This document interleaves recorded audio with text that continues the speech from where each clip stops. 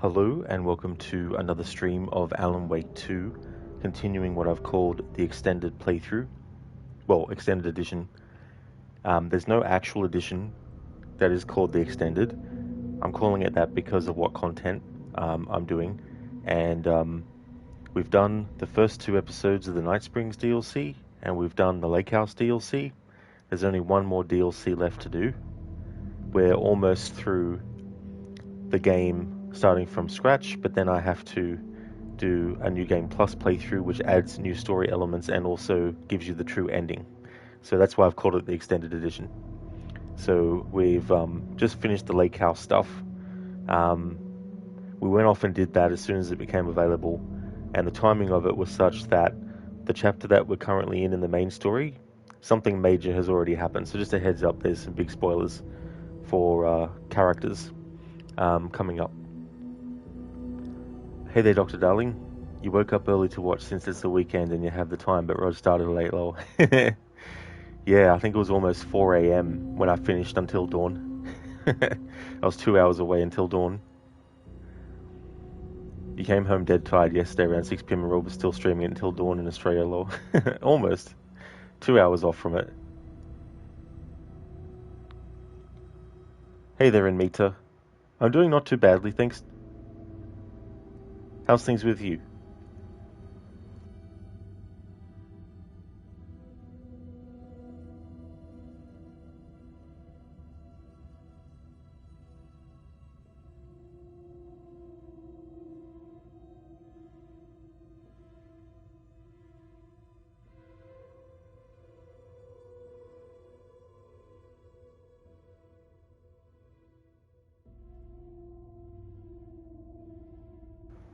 Anmita, good to hear. You're doing good, working at the moment. Oh, very nice, dude. That's good. Hopefully work will be great today, especially since you work on weekends. But then I guess when you work on weekends, the days that you don't actually work become your weekends. And then it's not that your day off starts when the next day actually begins. It starts as soon as you finish work the day before. No worries, dude.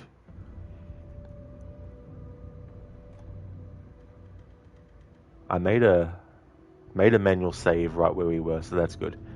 Alright, so we're almost at the 30-hour mark for this playthrough. I thought it might hit 40 hours, which it still could, but yeah, I think it will. I think we'll get to the 40-hour mark.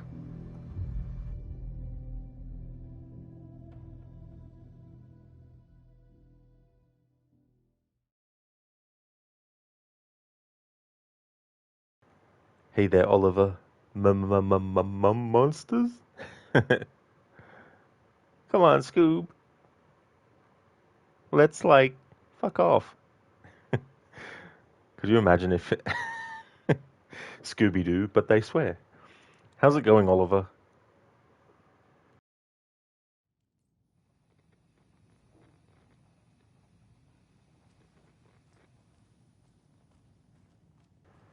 Okay, so just a heads up, there's a major spoiler related to a character death. We're going to be talking to someone who knew them that is still surviving, or still has survived. And I forgot about this password thing to this. I'll actually just look up the thing later on.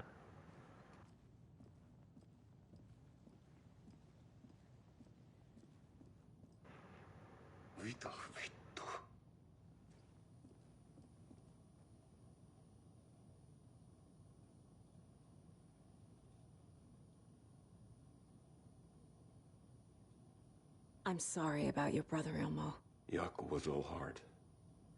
He always went along with my ideas, no matter how stupid they were. Always happy to help. I got carried away. I never think things through. It's my fault. I realize it's a bad time. But I need you to tell me everything about the Cult of the Tree. The cult is my craziest idea that ever worked. Look, what kind of a cult calls themselves a cult? Exactly. We protect Watery and Bright Falls. We're the good guys. A secret neighborhood watch. Well, that was the idea anyways. Look, we've always known about the horror inside the lake. When any Taken come out, we kill them. You don't turn people into Taken. You kill the ones who already have.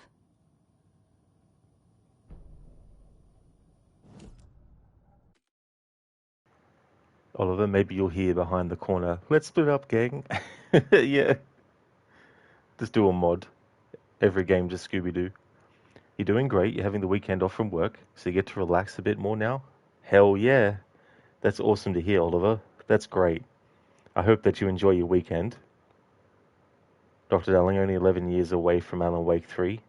Well, it might not even be called Alan Wake 3. It might be called Redacted. Oliver, 11 years should be there quickly. Oh yeah, time doesn't fly when you're observing it ahead of you, but it definitely does fly when you look back.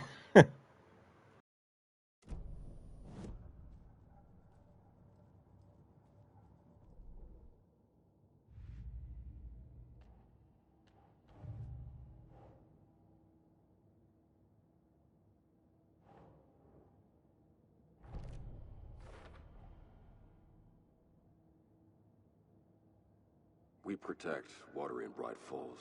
We're the good guys. A secret neighborhood watch. Well, that was the idea anyways. Look, we've always known about the horror inside the lake. When any Taken come out, we kill them. Emitter, yeah, you usually work on weekends, you don't work on weekdays. Next week you got 2 extra days off, so you'll be off work for 4 days. That's cool that you get 4 days off in a row. Getting that many off in a row and being able to know that when you wake up, you don't have to go to work. 4 days in a row.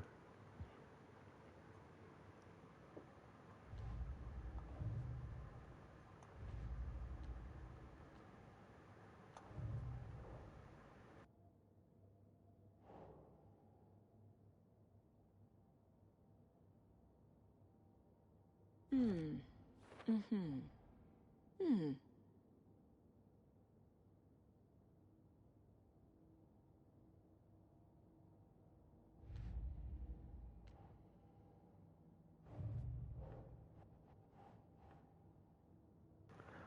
I like how they keep letting you know that in this category, you've still got some things, yet you can't actually use them yet because we haven't reached the part in the story. I think it would be better if they only had markers for ones that you can actually use.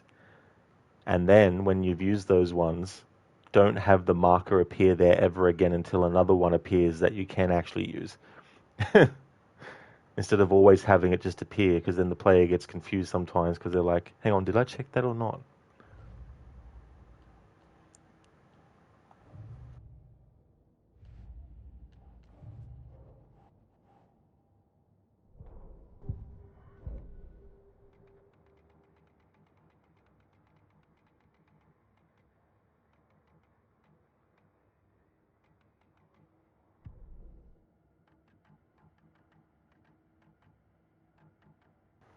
Oh, this is something I forgot to. I forgot that once you actually come back to playing as Saga after you do the Lake House DLC, that the videos that played in that DLC are here. I want to have this one. I just want to play this because, well, it's got Dr. Darling, so we'll play it again. I mean, that name is not very scientific. I mean, who came up with that? Shadow. Comes to my lab and treats me like some kind of assistant. Un putain d'assistant? Moi? I run the lake house. This is my facility. Mine! He cannot just walk in here for 1 week, make some speeches, and then fly back to New York. Espèce de crétin, prétentieux. The jackass thinks he's a fucking rock star. And he made fun of the name. Oh, the Shadow. The Shadow is good. It's evocative.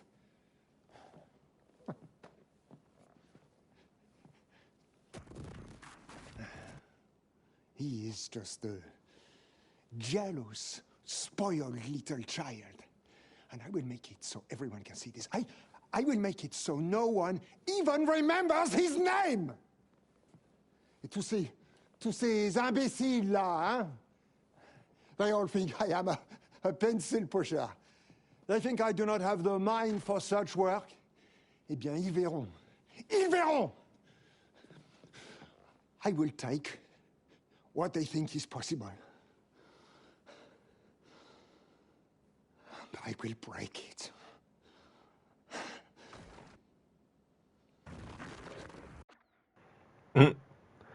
Dr. Darling, you remember recording this? You made a lot of recordings. It's like he thinks he's a rock star. I mean, he is. He sung one of the best songs that he's ever made. Dynamite. Yeah, Oliver, it's like The Shadow. It's just so funny because all the things that guy said about Dr. Darling is actually what he is. You know, he's the one that is jealous of Dr. Darling. He's jealous because Dr. Darling actually gets stuff done. And, I mean, given the events of Control, obviously, he's not perfect. But at least he actually, you know, comes up with some interesting stuff. Whereas this guy is just like, you know, that Dr. Darling, everyone thinks he's, you know, the best.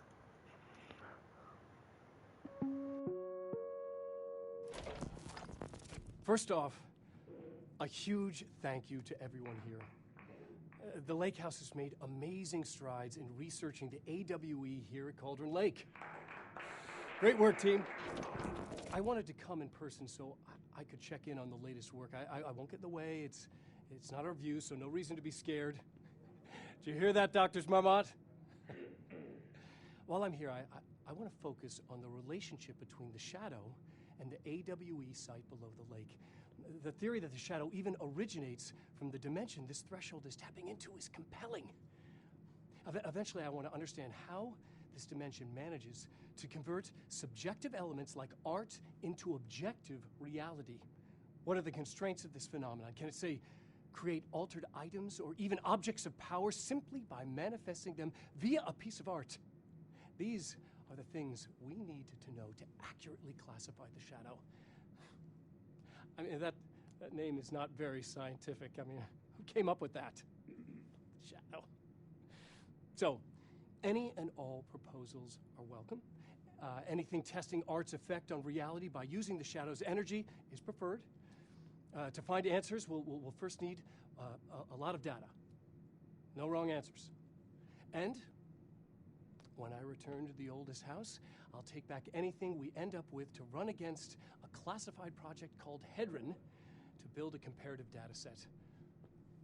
I wish I could tell you more. It's very, very exciting. Non-physical forces impacting. No, sorry, I really can't. It is. You know what? Maybe some of you can come visit. We'll have to get you clearance, of course, but maybe that can. You know what? I don't want to take the entire day talking, so the Shadow represents a whole new area of research, and I couldn't be more excited to start digging in. It is a brave new world, people.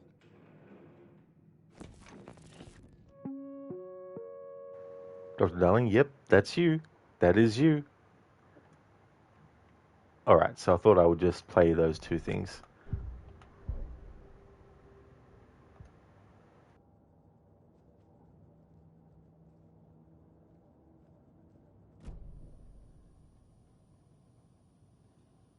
How long has the cult been around for? Certain folks around here have always known about Cauldron Lake. Before us, it was the Torchbearers. And when I inherited the mission, I wanted to call it a cult. It was genius. Just the name did half the work. Made people too scared to go into the woods at night. Business 101. Fear is a great motivator. You were trying to kill Alan Wake. Why? Nothing good has ever come out of Cauldron Lake. The nightmare that hit Bright Falls in 2010 was all because of his writing. And ever since then, pages of his stories are floating up from the lake, and monsters keep popping out. It's all him, Wake. And if we don't stop him, no one will. Wake's evil doppelganger Scratch is the threat we're facing, not Wake. And I will stop him. I've never heard of anyone called Scratch.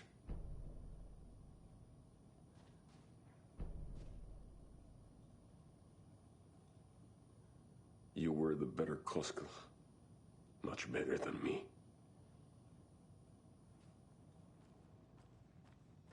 The last video you unlock of the Koskelas is definitely very much different to all the other ones.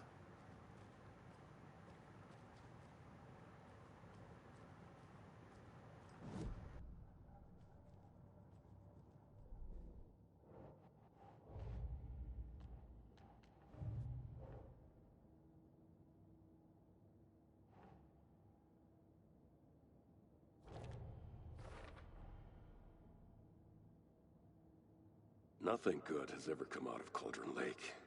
The nightmare that hit Bright Falls in 2010 was all because of his writing. And ever since then, pages of his stories are floating up from the lake, and monsters keep popping out. It's all him, Wake. And if we don't stop him, no one will.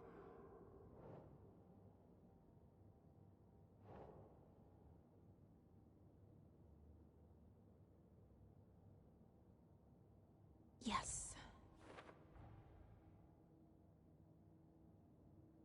I've never heard of anyone called Scratch.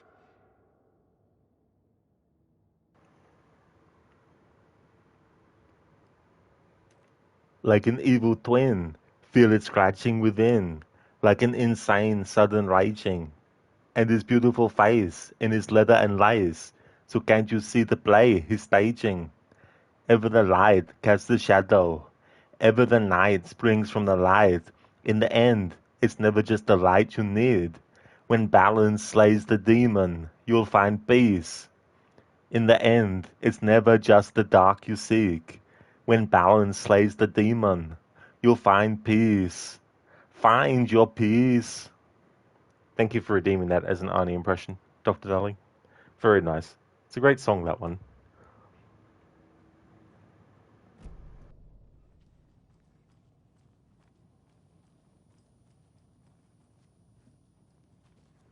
My brother.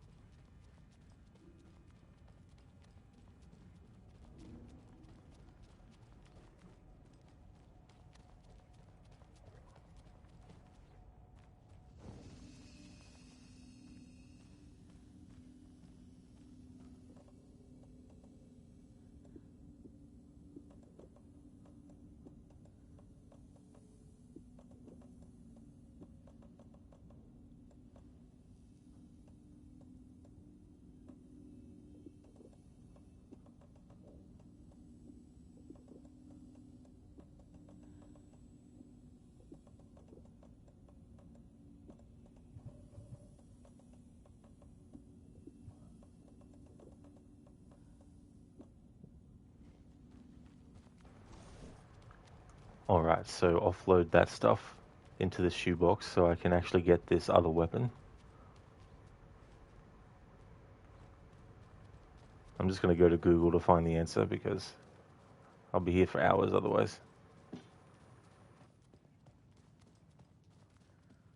Hey there, Keone. How's things?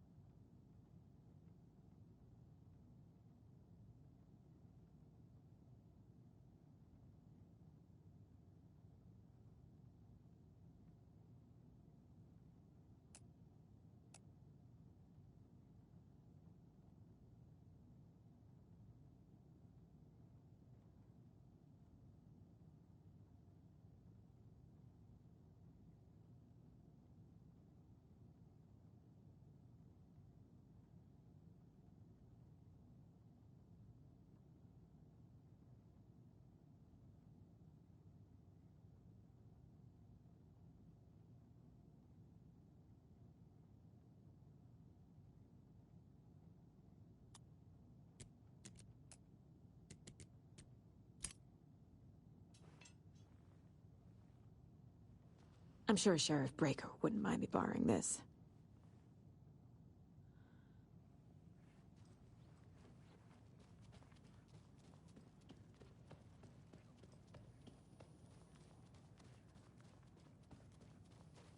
Yeah.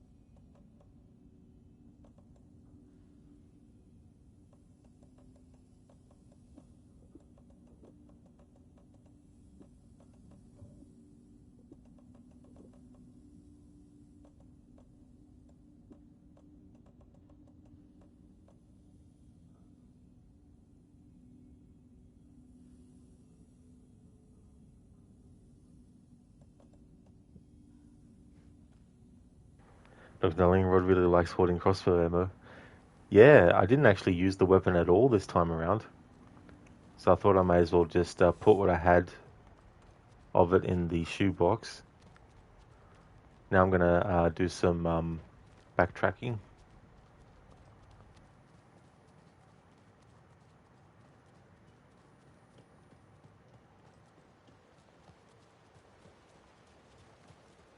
Is it time for a rock show soon, lol? It definitely is. That is very true. I actually forgot the order of alternating between characters that I was doing. As in, I can't remember now if I was playing as Alan at the end of, not last stream of this, but the one before. And then I switched to Saga during the last stream of this for this chapter start, and then did the Lake House DLC. I'm pretty sure that's how I did it. But ultimately, it doesn't really matter anyway, because I think going the way that I've been doing it, may as well just stick with where the game puts us after doing this as Saga. Oliver can never have too little. That is true. Yeah, it's good to have, and you never know. I might end up using it in the New Game Plus playthrough that I'm going to do after this one's finished. Dr. Darling, maybe your life was changed in a script written by Alan Wake and now you can't remember. What if I'm actually Alan Wake? But I've just written my voice to sound Australian.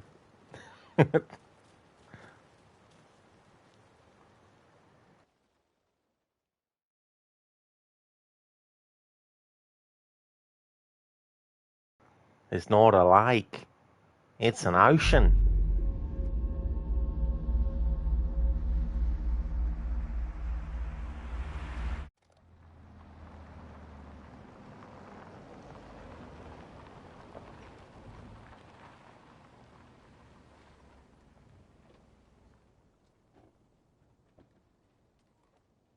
Oliver, too much. You know, it's funny you mentioned that because that was actually going to be the original name for Scooby-Doo.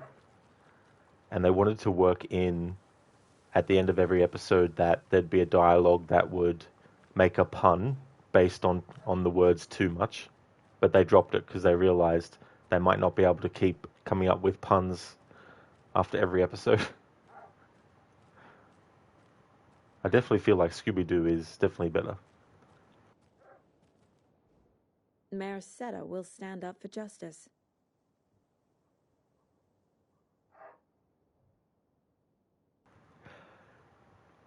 This has got to be one of the funniest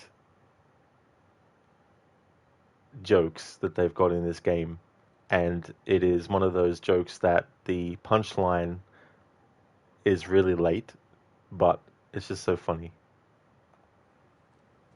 I've been dropping clues as I've gone through this game about the true nature of who Mayor Seta is. So now we're gonna see who this mayor that everyone speaks so much about. I already know myself, but... And now, the sheriff's station? Did you hear? Hear what? Apparently, they locked up that crime writer, you know, the one who disappeared in Bright Falls years ago. And then they find him, and boom, all hell breaks loose. Big city folk, the FBI, famous writers. Ugh, they're all bad luck if you ask me. And here he is. Here is Mayor Seta. Oh! Hello, Mayor Seta. Nice to meet you.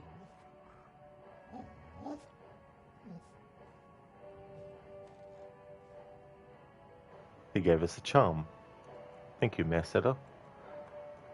Although this is a charm that I'm not really worried about, at least for this playthrough, but it's a charm that marks all nearby resources and points of interest on Saga's map. For now, I'll just put it over here so it's freeing up inventory space.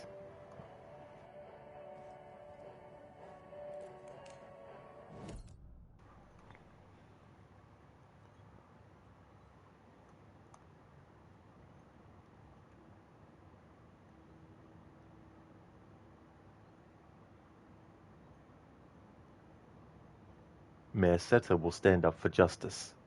Mayor Seta is not afraid of the rough questions. When you ask, Mayor Seta will speak. Vote Mayor Seta to sit in office. Seta is better. Mayor Seta won't roll over on the issues.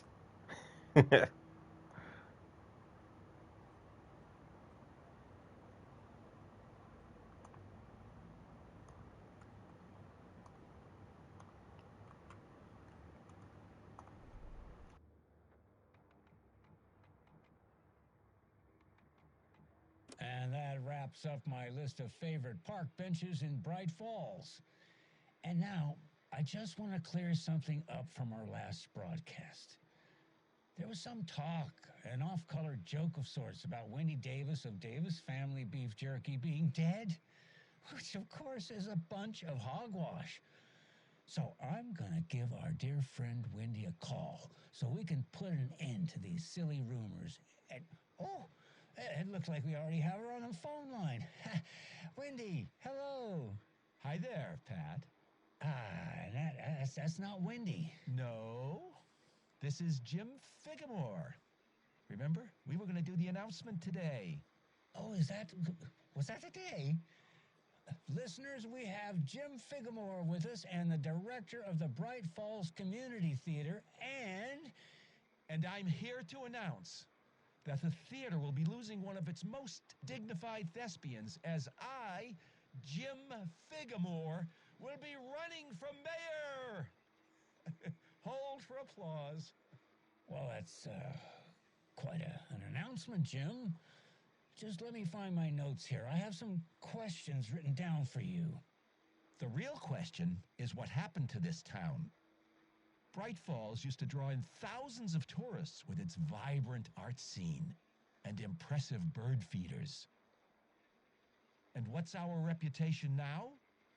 Haunted Bright Falls. Spooky Bright Falls. The world is laughing at us. And now all this business with the FBI? We need a mayor who can turn this town's reputation around. And nobody knows more about the role of mayor than I do.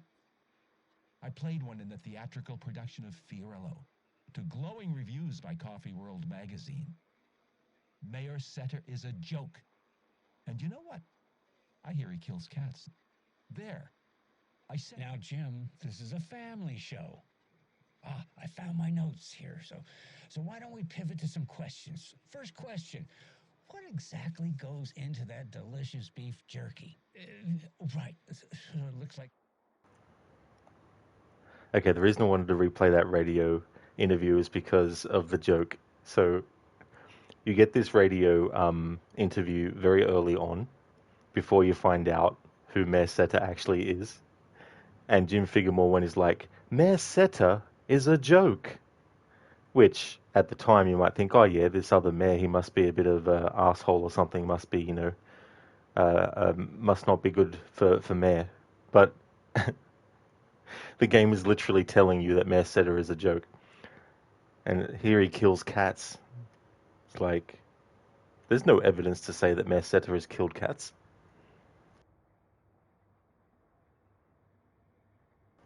There's a very logical explanation for all this. Quick, tell me. The place is haunted. Thanks a lot. Thank you for redeeming that as a Bane impression, Dr. Darling. And what is that from? Dr. Darling, imagine losing a mare race to a dog. That's true. It's like, yeah, you lost the battle for mayor. Who won? A dog. What was that? I didn't hear. A dog. What?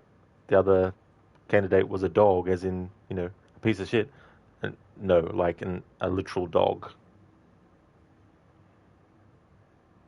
Well, that's pretty rough. And then, of course, Jim Figuremore just slaps him in the face. Because he's very dramatic like that. Oliver, you'll vote for Seta. Me too as well. I'll vote for him. Dr. Darling, so it's from Scooby-Doo from 1969. I think when I was growing up, one of the versions I probably would have watched of Scooby-Doo would have been the 60s and, well, I mean, possibly the 60s and 70s. I mean, I was a kid, I had no idea the difference between decades. So it could have been all three,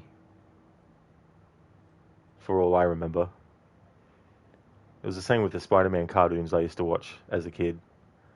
Like, I would have watched a combination of, like, the 60s and the 70s ones and the 80s ones. I definitely know I watched the 90s one, of course, because by that point, I was definitely more aware of certain things, the differences between animated series and stuff.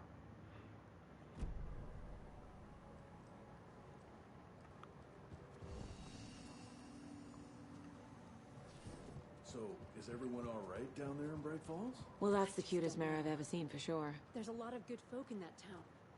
A lot of friendly folk. A lot of friendly folk. To your face.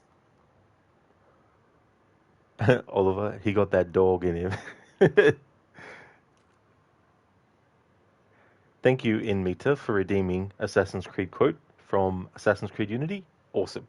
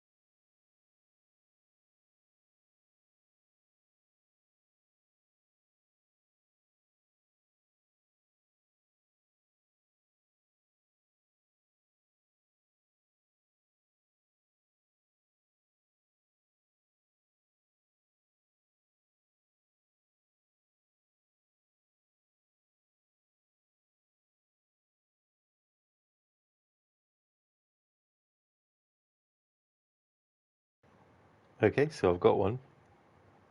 Didn't we just escape from a dungeon? It's not a dungeon. It's a nerve center. From these tunnels we can get anywhere in the city, all without being seen. We have eyes everywhere. Really? Seems visibility would be a problem. Wouldn't you prefer something with a view? This place has served us well for 600 years, pisspot. Uh-huh. And how long were you standing in the dark waiting for me? Not long. Guam spotted you from the bell tower. Well, it was quite the entrance. Are you mocking me? No, no, God's truth. Very theatrical. Shut up. We're here. That's the conversation between Arno and Bellic when Arno turns up at the assassin's headquarters. Pisspot.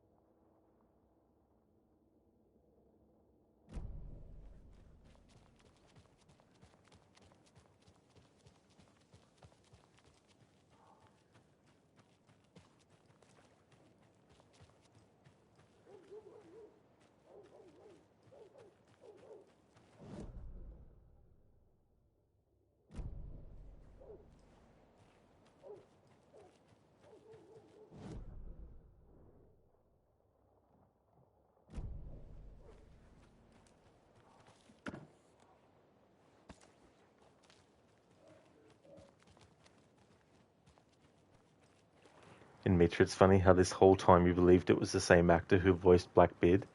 Oh yeah, I don't blame you though in Mitra, because they do have a very similar kind of, I guess, bass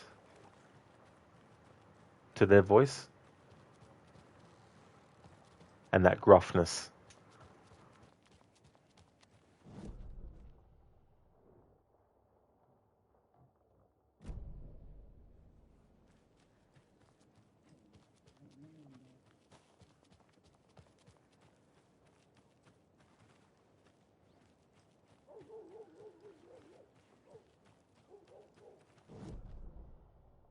This game really, really needs to put a waypoint in for people like me who need waypoints to actually let me know where the fuck I'm actually going towards when I want to actually go towards something specific. I don't care if it's survival horror. It's just give me a fucking waypoint. Some real strange news, I hear. Best to keep your head down and mind your own business. I suppose you're right. As long as they don't come and disturb our sauna nights, we'll be fine. Sauna.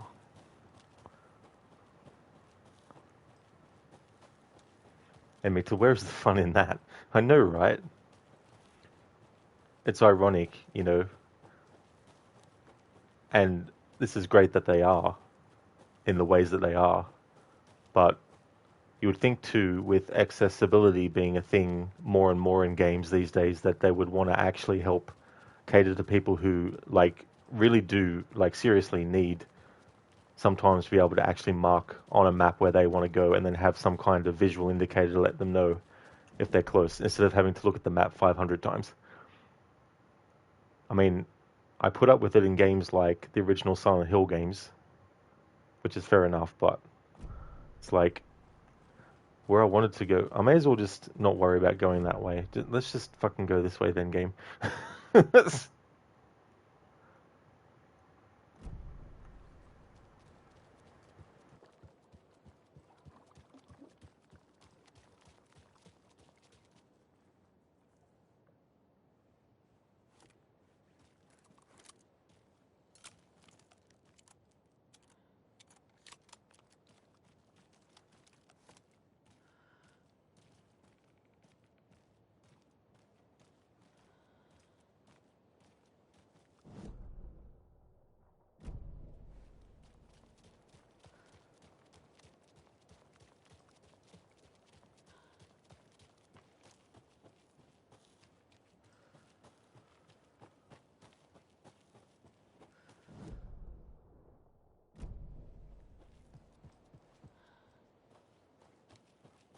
Actually, fuck it. I'm not going to bother with all this extra stuff. I'll worry about it when I do what I'm going to call the complete edition playthrough. Which is basically when I do every fucking thing in the game. All collectibles and all that. Couldn't be bothered. Oliver, nah, that would be too easy. It needs to be realistic. It really does. Total realism. 100%.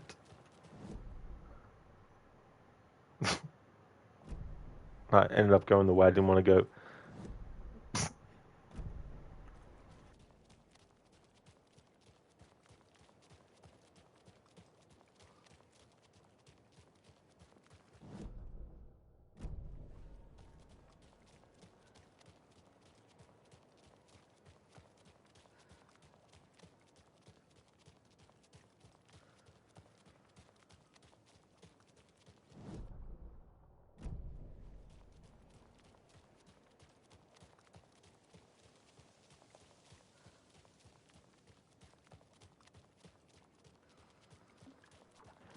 Inmates, you came across some articles saying that Ghost of Yotai hasn't been doing very well in Japan. It hasn't sold as many copies of Ghost of Tsushima. I mean, the first game definitely has a lot of reputation as well. As much as I do enjoy it, I don't think it's the only game that exists that is good. Some people overhype it to the point of over-exaggeration and theatricality and pretentiousness. But yeah, always difficult to follow up a great game.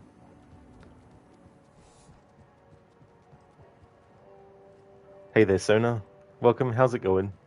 Can't be bothered with stuff. Exactly. Yep. It's just like, no.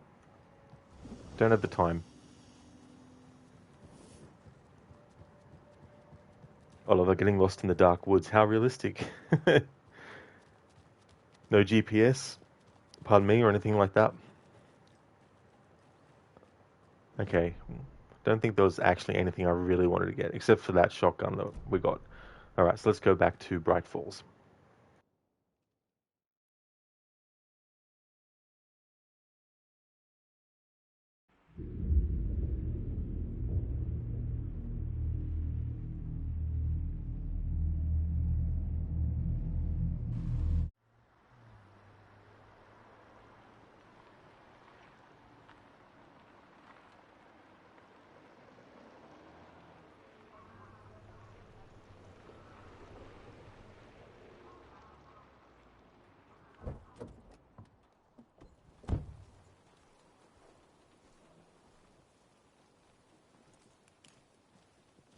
Inmate, Ghost of Tsushima is a great game. You really enjoyed it, but it's not your favorite game of all time or anything like that. Yeah. I mean, there's nothing wrong with really enjoying a game, of course, but there's some people who really, really sort of like lay it on thick when they're praising something. But yeah, it is a great game. And I know there's some people out there who don't like the sequel simply because it's got a female protagonist in it, which is fair enough if you're against that, but I'm not saying you are, Amita, I'm just saying in general. Whereas I'm just like, just give me a game that I enjoy.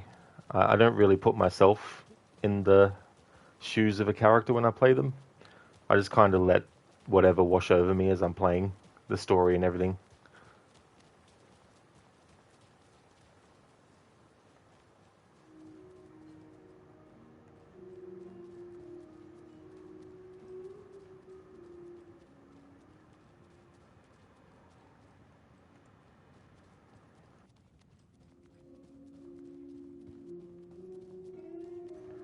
It's funny, the more I think about it, I think I had done... Okay, so... Oh, yeah, no, I did Alan's chapter where we see the old woman in the bathtub, which, if you do that first, it gets echoed when you play as Saga afterwards in the nursing home. So yeah, we'll just stick with Saga and finish out this chapter, and we get put into the next chapter automatically as her because there's like a point of no return.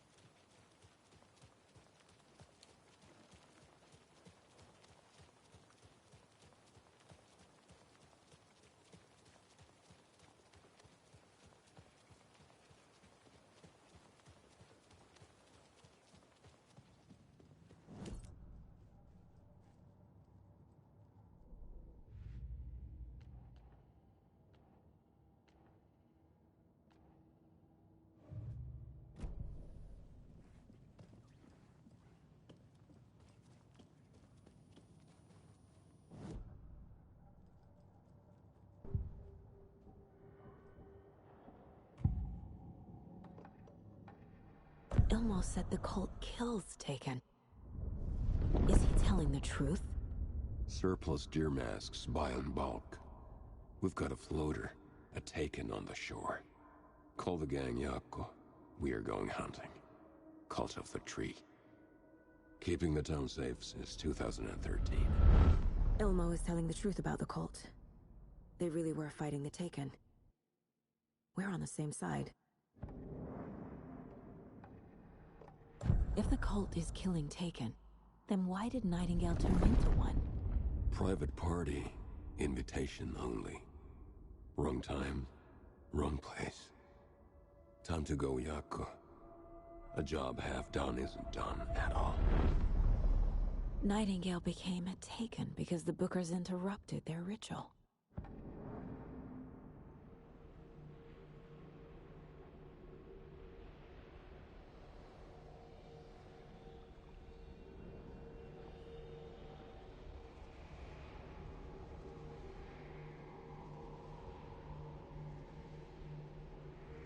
Admit it, sometimes you like Lucinda when someone says, oh, you should absolutely play this game, it's amazing and all that. You'll be like, I'm sure it is for you, but you can't say you'll like it too. Yeah, you know, like it's one thing to be excited about a game and the prospect that someone might play it too as well. But yeah, it's always important to remember that there's so many different things that people might have as their minimum that they enjoy about something. And so their minimum might not be that forgiving, you know. So a game that you think is great, especially if like there's a game where you're like, oh yeah, it's a great game. It's slow to start with, but it's amazing afterwards. Well, someone else might not be interested enough when they play it to keep going to get to that point because the early stuff might put them off and they're like, oh, you know, I couldn't get into it. A lot of these crazy Finns, they're crazy, are they? I don't know. I mean, the Koskalas are not crazy.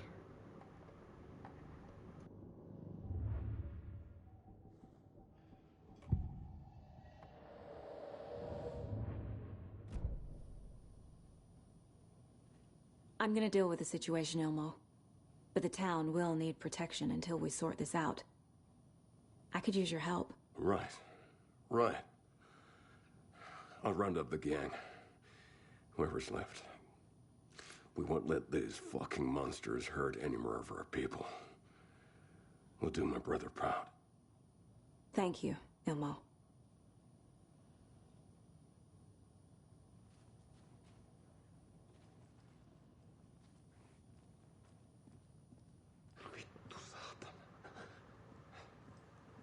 Although they're crazy for making this game. And I'm glad that they made the games that they've made.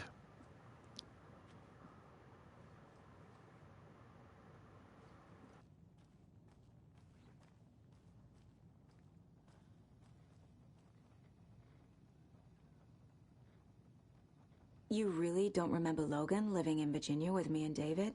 I remember you and David having problems. You needed a break. You and Logan moved to Watery and then Logan, well, that awful thing happened. After you came back to work, I thought you'd be the perfect partner for this case, if you were willing to return to the area. Okay. That's enough. The story is changing your memories. What you're remembering is fiction. Logan is alive. I'm not divorced. We never moved here. I remember the truth. No. Wake or Scratch, whoever that was, said the story could be used to attack us. We all need to question what's real. With that said, how do we know the story isn't giving you false hope? I can't convince them. I just need to change the story.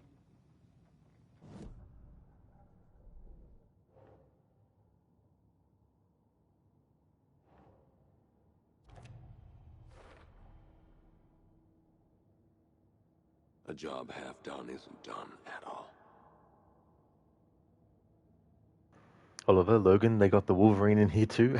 It's the multiverse, they got everyone. Even Popeye the Sailor Man.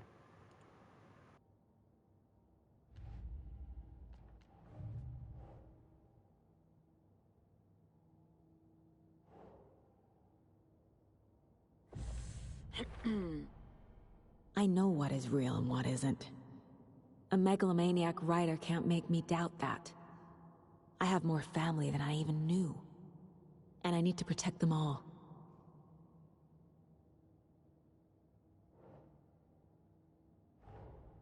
Investigating the story's lies led me to a family I didn't know I had. Or was finding them part of the story too. Maybe it doesn't matter.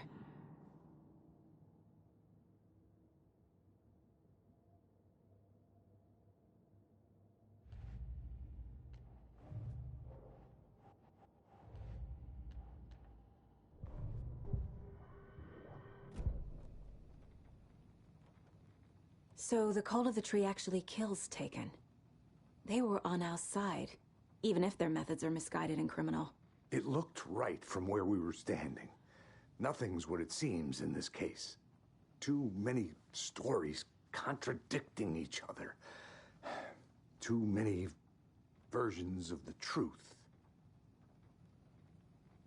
We have a lot of catching up to do after this thing is all over. Everything is different now. My family, me, the whole fucking world. I'll buy the coffee, Anderson. Partners to the end. This case is one for the books. I see what you did there.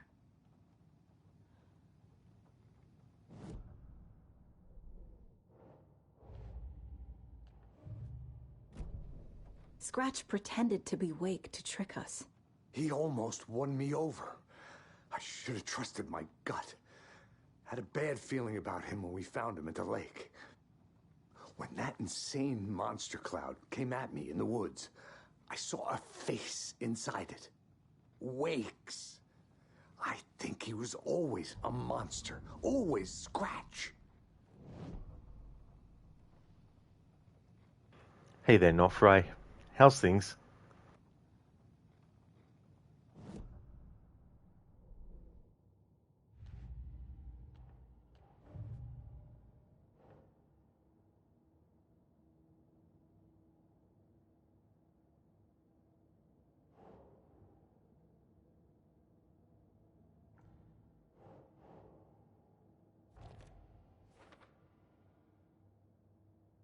When that insane monster cloud came at me in the woods, I saw a face inside it. Wake's. I think he was always a monster. Always Scratch. Nofry, things are good, thanks. Just relaxing a bit. How about yourself? Oh, very good. That's good to hear, Nofry. I'm going well myself. Had a big stream day yesterday and early this morning as well, because it bled over. Finished the Until Dawn playthrough I was doing though, so that's good. There will be another playthrough in October of Until Dawn, So I've still kept it in the list of horror games that I'm doing this month. But it was good to get that phase of the music-only playthrough done.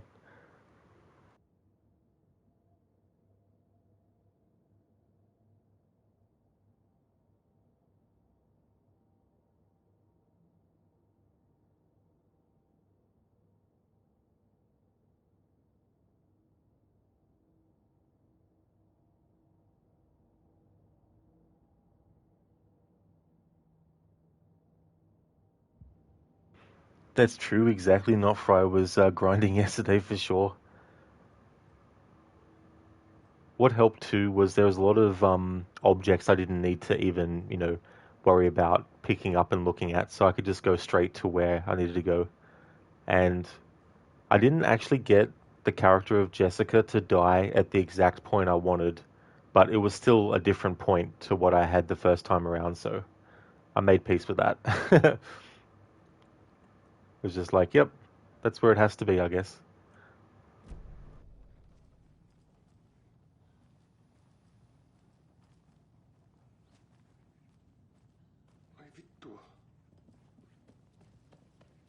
Yeah, not Fry.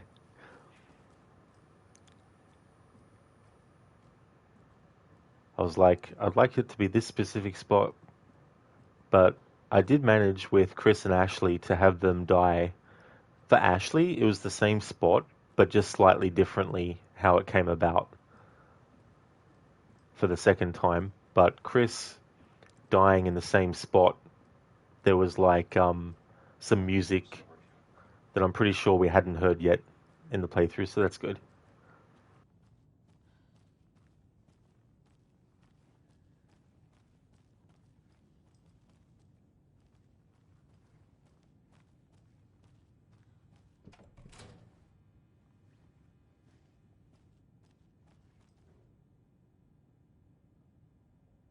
The lake is a gateway to the dark place. What the hell is a para-utilitarian? That information is redacted. Not Fry definitely was a unique playthrough of the game, though. Oh, thanks, Not Fry. It was probably the most ambitious music-only playthrough I've done so far of a game, due to the nature of how many different branching things can happen, and wanting to just try and cover as much of that as possible. And it was nice to end it on part 10 of the playthrough as well, as part of celebrating the game's 10th anniversary. It wouldn't have mattered if I had to have more parts to it, but it added a nice bow on top. Deployment order, urgent situation. At approximately 1900 hours on 13th September 2023, readings from a remote surveillance unit monitoring Cauldron Lake, a known threshold to what researchers theorize is the origin dimension of A040, the Shadow, past acceptable limits. Attempts to contact FBC Research Facility WA-03, codename The Lake House, were unsuccessful. On-site event verification is not possible. Response procedures are initiated with immediate effect. Lead agent Kieran Estevez will mobilize Investigation Unit Beta from the remote operations site at Redacted. All available Shadow-specific equipment, Lot 4-11B, has been approved for use in the field. Objective: to confirm an active event. If an active altered world event is occurring, the dispatch team will identify its nature and severity, limit exposure, and attempt to contain or neutralize the source. If no event is active, check monitoring equipment, perform a limited profile sweep of the area, and check status of the lake house and its staff. Additional information. Relevant operatives in the area include the Cult of the Tree, Redacted, and Alan Wake, currently missing. So I've done the DLC for the lake house in the previous part to this stream. Item classification request. Summary of findings. Description: para-utility. Based on reports, the item is a light switch from a lamp cord with part of the severed cord still attached. Eyewitness accounts suggest that the item possesses the ability to alter reality, the changes being based on Redacted, when used by a capable para-utilitarian. Passing this item's effect from that of the Cauldron Lake threshold responsible for occurring altered world events in the area is difficult because the only reported use of the item have occurred near this threshold. Without more data, we cannot confirm if the item intensifies the effect of the threshold or vice versa, or if there is no connection whatsoever. Recorded material from Dr. Hartman after becoming a Redacted have revealed that Alan Wake eliminated Barbara Yaga, likely a physical manifestation of a Redacted, by inserting the light switch into its chest and flicking the switch. The item is confirmed to have been used in 2010 to turn fictional writing into reality. See file AWE-35. However, it is unclear what the restrictions and limitations of this effect are. Conclusion: the light switch is a possible object of power, but the team cannot conclusively classify the item based on second-hand accounts. Proper examination and testing is required in order to determine classification and precise effect of the item. Alright, so that's covering some stuff that is in Control, especially the Alan Wake DLC, where you deal with quote-unquote Dr. Hartman, or a combination of a taken, possessed Hartman and also a hiss. And Mita, you're thinking about Redacted, and just came to your mind that that's how you should have read the names of the French people in AC Unity. That's a good idea. It's just any word in reading stuff that you don't know how to say. It's just like, yeah, Redacted. I don't blame you, though, because there's just some words where it's like, look, how the fuck do you say this? Apparently autocorrect doesn't like Unity. Unify. It's like, no, it's Unify. Autocorrect is like having a sort of like mental slip where it's like, no, it's Unify. Assassin's Creed Unify.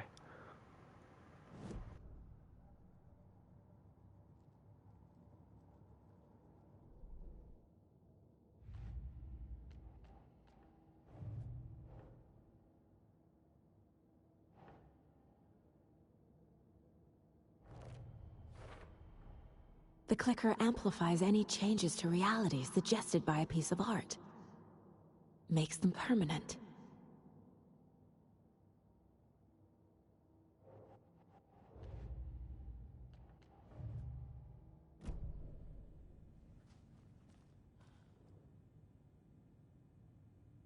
The cult didn't trust Wake. Or is it Scratch? Wake isn't the first person the Dark Presence disguised itself as. This is true. Transcript of interview with subject Alan Wake, suspected para-utilitarian. Location Bright Falls, Washington. Interviewer Kieran Estevez, lead agent. Mr. Wake, you have been taken into FBC custody and will receive an in-depth interrogation at a later date, but for now I need to ask if there is anything you can tell us regarding the incident at the hotel. Anything we may need to know. There is a force here you don't understand. A presence. It's after me. It wants to consume me. Consume everything. Yes, you mentioned this dark presence before. Why does it want you? It feeds on artists, on the art they create. It wants me because of my writing, but it can be any form of art, any artistic expression. Music, painting, film, photography. It can feed on any of it. All of it. You have to believe me. We are well aware of this entity, Mr. Wake. We've been tracking the situation here for a long time now. You yourself have been on our radar for over a decade. I'm sure those nuts in the research department are just going to love checking you out. Hey, make a note to redact that before submission. Let's get back on track. You mentioned a light switch earlier. Where is it now? I don't know, but I need it. I can't end this without it. Will you help me get it? Mr. Wake, you are in custody, pending charges for breaching of numerous federal violation codes. We're not going to give you a suspected paranatural object. You're not listening to me. We're listening just fine. Now, do you have any accomplices? You. Let me out of here. It's coming for me. We're all in danger. Report supplement regarding the Shadow summary. Through extensive interviews with witnesses of AWE-35, additional details regarding the Shadow have been discovered. Redacted and Redacted, both present during the AWE, reported seeing a woman named Barbara Yager in Bright Falls at the time. Yager is a former actress and Bright Falls resident who emigrated with the filmmaker Thomas Zane from Finland and was reported to have drowned in Cauldron Lake during a redacted AWE in 1970.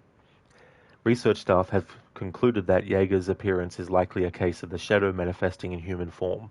Research is ongoing as to the nature of the connection between the Shadow and the psychophysical signatures available for it to mimic. Current hypotheses are the Shadow can only manifest as artists or individuals tangentially involved in the creation of art, who have operated within a certain physical range of Cauldron Lake. The Shadow can manifest as any individual contained, definition needed, within Cauldron Lake. Research is actively ongoing. In Meta, example, Redacted was born in Redacted and did this and that. It's like, and where was redacted? Anywhere you want it to be. Dr. Darling, not enough redacted. Are you sure it's redacted? Needed more redacted. Exactly. They needed way more redacted. Like, what the hell?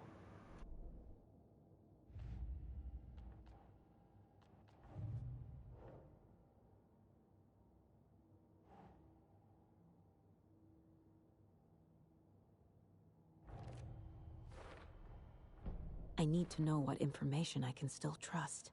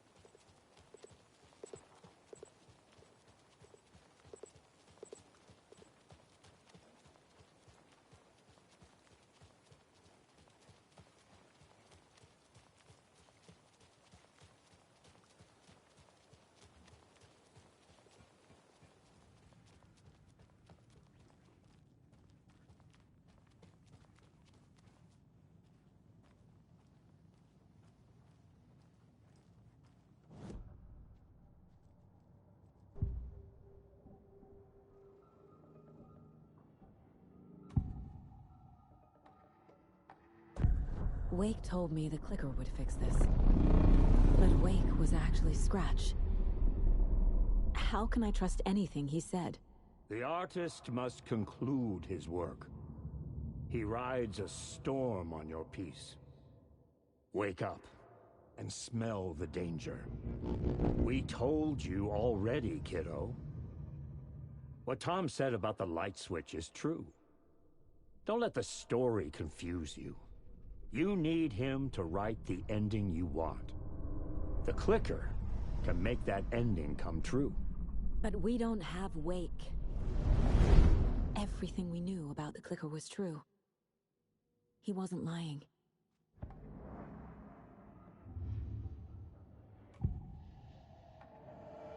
I assumed Wake escaped the dark place. Is it possible he's still there? The Big Apple in an ocean of darkness. Gone diving. Note from my editor. You're using the wrong tense. Trapped in a loop. My friends will meet him when I'm gone. Wake is still trapped in the dark place. Maybe he always was. It's not a loop. It's a spiral. Oliver, can't trust anybody these days anymore, man. Exactly. Not even on Sundays. Let alone Saturdays. And also Mondays through to Fridays.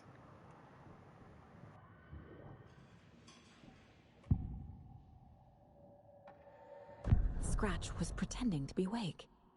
Manipulating me. What does he want from me?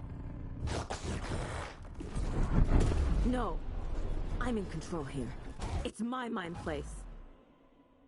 He's powerful. Too powerful. Just his presence here makes me feel sick.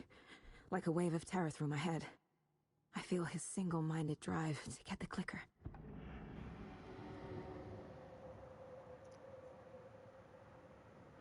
There may be more things that the entity known as Mr. Scratch actually represents and all that kind of stuff.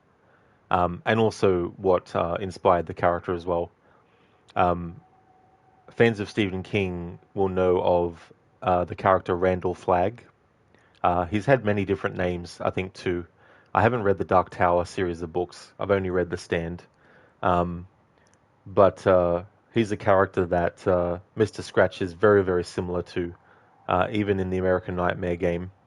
because Randall Flagg, while he is vicious and he's a beast and a monster and all that, he also has a jokester side to him as well. And in American Nightmare, Mr. Scratch is very much a jokester. But in this game, all gloves are off now with Mr. Scratch, and he's just the beast, the monster. All that is shed away now. He doesn't have time to play games anymore. You know what I mean? And that represents, and that's similar to Randall Flagg, the part of him that is actually like that too, as well. It's like once you scratch that surface off, you see the true nature of the character. But yeah, I really like that difference between the way that we see Mr. Scratch in American Nightmare versus this game. Scratch told me the clicker can be used to change the story. Does that match your understanding of this thing? Yeah, the light switch is a paranatural item, maybe even an object of power. We have verified reports that Alan Wake was in possession of it during the AWE here back in 2010. It definitely has power. We know that much. I can come up with a plan. I always do.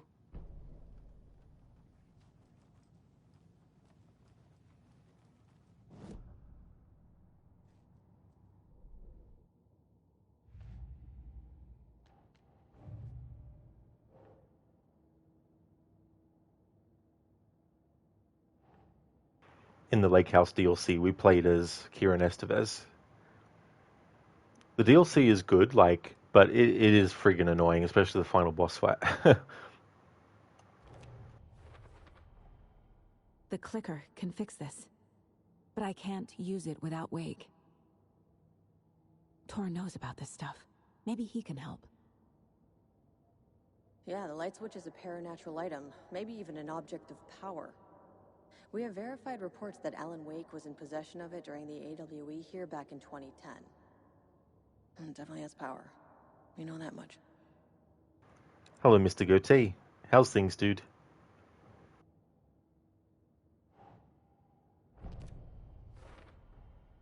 Wake is trapped in the dark place. He's been reaching out, communicating with me in the overlaps.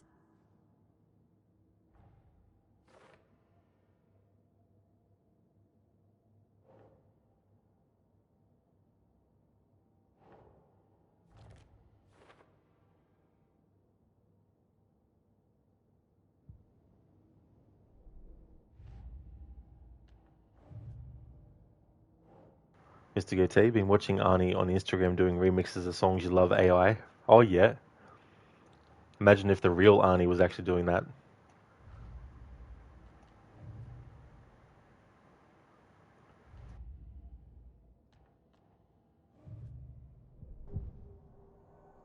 Mr. Goatee, he was doing Party in the USA this time, oh was he?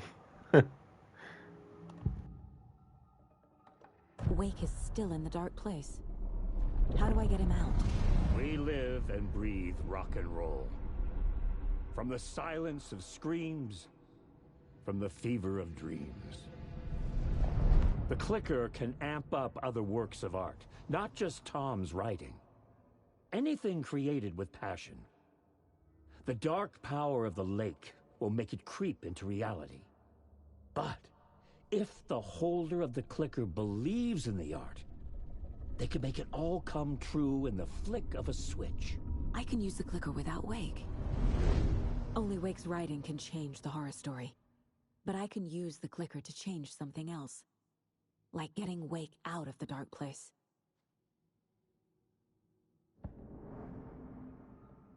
Thought the game crashed there for a minute.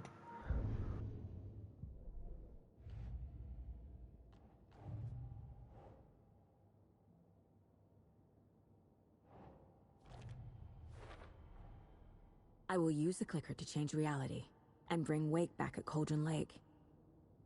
I'll need the right work of art, but that won't be a problem.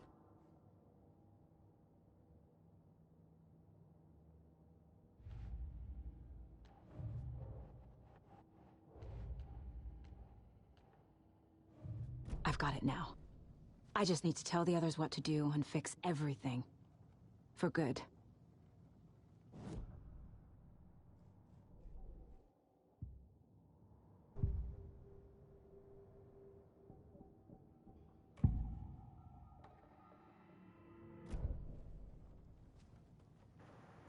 I've got a plan. So we need Wake to fix the story, right? That hasn't changed. So here's what I have. Wake's still trapped in the dark place, under the lake. I think we can use the clicker to get him out. But first, we need a work of art. Something other than his story. And that'll get him here. I'm not filling out the paperwork for this one. I wouldn't know where to start. But I'm sold. Okay. Look, this feels like something that once we get the ball rolling, there's no turning back. You sure you have it all figured out?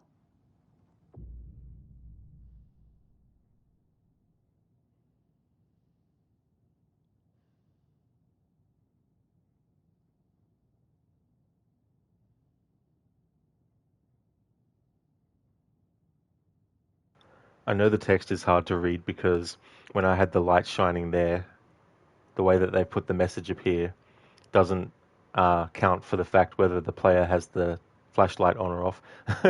But basically, this is a point of no return. So if there's any side stuff that you hadn't done yet, it's best to go do it now. This is the beginning of the end game to travel to Cauldron Lake. You need to save your game first. Exploring and traveling to other areas will be limited if you choose to continue.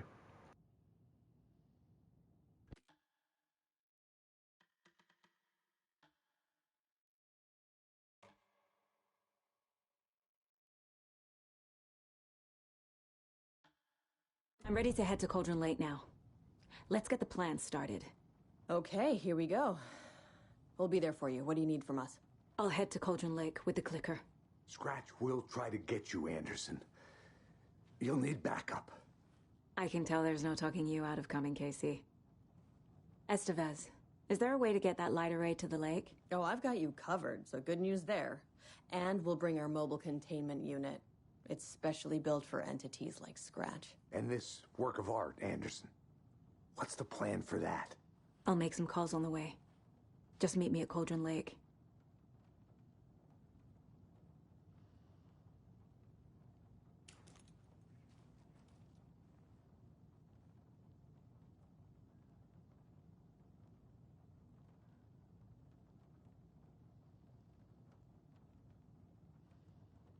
Hey, Alex. It'll be easier on you to ride with us. We'll have waterfront parking.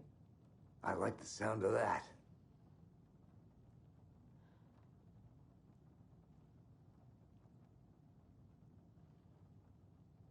Exactly, Oliver. He just wants to scratch your back. And keep scratching until he's gone down to the bone. That's all.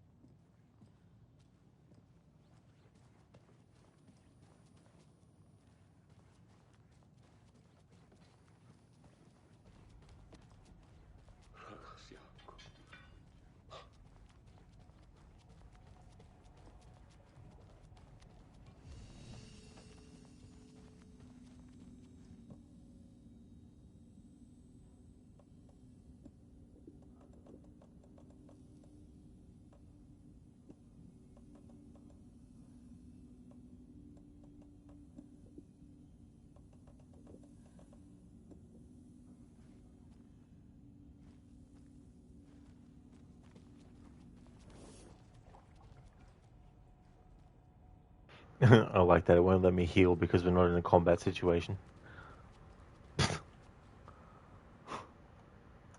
Tell you what, sometimes.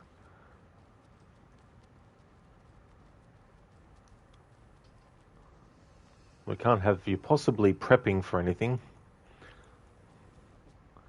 I was going to use this up because there's only one of this particular one. And then put back the two that I took out and put in the shoebox. But no, we're not allowed to heal outside of combat or potential combat situations. Talk about realism, huh? It's like, I'm going to go and put this band-aid on. What are you doing? You can't do that. Well, why not? It's like literally here. I can just put it on. No. You got to be in a combat situation. What do you mean? Like combat situation? Yeah, but I'm here now and I'm fine and I can just use the band-aid. No. You can't do it. Like it's literally impossible. I have it in my hand. No. You can't use it. All right. You got to wait till you're in a combat situation. So we're going to put you in a combat situation and then you'll be able to put the band-aid on. That's how it works in real life, isn't it? It's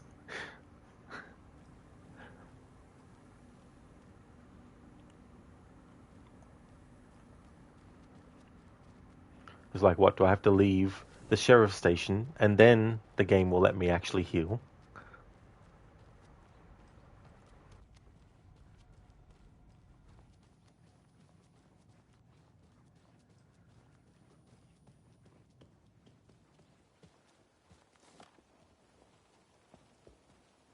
Tor, I need the old gods of Asgard. I need a very special song. Hell yeah! The tour bus is already loaded, and we've said our goodbyes. Ready to hit the road, just like the old times, baby. You saw this coming, huh? Of course. I need a song about Alan Wake. About bringing him out of the dark place. A rider. A lake of darkness, bringing him into the light. It writes itself. I hope they've still got it. Still can't heal.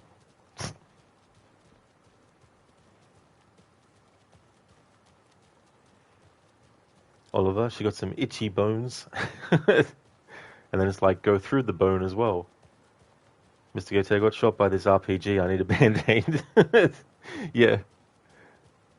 I mean, you just need smelling salts. Just ask Ezio. He can jump from a great height, and if he survives the fall, smelling salts will just give him his full health back.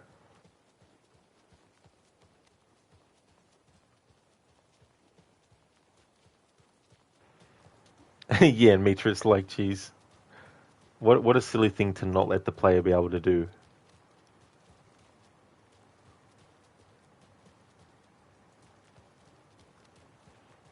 Oliver, true, very much like in real life. It really, really is, you know. It's like in real life when you want to open a door that is actually unlocked, but you got to wait for the prompt to appear in front of your eyes first to let you know that you can open the door, even though you already know how to open the door that is already unlocked. Oliver, Thor. Yeah, I've often wondered why they called him Tor instead of Thor.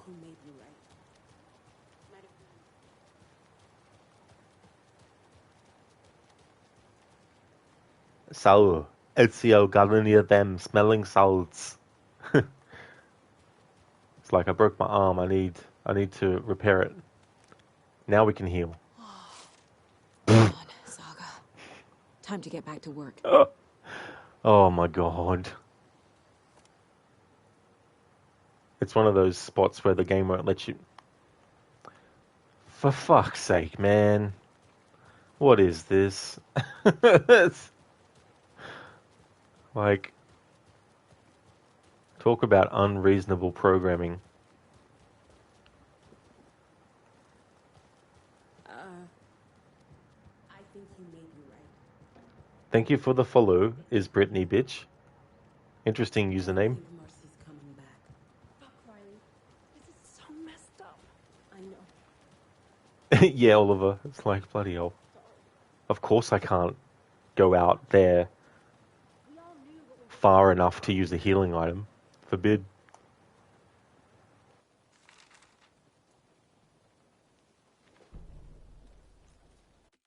You know what? If the game's going to be this pedantic, I'm going to be that pedantic too and actually reload the save. Actually, no. I've already saved over it. Whoops. Damn it. Okay, it's not going to work either. Or maybe it will.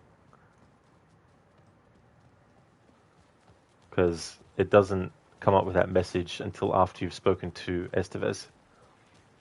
Oliver, Britney Spears is fangirling you now, right?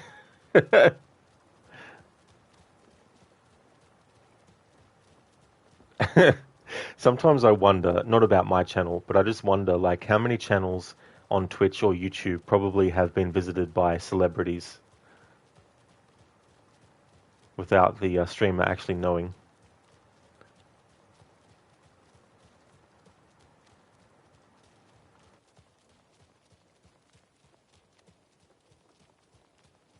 It's still stupid we have to actually go all the way to a spot to actually heal.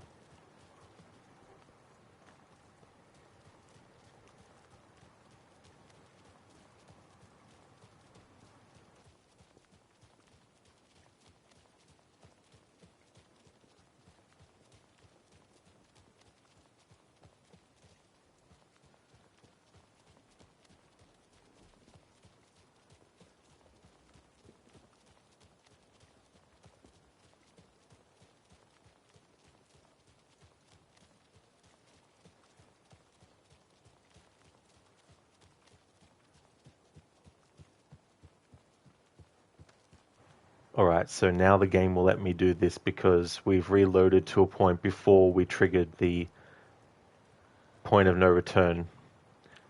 They couldn't have just let us still go like an inch or two further than the point at which they make you automatically turn around.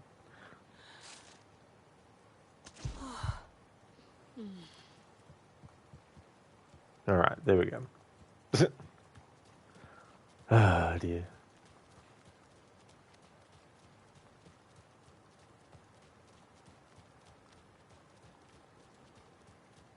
All of you can heal. Exactly. And I forgot to actually swap out the 2 that I had in the inventory for just the 1 I had in the shoebox. But I can just easily, I think there's another one that's a single one that I can just put on top. Awesome combat situation. It really was, like, it was just so quick. It was finished before it even started. You need redacted vision to actually see.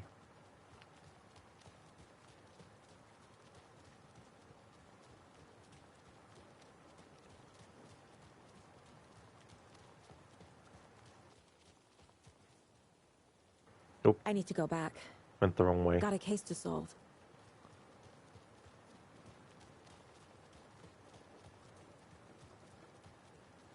Oliver redacted combat, the art of which is redacted.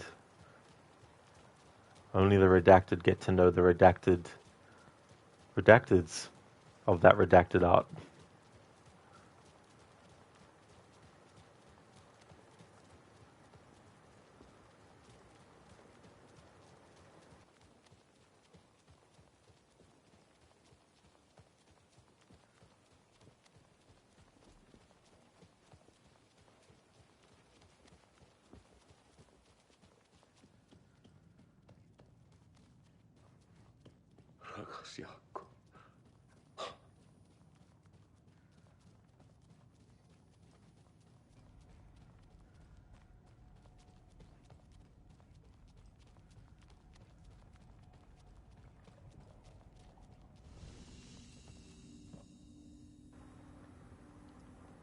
Alright, I've got a few of these. I may as well just waste one of... I can't...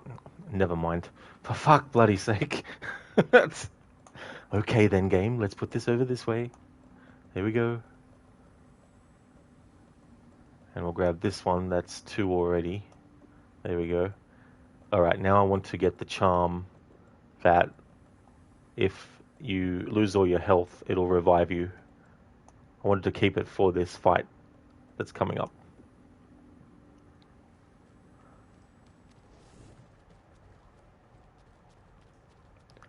Alright. Let's actually go and do what we need to do now. When I do the part of the playthrough, that's the New Game Plus mode. Things won't take as long to get done, and they won't branch out the way that they did because I'm not doing the DLC all over again. So here's what I have. Wake's still trapped in the dark place, under the lake. I think we can use the clicker to get him out. But first, we need a work of art. Something other than his story. And that'll get him here. I'm not filling out the paperwork for this one. I wouldn't know where to start. But I'm sold. Okay, Already seen that, so I'll skip.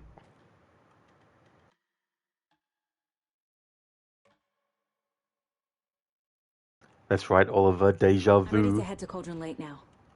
Let's get the plan started. I think Okay, here we go. in one of my past We'll be there playthroughs, for you. What do you that's need what I from us? named I'll one head of to the Cauldron Lake with parts the of the clicker. playthrough. It was Deja vu. Get you, Anderson. Because I think it was the first time You'll I need actually did the backup. New Game Plus mode. I can tell there's no talking you out of coming, Casey. Estevez, is there a way to get that light array to the lake? Oh, I've got you covered, so good news there. And we'll bring our mobile containment unit. It's specially built for entities like Scratch. And this work of art, Anderson. What's the plan for that? I'll make some calls on the way. Just meet me at Cauldron Lake.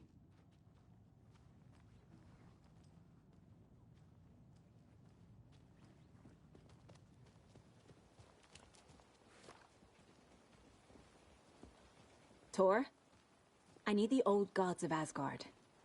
I need a very special song. Hell yeah!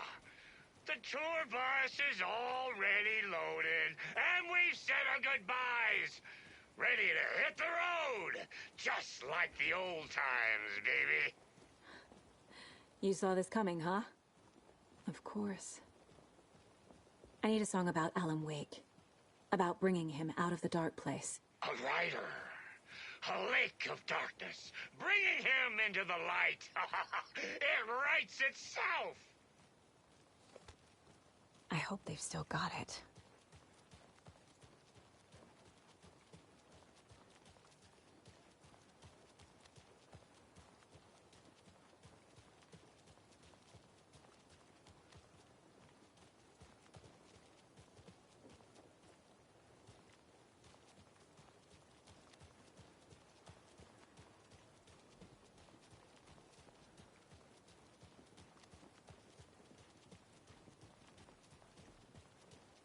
Hey there, Vegas. Welcome on in.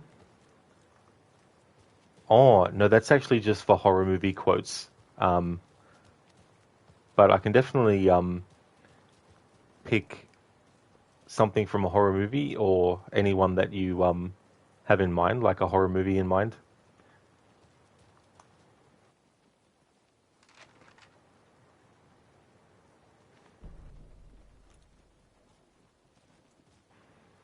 Oh, that's all good, Vegas. There's definitely no worries at all.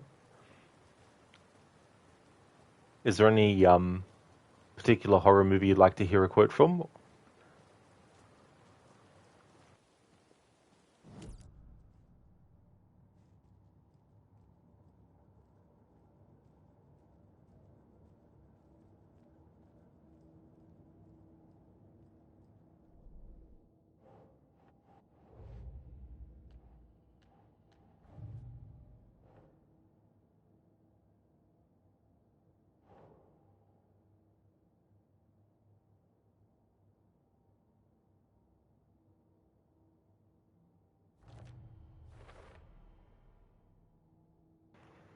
Vegas, there's still a badass quote though. You'll think of one. Give me a second. That's no worries, Vegas. But yeah, that is a movie I've only seen bits of. I never actually saw the full movie. If you want the ultimate, you've got to be willing to pay the ultimate price. It's not tragic to die doing what you love. That was Patrick Swayze, aka Bodhi, from Point Break.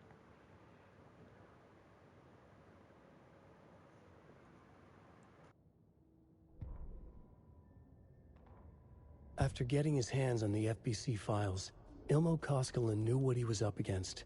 He masterminded the cult, his and Yako's army, to fight the fucked up horror lurking under the lake, and a plan to keep those feds in their bunker by the lake in the dark.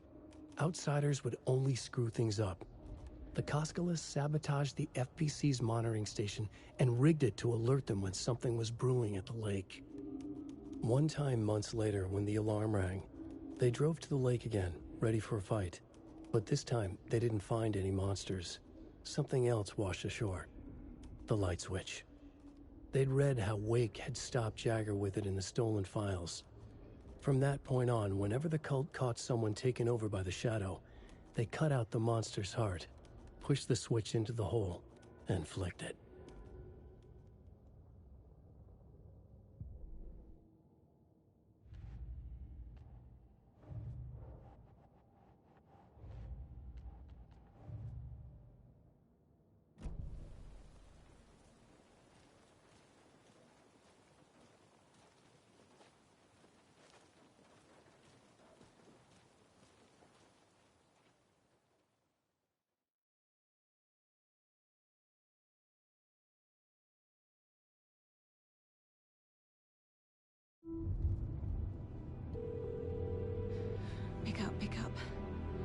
David, please pick up. David. David! It's me. Where have you... Stop. For once, you need to listen. You left me. You took my daughter away from me. Then you let her... She's dead because of you. And I don't ever want to hear your voice again. Stop calling me. David! Jesus Christ. It's getting worse. It's spreading. I'm running out of time.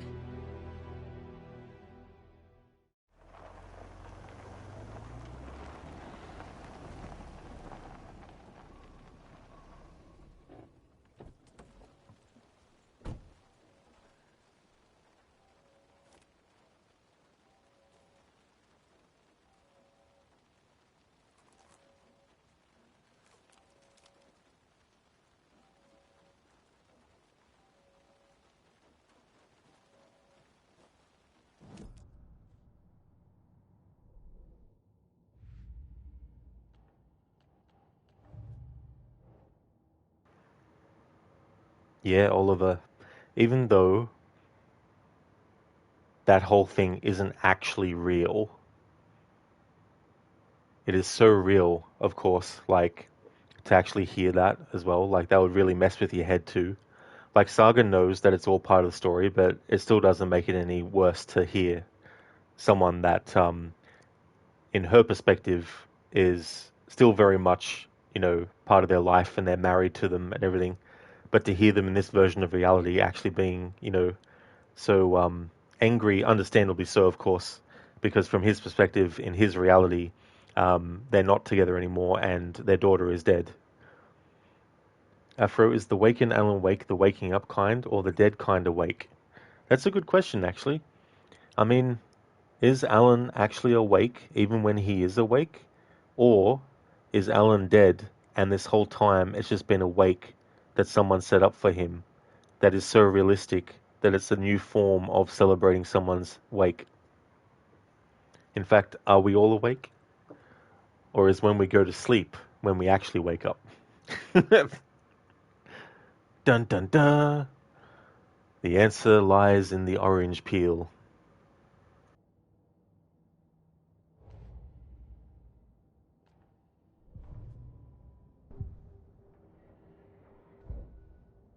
Oliver, interesting. Yeah. It's like a never-ending nonsense train of thought. If a loop is a loop, then why would a loop become a loop? If a loop is a loop, then why would a loop become a loop? If a loop is a loop, then why would a loop become a loop?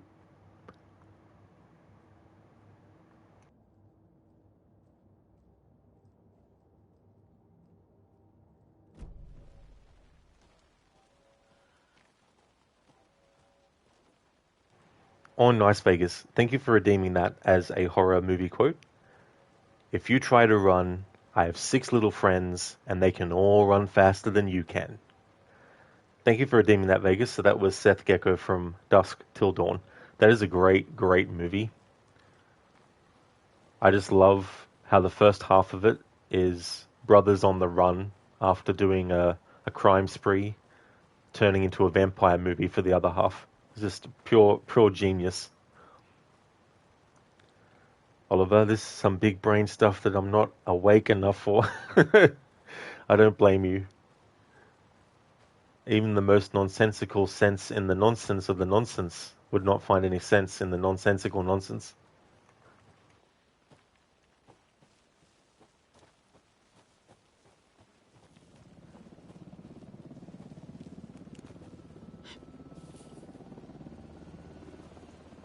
We're incoming with the lights, Anderson. Where do you want them? Set them up on the shore. We need to be ready if Scratch shows up. We'll be ready. Estevez out.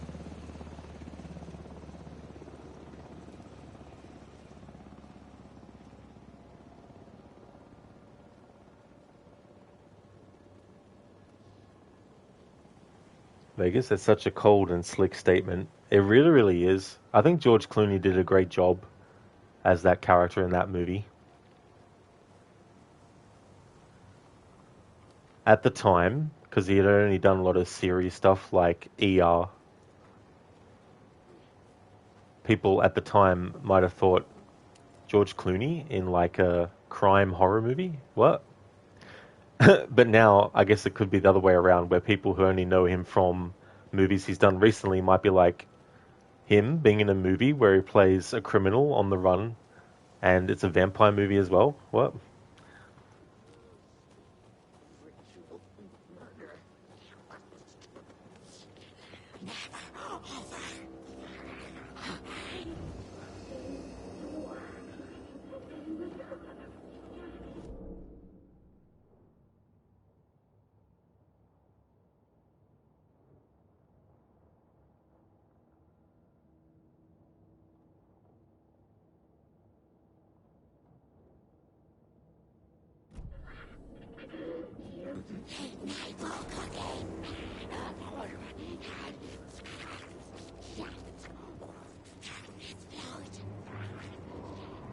That must be torn, Odin.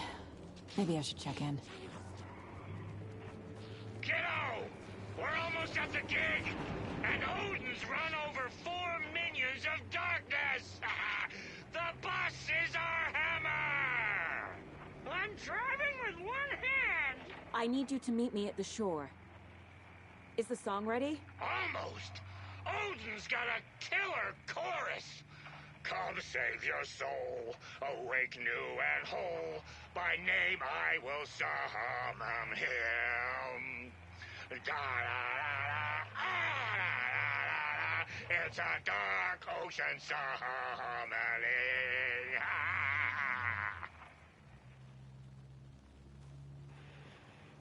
Through the power of... Well, they definitely won't sound like that when they're actually singing the song. It's magic.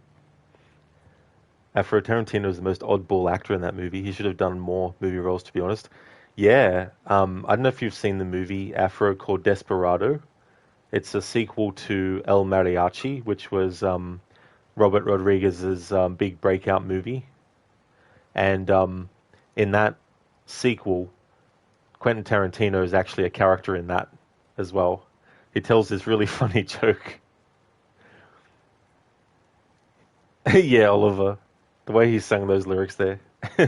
Summoning. Ha ha ha ha. Afro Tarantino does a great Cary Grant impression. Oh, does he? I haven't. I mean, I know who Cary Grant is and all, but I don't recall ever seeing Tarantino do an impression of him, and I've actually only seen one movie that he was in too, which was North by Northwest. Sorry, you've seen Desperado, Afro? Cool. Yeah, that scene with Tarantino is funny, telling the joke.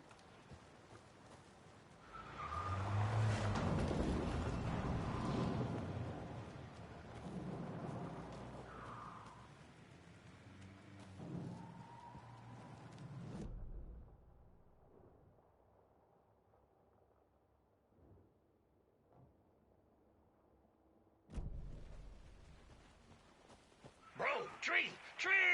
What tree? There's no tree in the song! Who the fuck puts a tree in the middle of the road? We're not on a road! Drive carefully, Grandpa.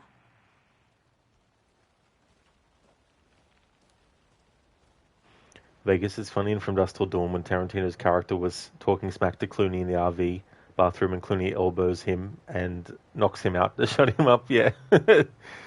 Yeah, there's a lot of humor in Tarantino's movies too, as well. And there's definitely a lot of humor in From Dusk Till Dawn. Pedal to the metal, bro! Metal to the pedal! Yeah!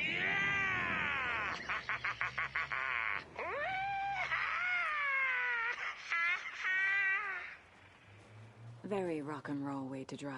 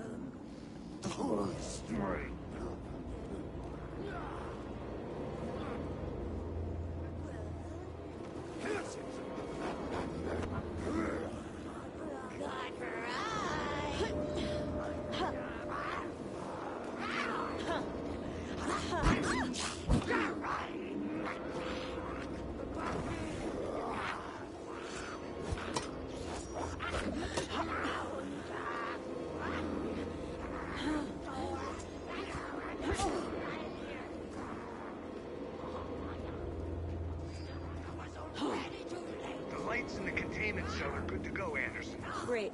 A Torinode in there yet? The two golden oldies, well, they're here. And they bought moonshine. I love them already. They're a lot. You wanted to know what art we would use? Well, that's them. I'll be there soon.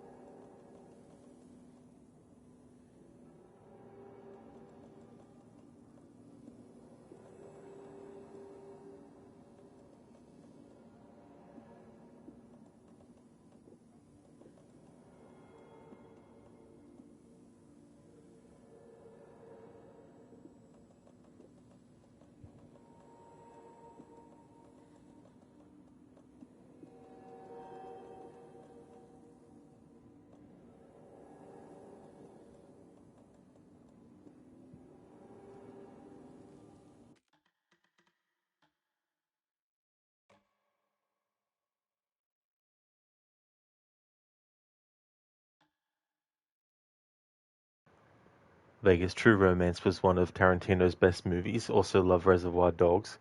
I never did see True Romance. Definitely saw Reservoir Dogs though. That was such a really funny movie at a lot of points too, as well. Very cleverly written. Great actors too, as well.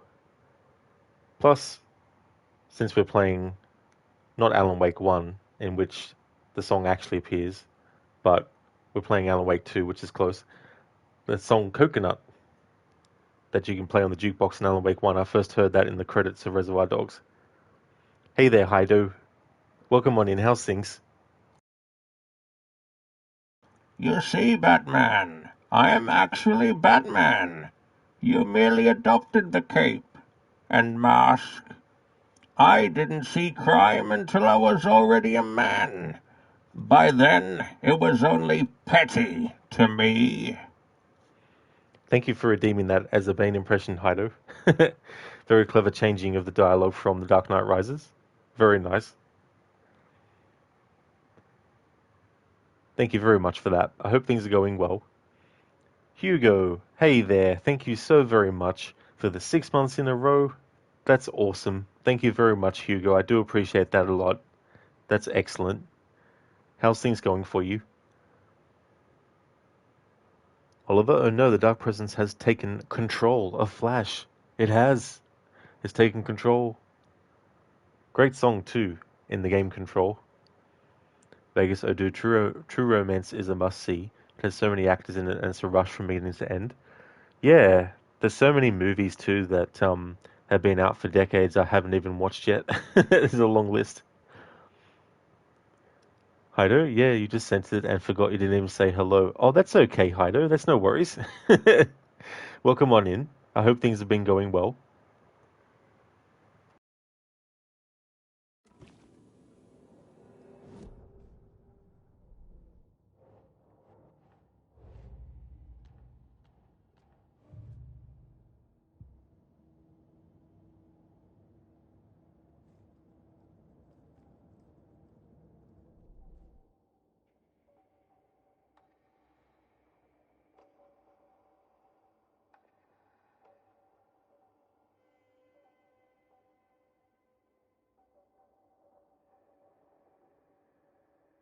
Alright, so there's nothing that I can upgrade with the 10 scrap that we have. Oh, sorry to hear about that, Hugo. You're not great, honestly, but yeah, how are you? I hope that things look up for you soon. Hopefully things will improve very, very soon for you. As for me, I'm doing good. The plan is to finish today, maybe, although I do have one DLC left to do. I'm playing through the game from scratch and doing all the DLC as it becomes accessible throughout the main game. So I've only got one of those to do when we come across it. And then I've got the New Game Plus run. So yeah, things are going good. Hido, things are fine. How are you doing? Oh, nice, Hido. That's good. Glad to hear that things are going well. I'm going well too. I finished off my Until Dawn playthrough recently, the music-only one. I stayed up until about 4 a.m. streaming it. And it was good to get it finished. It was definitely a big, massive project. Dr. Darling, from scratch? That's redacted. Orange peel. It definitely is. Mr. Scratch.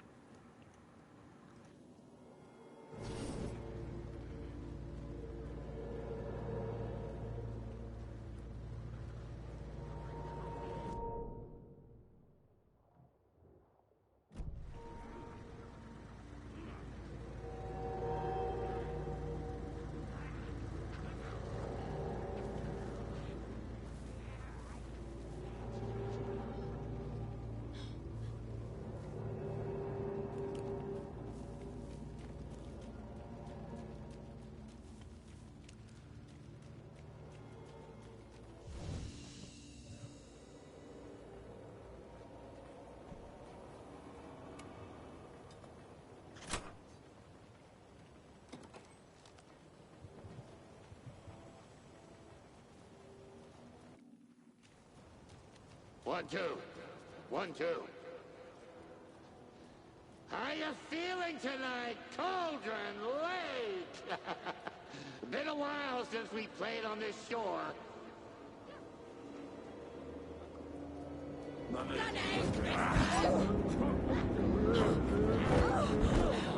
not going to waste a flare on that.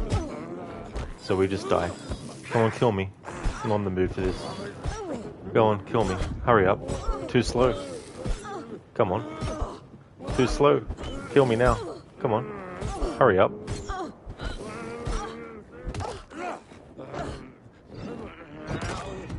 There we go. Whatever game. Not in the mood for this shit. I'm not going to try and get through without, not going to worry about using healing items until we get to the actual fight.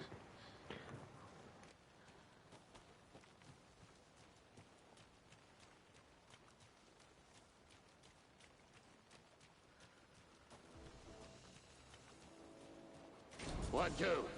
1, 2. How you feeling tonight, Cauldron Lake? Been a while since we played on this shore.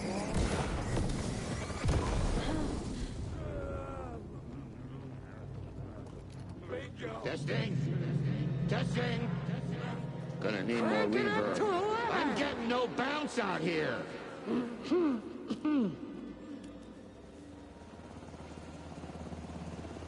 Hey, where are my chimes? I threw them out. Chimes are not rock and roll. Yeah, they are. If you know how to use them.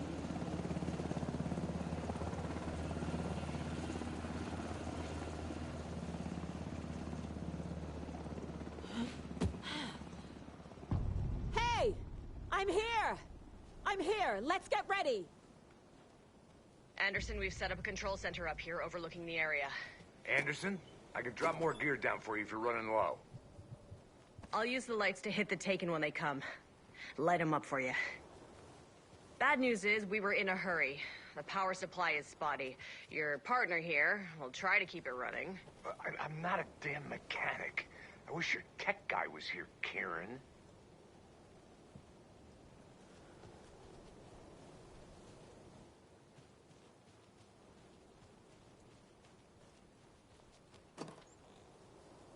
We're waiting for your signal, Saga. This'll be a show for the ages.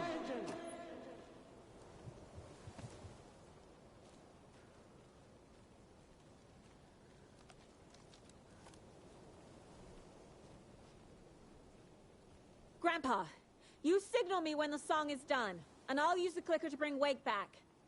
Hit it! Hello, Cauldron Lake. Great to see so many federal agents here tonight. Prepare to experience a soul-searing, mind-frying act of black magic and sorcery. This song goes out to our favorite tortured writer. Let these sweet tunes guide you out of the darkness. It's called Dark Ocean Summoning.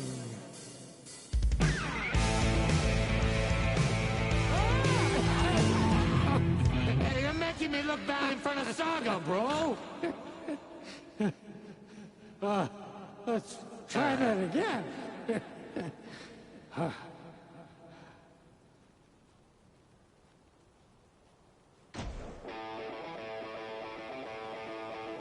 Thank you for the new follow. A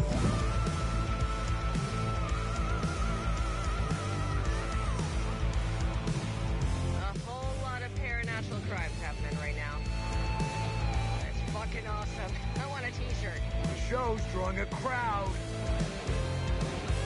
Taken incoming, Anderson.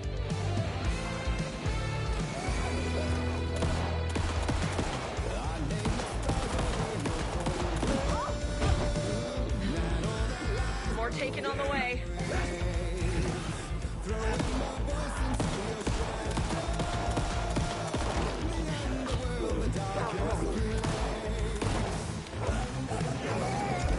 They're coming.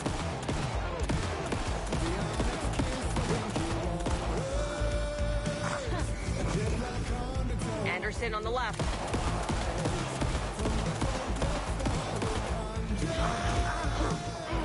I have him in the light.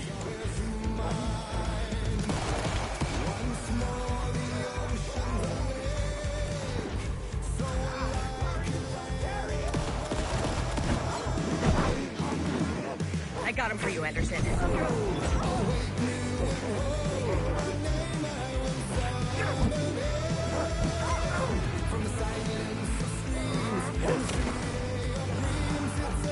Anderson, stock up on ammo.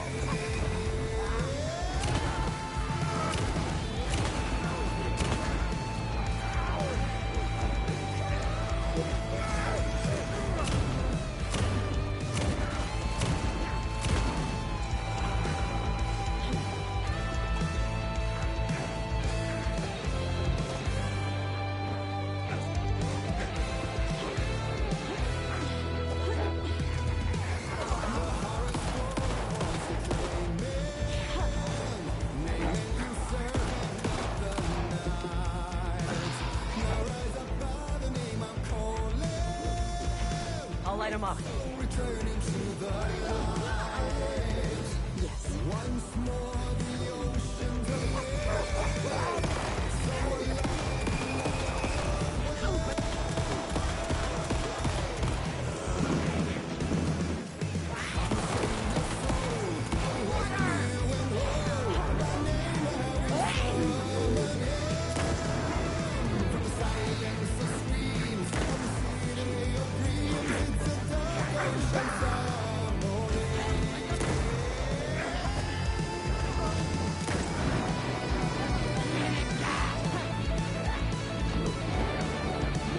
There's more ammo waiting.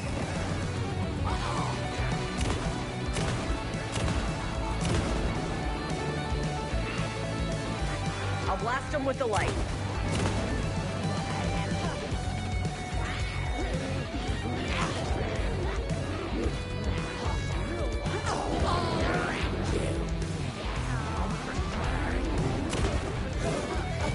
I'll get him into the light.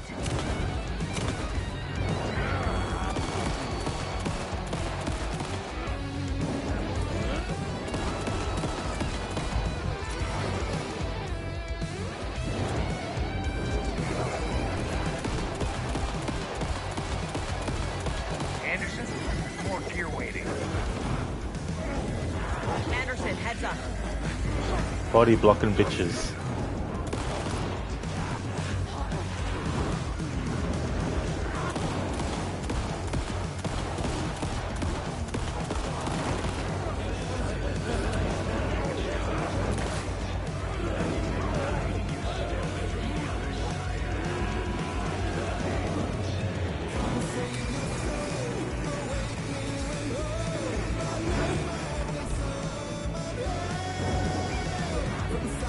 Anderson, they're trying to stop the song.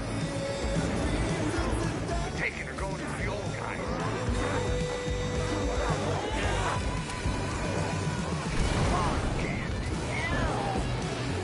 Yes! The power of rock and roll.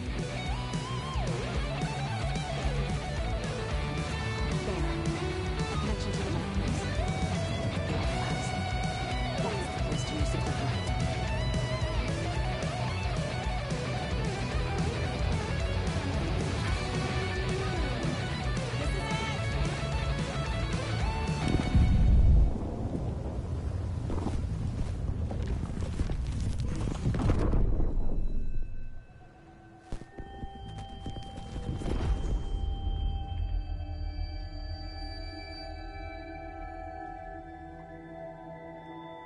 What happened?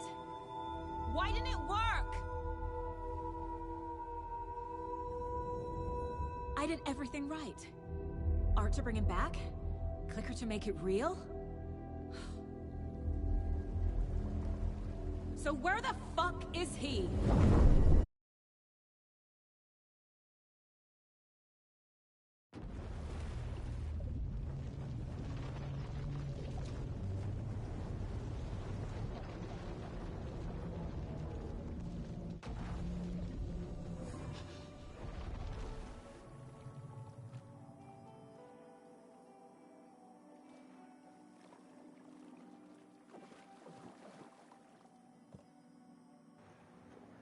Heido, you don't think any game has done a final battle type scene with music quite as well as what you just watched?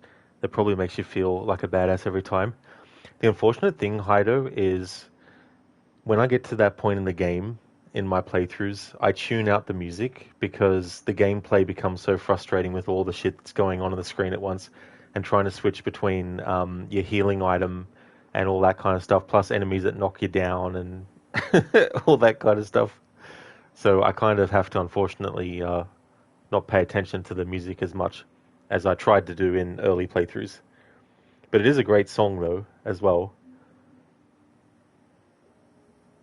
I don't know if it's as good as the part of Alan Wake 1 when you're on stage,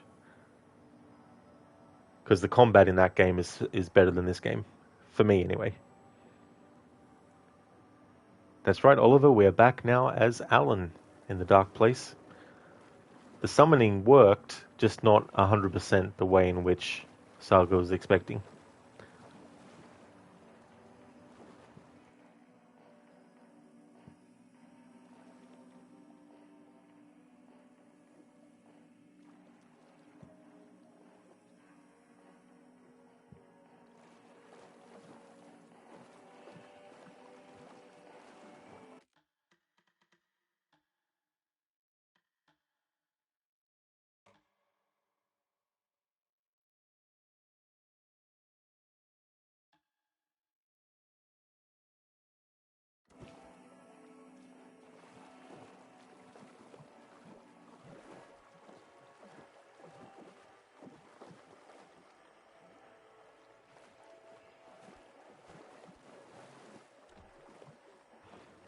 There's one more Night Springs DLC episode to do. I was hoping to be able to do it before this cutscene coming up because Wallendor mentions about the distractions of things like Night Springs.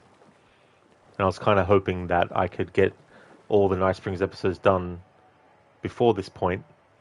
In a future playthrough, though, I'm going to pick my own points to exit out of the game and actually do the DLC, instead of the moments in the game where they make it available to you to actually do. But yeah, the last Night Springs episode DLC, we can't actually get to the area right now where it actually will become available.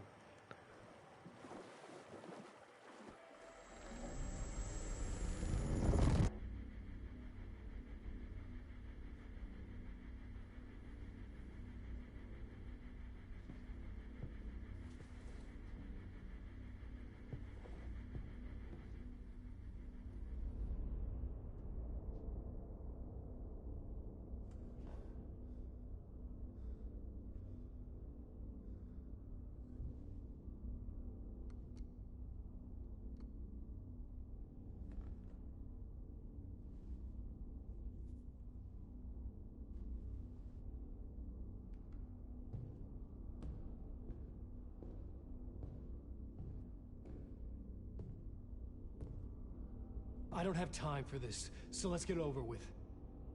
Tell me, was this all fake? A show? No one said otherwise, Mr. Wake. It was to indulge you, but we can stop pretending now. Masks come off. Oh, I wouldn't go that far. I don't even think you know who's under your mask, but you know how to make things difficult for yourself. All these rules, endless, convoluted loops you insist on going through. You are so lucky, you know. There are so many people helping you. Armies of people. Myself. Your wife. Alice. I need to get to her. She's in danger. She is. Because of you. And so is someone important to me, someone you pulled into this. You keep opening doors. Peeking in. Reaching through to get what you want, and that puts you in my path. I don't know what you're talking about. I have to go now. Maybe you will make it through this time. This has gone on long enough. This and our Night Springs. It was a nice distraction. It's time someone gave me a straight answer here. The next time we meet, the circumstances will be very different. And you would do well to return the favor by playing your part. Or stay out of my way, Mr. Wake.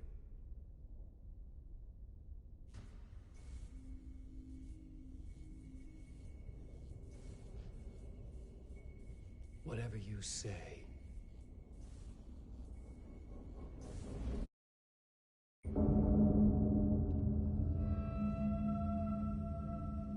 Door, Zane, the masks were finally coming off. Was it a sign I was closer to escaping? I had no time to waste.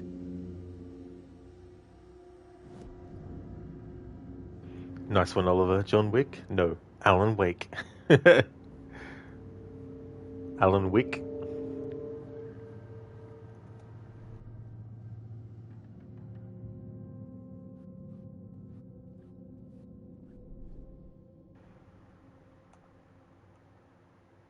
Alright, so just to recap. Part 1, Masks, running out of time. Scratch wrote return. He stopped me before I could reach the end with my edits. He had it now. The horror story would still come true. I had to stop Scratch before he escaped. One last chance.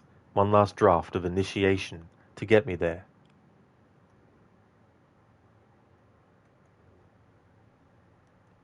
Through the door. I did not know who or what Door was. Not a talk show host. But I did not create him. An entity affecting the story from outside. Affecting me. Not the only one. My stories had not created anyone. The power of the dark place changed lives, messed up lives, real lives. But I could not stop now, or else darkness would win.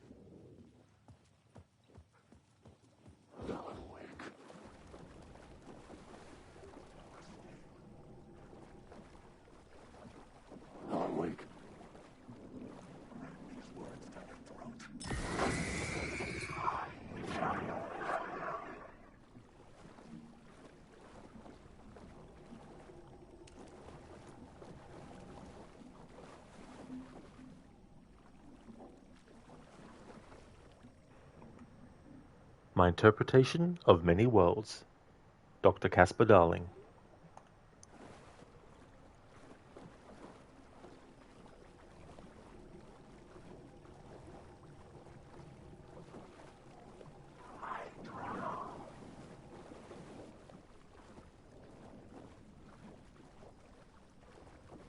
Dr. Darling, you're writing a sequel to that book? You are? What is the sequel called? Or is that information redacted at the moment?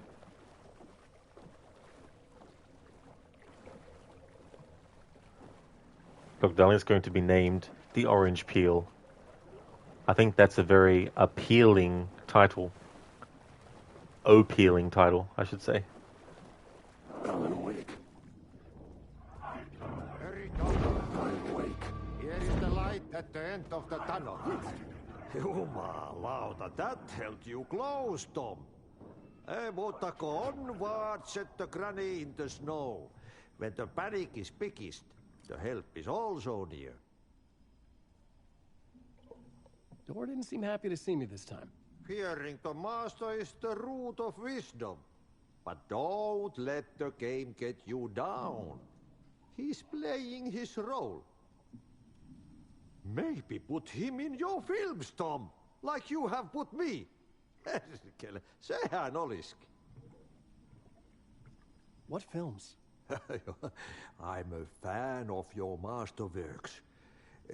There is Tom the Poet, my favorite, and Yöten Yö is the most famous one, of course. And is it true what I hear, that it's coming back to cinemas soon? Is there a bottom to this rumor? I need to get back to my apartment. Can you help me? Well, plan is half done. You asked me to make sure you won't forget mikä se valokuva oli? The light pictures. The photos your artist wife took. They are waiting in the shoebox in the basement. What you leave behind, you find in front of you. Okay. Thanks, Adi. What you leave behind, you find in front of you. I've said this before, but I like to keep saying it. I want a book and an audiobook version of just Artie with his sayings.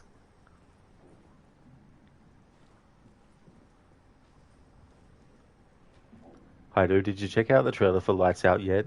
Oh no, Haido, I actually didn't. Sorry, I forgot about that movie. I made a note of it, but I actually forgot to check it out.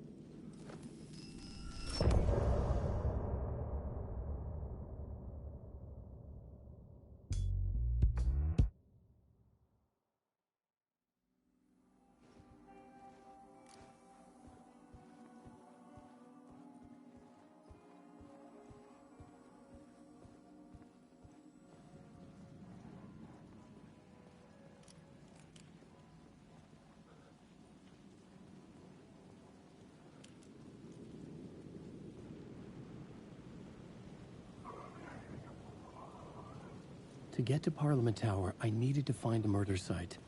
Zane would know where to find one.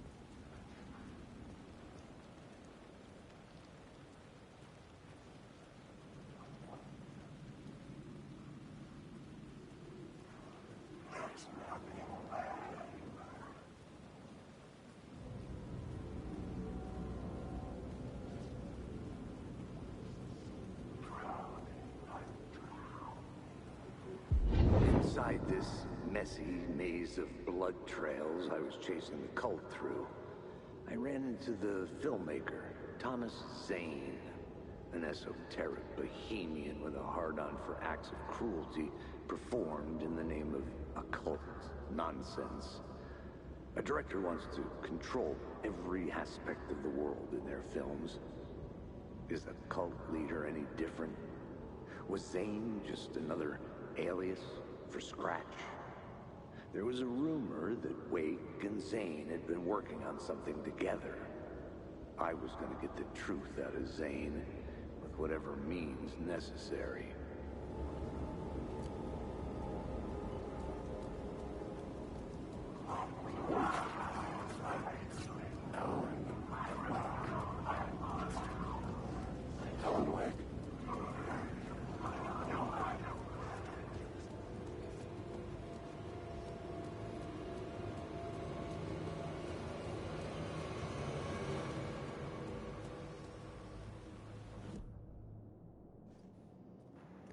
Haido, what are some of your favorite horror movies? Definitely A Nightmare on Elm Street, the original. Also the sequel. Well, I mean, there's heaps of sequels, but A Nightmare on Elm Street 3, Dream Warriors. I think that's probably the best sequel that they did. Then there's also movies like Interview with the Vampire. I really like that one. From Dusk Till Dawn as well. Day of the Dead, the original, is my favorite zombie movie. So that's also that. And Evil Dead 2, that's a great one as well. The Thing, John Carpenter's The Thing, is great. So I've got a few. In the Mouth of Madness, another John Carpenter movie, is great. That also actually deals with a writer whose fiction is affecting reality and affecting its readers. But there's some of them. I mean, there's definitely a lot of other horror movies that I really like, of course. What are some of yours, Haido? Thank you, Dr. Darling, for redeeming a Remedy Games quote. So anything for Max Payne? All good.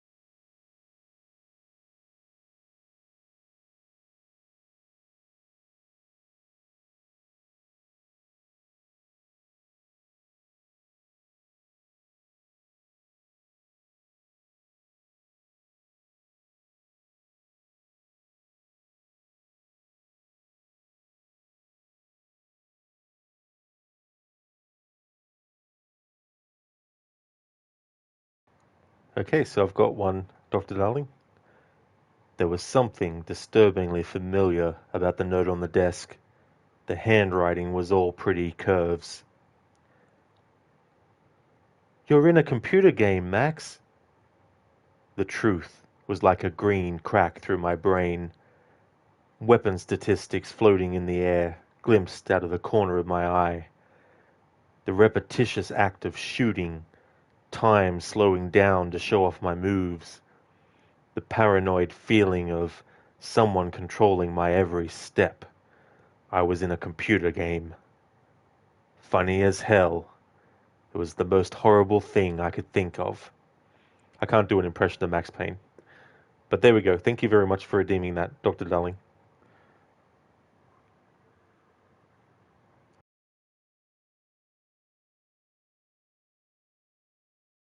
I like how even back then Remedy were all about the meta-narrative. I mean, I haven't actually played the game in full. I used to have the PS2 version of it in the early 2000s, but I traded it in, but never finished it.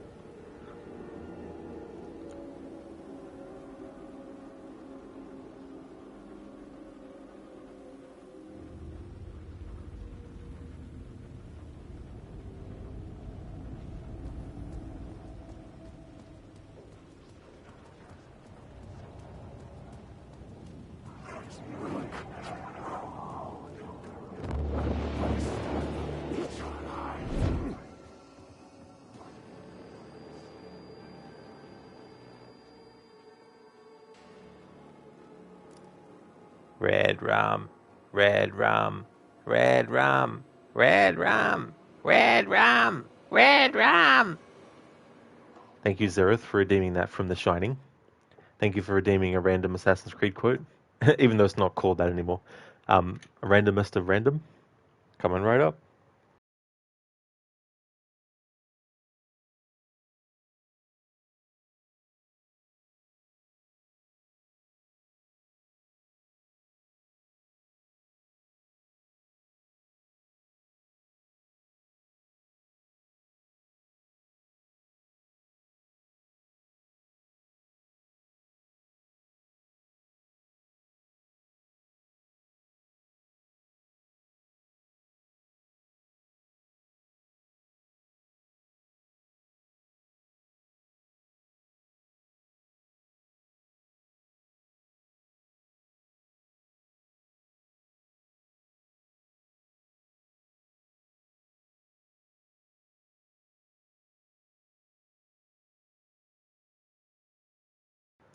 Alright, so I've got one, Zereth.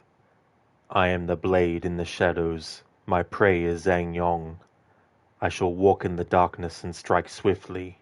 No one will stop me in my hunt. All your tigers are dead. Only you remain. I'll take back what you stole from us. My box and my land. Now you plan to let Altan Khan and his Mongolians through the Great Wall. Madness. You let those barbarians invade our home rather than lose your grip on power. They will not breach the wall. They will not reach China. I will stop them, and then I am coming for you. That's from Assassin's Creed Chronicles China, which is a game that I'm doing a 10th anniversary playthrough of before the year is out.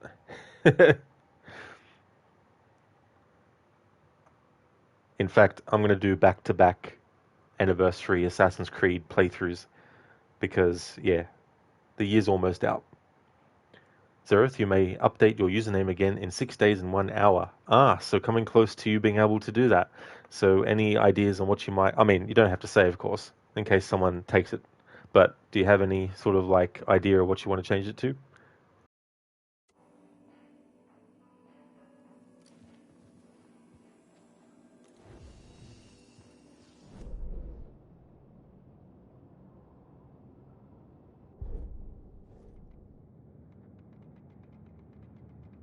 Zereth, yep, lol, and who knows, lol.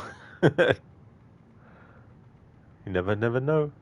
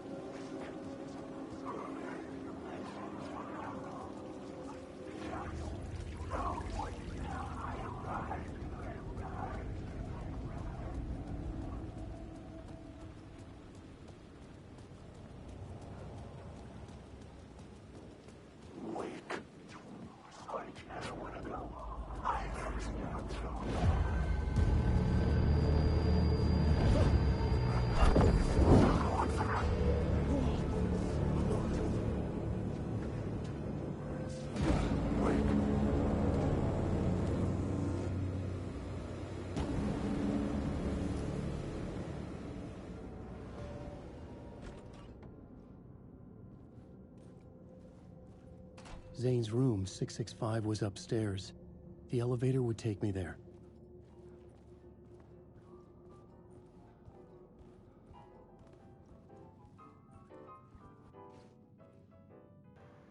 Dr. Darling, you know what it's going to be. You do. You went into the future. Hey there, Arctic. Boom, baby. Boom. Hey there, Arctic. Welcome on in, dude. How's things been? Dr. Darling, Guybrush Threepwood Zereth play. Hydo be the biggest dick move. He says his name and someone goes out and cops it. Yeah, Hydo, for sure. When I changed my channel name, I also did that. I waited until the actual change had happened before revealing what it was. Because for a few years I had Rod Zombie Gamer as my channel name, but I changed it. Hey there, Percenter. How's things? Hey, Biko. Welcome on in. How are you? Arctic, you're good? Excellent, dude. That's great. And how about myself? I'm doing very well. Making more progress in Alan Wake 2. Still have quite a few hours left of gameplay to do. But once I get to the New Game Plus portion of the playthrough, it won't take as long.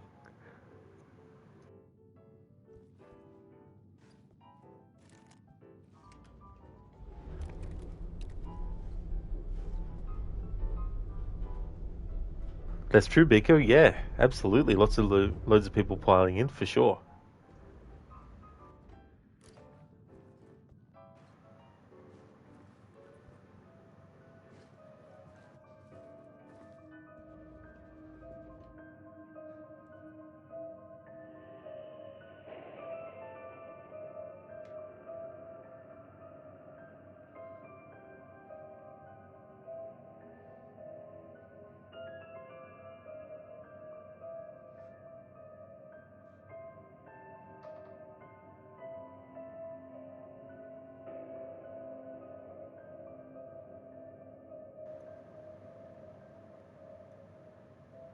Oh yeah, Haido. Yeah, your comment about my favorite horror movies. Yeah, so some of them is the original A Nightmare on Elm Street. Also, one of the sequels, Nightmare on Elm Street 3 Dream Warriors. Then there's also movies like From Dusk Till Dawn, Interview with the Vampire, as well as ones like the original Day of the Dead. And then there's also The Thing by John Carpenter, and also In the Mouth of Madness by him too, as well. And there's a whole lot more, of course, as well, but that's some of them. What about yourself? Biko, bless watching a favorite guy talk to us in stream. Well, I'm glad that you're here, Biko, to enjoy. Thank you so very much. We have the final Night Springs episode DLC to do, so we're going to go off on this tangent and do the final DLC content of the playthrough. When I do my New Game Plus run, I won't be redoing the DLC all over again.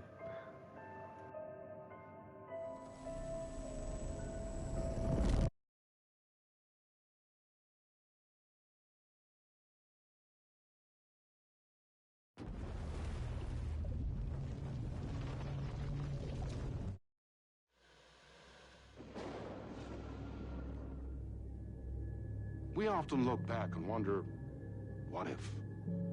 What if the path not taken had in fact been our charted course? Would we be happier? Or are we, with our set of choices behind us, the lucky ones? And what if nothing would be different?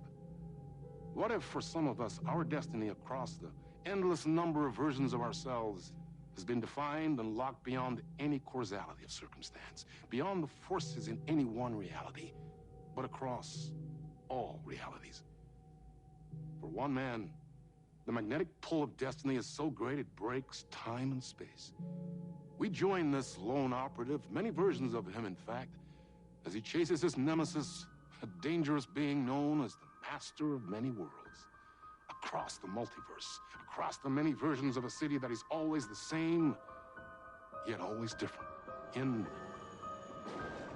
Night Springs.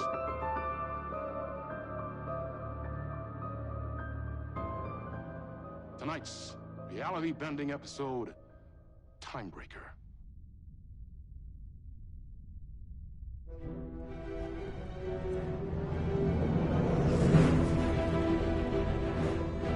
No to brave, how many lives, how many versions of me it takes. I will stop it, and I will come back for you. My love.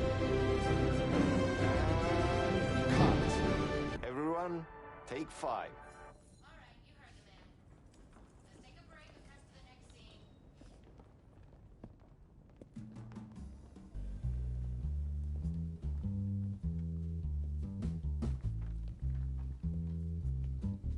Was that okay? I mean, I can do more. I can do less. Yes, yes, yes. Sean, I'm really happy. Let's talk. I love your instinct on this, but we can still push this further. Immerse ourselves into this story. Believe in it. Make it crazier, wilder. Ba, ba, ba, ba, ba, da, da, da.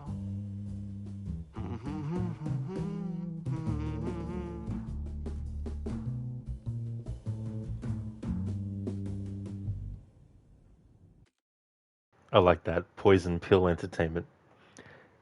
Sorry about that, Heido. I actually had to go and click on your username to see your message history to actually see it because the Twitch app didn't actually put your comment through for me.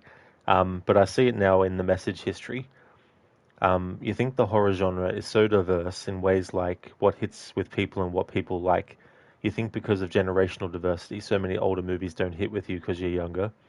That is totally fair too, as well. There was definitely a lot of movies that were like that for me when I was younger. And there were certain movies that, at a certain young age, I definitely wouldn't have sat down and watched, wouldn't have been interested in, and all that kind of stuff. And there were some movies where that sort of definitely changed. And then there's some times where, you know, it just wasn't a good movie.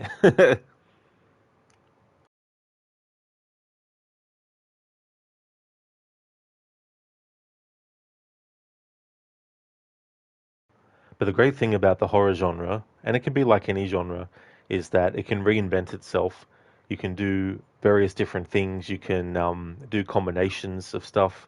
You can find inspiration in what came before, but then also use different elements to come up with something different as well. Like you get movies where it's still the basic same thing, but it's just how it's done and what is done in it extra that can make it stand out as well.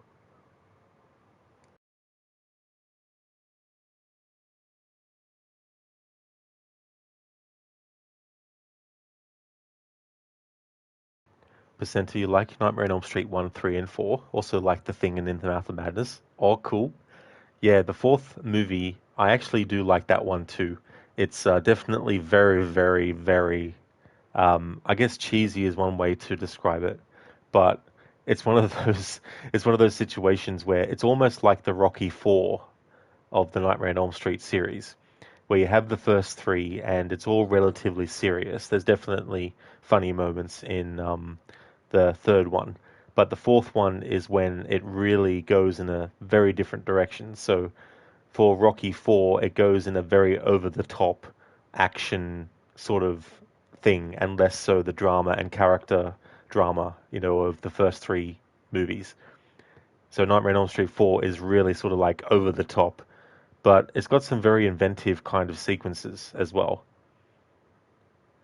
Biko, is your Halloween game's going to be in November as well, or just October? Just in October, Biko. Leading up to October, I've had some horror playthroughs that I've done throughout the year, but after October, that's going to finish because I really need to knuckle down on quite a lot of games that aren't horror. So I'll need all the days of the week that I can use. But yeah, when October month is finished, that'll be all the horror for the rest of the year. But yeah, it's been good to do like a day set aside every week for just horror, even before October.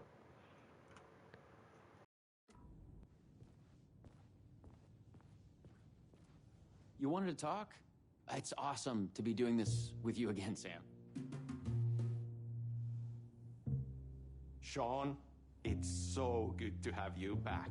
We've been dreaming about this for so long, and now finally we are making Timebreaker, the video game.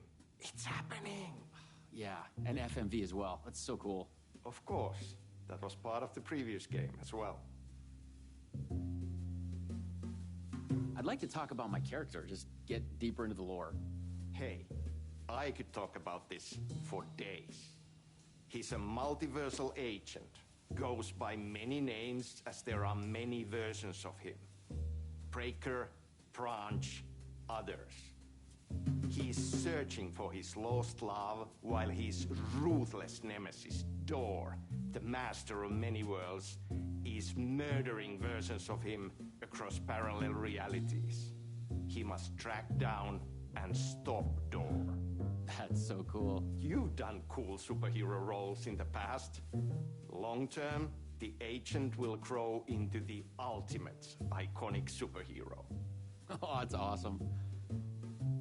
I like that reference to Shawn Ashmore's role as Iceman in the X-Men movies. You clearly have your own vision of the multiverse. The right vision, the truth, it's all out there. That's where these ideas and inspirations come from. They seep through. Somewhere, this here, us talking, is part of the video game, and another version of you is playing it. Somewhere, your character, the agent, is real, and he could appear here through a portal anytime now. Right. Yeah, right, Sam. You are a maniac, man. Totally. So, the Vortex and the Gadget... sorry, I keep forgetting its name. There's just so many acronyms here. But it helps me travel through realities? Acronyms are cool, right? Like tiny mysteries.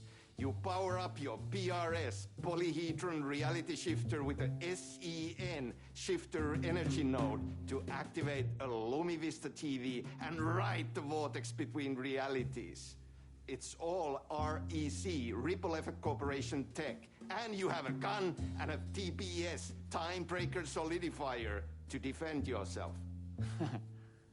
Right, yeah. Okay. So, what do we shoot next? We need to set up for the next scene, where your nemesis pulls you into a parallel reality. You can go to your green room, chill out, learn the lines. I left the latest draft of the screenplay for you there. See you in a bit. Cool. Can't wait. Sometimes it's hard to tell if Sam's joking. That deadpan Finnish humor. And a reputation of being a bit out there. I picked up a weird vibe when he talked about the multiverse.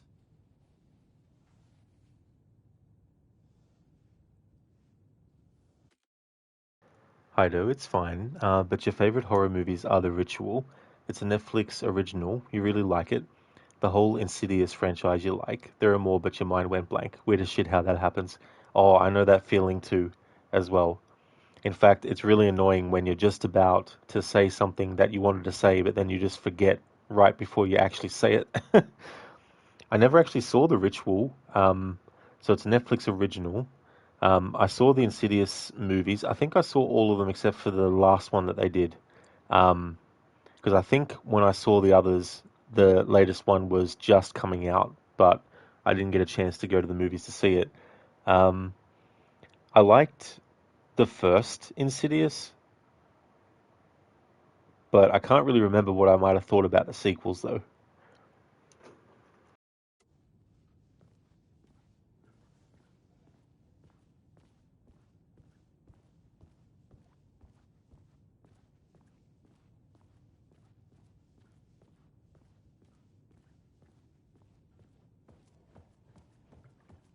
Go ahead, Sean.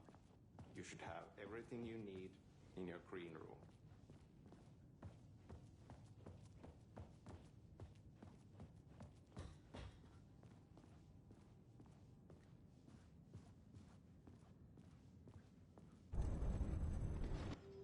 No! This is your end. What the fuck was that? Hello?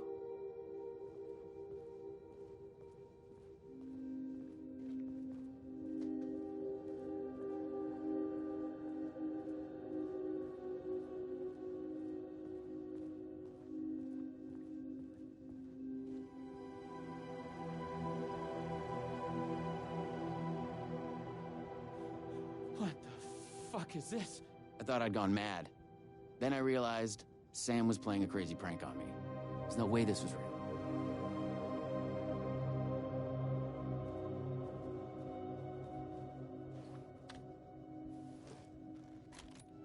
I had to admire how real the body and the props looked. So we got another one of you, huh? Too late again. Excuse me? No, this is just, it's a prank. It's just a prank. Wait, are you? Shit. You're not Branch. Oh, no, no, no, no, no, no, no, no, no. No, no, no. He finally got you. Are you casting this game, too? Listen to me. There are things you need to know. You are in great danger. You must do exactly what I tell you.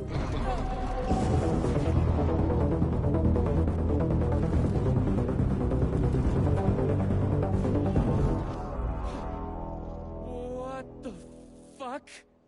What the fuck? I blanked out and I was suddenly someplace else. I'd had gaps in my memory before, but that's the movie star lifestyle for you. This was something else entirely. Yeah, Biko, the music in this DLC is great. I really hope they do a Quantum Break 2 eventually, but the rights have to go back to Remedy first. Because currently Microsoft owns the full rights, I think.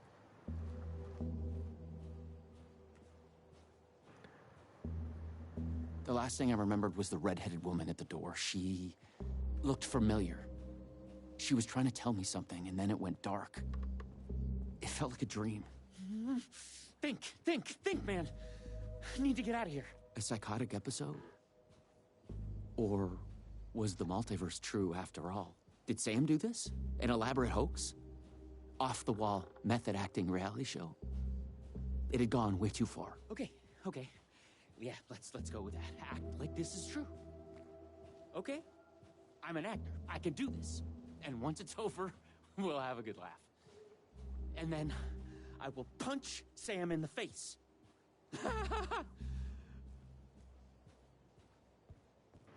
Biko, which DLC is this one? It's actually part of the Night Springs one. There's 3 separate episodes that you can do as part of that DLC. This is actually the 3rd one. But you can also do them separately. You don't actually have to play the main game and wait till you get to the point where they say, hey, here's the DLC episode. You can just go to the main menu and play them separately on their own. But for this playthrough of Alan Wake 2, I wanted to incorporate them into the actual branching parts of the playthrough. Heido, you love the whole Alien franchise and Predator movies. Not Requiem, though. You can't see shit in that one. Yeah. It's so funny though, because I think if the first Alien vs Predator movie had the level of violence and gore that the sequel did, I think the first one would be a really great movie. But I think it's better than the second one, even though it's not as violent and gory. It just goes to show that that's not just one thing alone that will actually help. Even like the 2018 one, it's like you have a thing for liking movies people think are bad, but you always find something to enjoy. And it can go the other way as well, too. There can be movies that people really, really enjoy a lot that you can look at and go, huh, this is a terrible movie. Placenta AVP2 was one of the worst films you can recall seeing, and that is saying something. One of those, don't want to ever watch it ever again kind of thing. I really feel like setting it in a small town was just like a very lazy idea. You can tell they just did it, of course, for budget reasons. Which, I get it, is understandable, but at the same time, I think it would have been better if they had done one that was actually set on a completely different planet.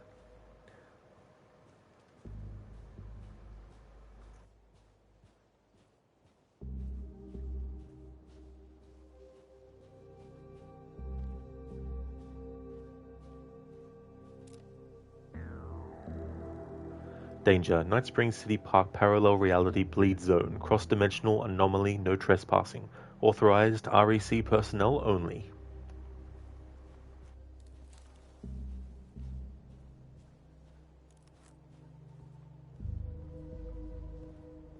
What had Sam said? I needed to find an energy node and use this rod thing with it, the PRS, was it? And look for some kind of TV to get the hell out of here.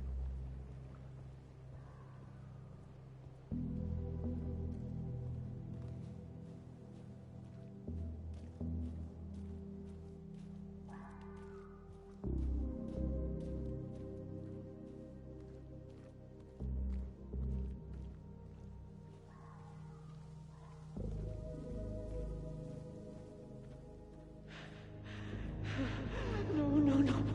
Door's coming. He knows where I am. What was that? It's coming. He knows about the trailer.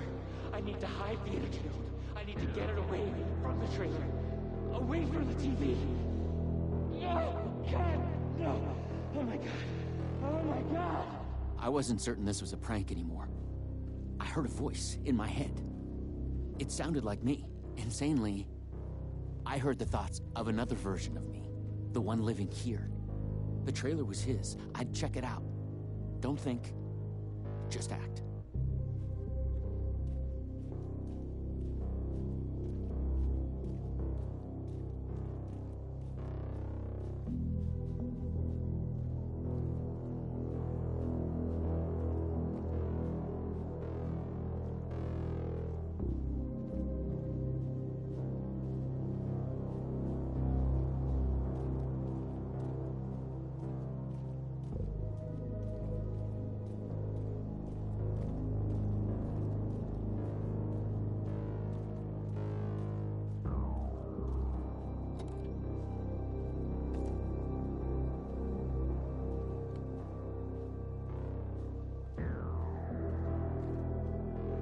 A Predator movie you always forget is the 2010 one, and it's pretty good, but it still slips your mind all the time. Yeah, I didn't mind that one actually too much. I don't think it could beat the first two movies, but I think it was an interesting concept.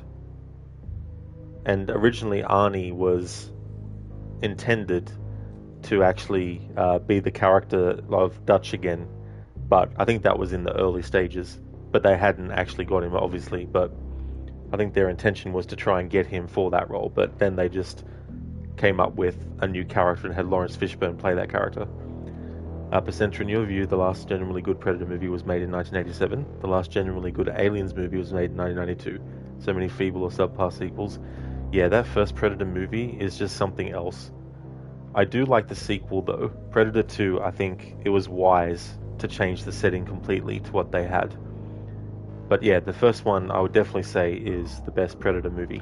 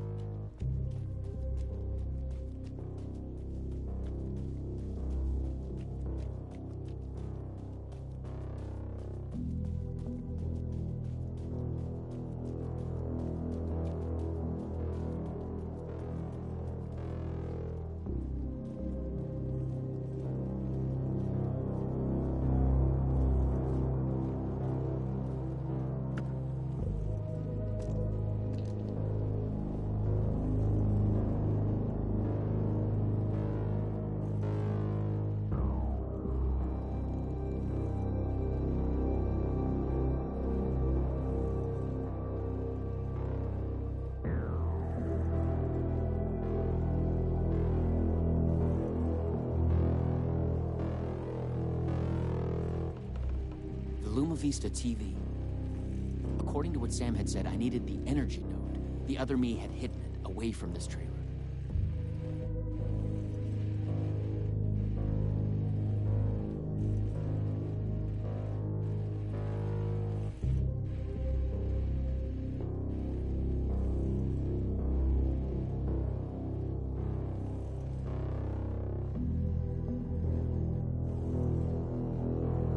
The handwriting was mine.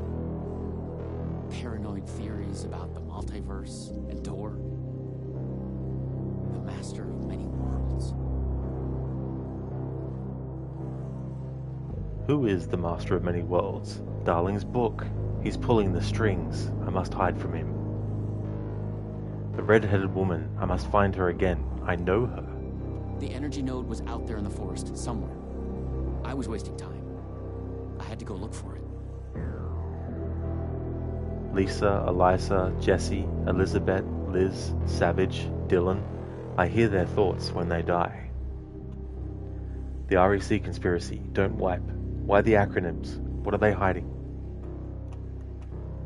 Disappear off the grid. We are connected in our dreams. Am I the chosen one? I must be careful. Find a way to break through. Killing us. Not dead. Something worse. Broken. Because one of us is the chosen one. Who can stop him? Replace him? REC Agent Branch, Time Breaker, James J. You are a paranoid nutcase. Door, me, another me, someone else. He who wrote this. String theory, multiverse. Why is he after me? After us? He is coming. Polyhedrons are the key.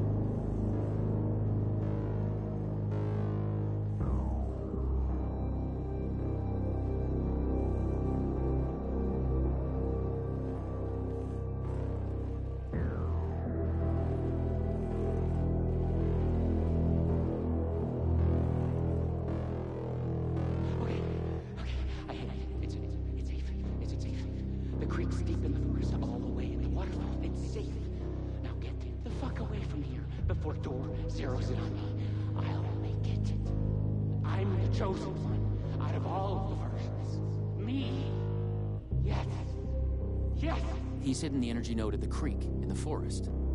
I have to find it.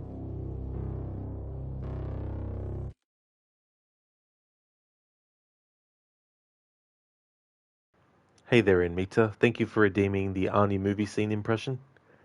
Dr. Darling, what are they hiding? It makes me wonder who's in on this. Lim? Tai Yong? The government?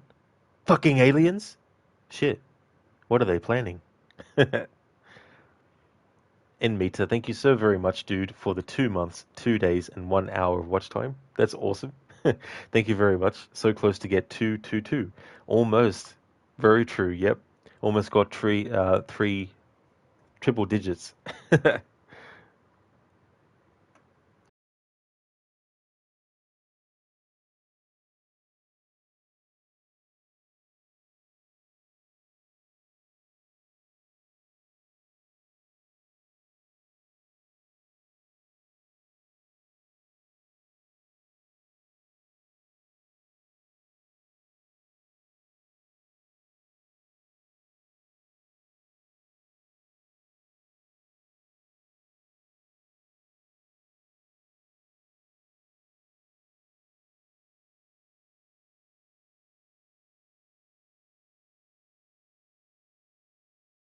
Alright, so I've got one. Is there anything you'd like to tell me before we start? Yeah. I'm going to kill you pretty soon. I see. How exactly? First, I'm going to use you as a human shield. Then, I'm going to kill this guard over here with the Patterson trocar on the table. And then, I was thinking about breaking your neck. And what makes you think you can do all that? You know, my handcuffs. Mm-hmm. I picked them. That's from the movie True Lies. He then proceeds to grab the guy, uses him as a shield while he kills the guard and then breaks his neck.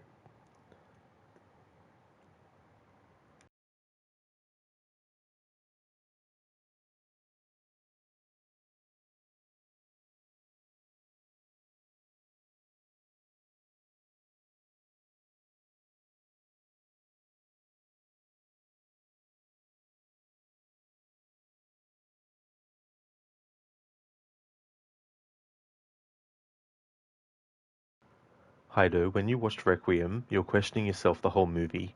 You were like, is it my eyes, or do I just not pay attention, or maybe your TV is bad, or maybe there is too much light in the room, lol.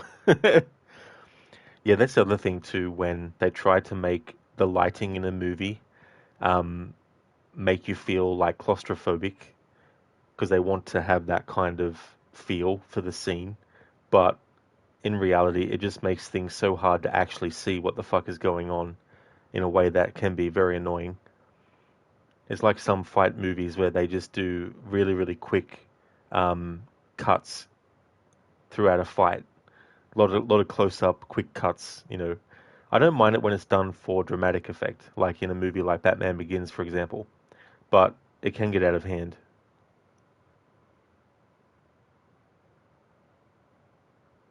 And Mita, the way he says, "I will kill you." Haven't actually seen that movie for a very long time in Mita.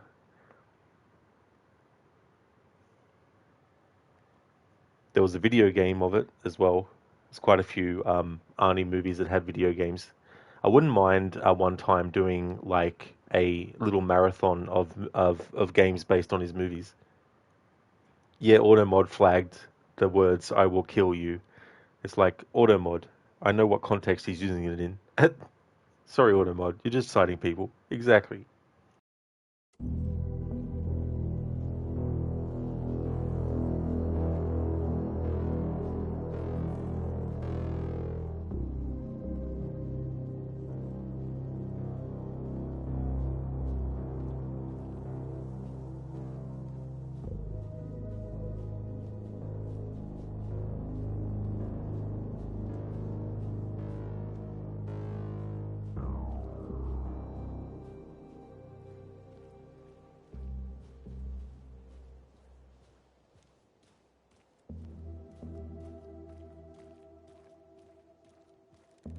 Zereth in Soviet Russia, those words.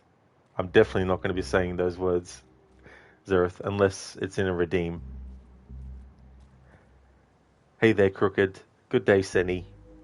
It's going well, thank you. This is the final Night Springs DLC episode. I had to find the creek. That's where the other me hid the energy node. He was thinking about a waterfall deep in the forest. And I think in this stream, once we've done this DLC, I think I might be able to finish the first pass through for this playthrough. And then it's New Game Plus time. How's things with you? Zereth made you read it. You almost did. Read some of the message, but not the actual words you wanted me to read that were the nonsense talk that gets done these days.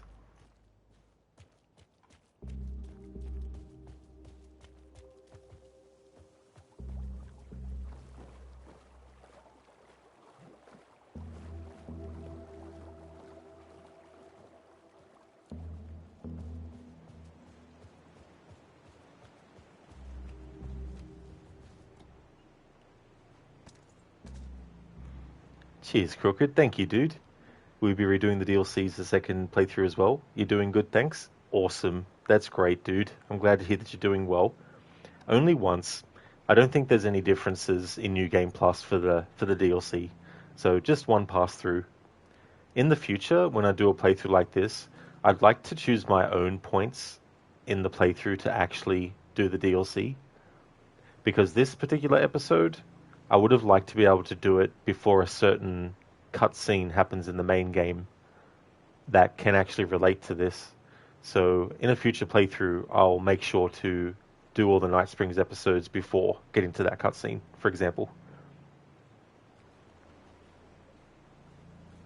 But it has been cool to wait until the game tells you can access the DLC.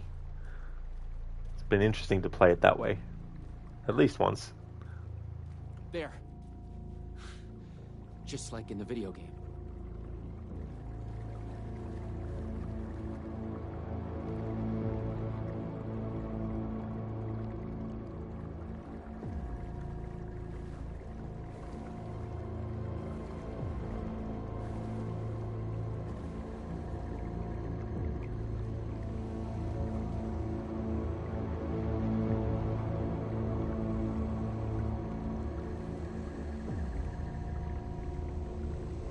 I had to do the multiversal agent thing.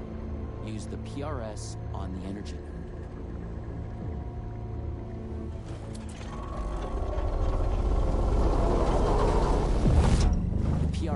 charge now. I had to get back to the trailer and the TV. Oh, shit. Oh, my God. He's here. Please take me out. Not me. You can't escape. I am everywhere.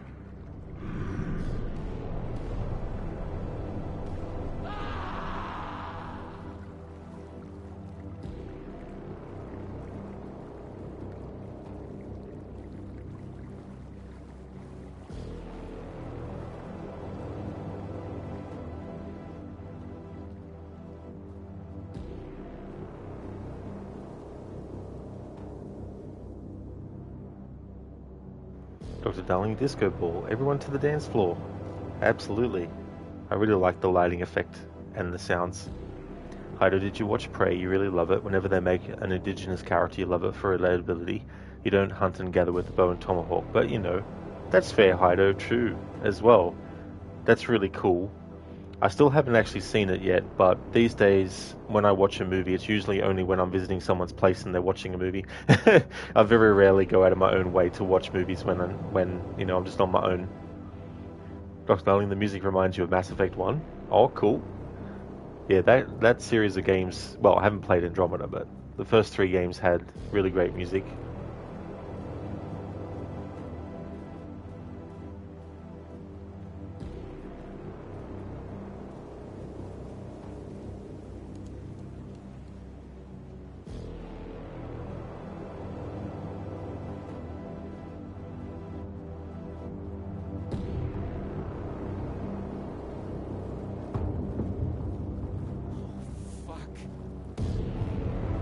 Fuck this shit!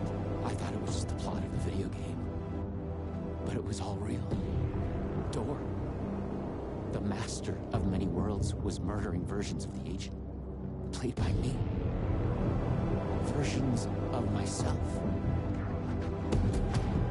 What the hell? Shit. Don't try anything! I've got a gun!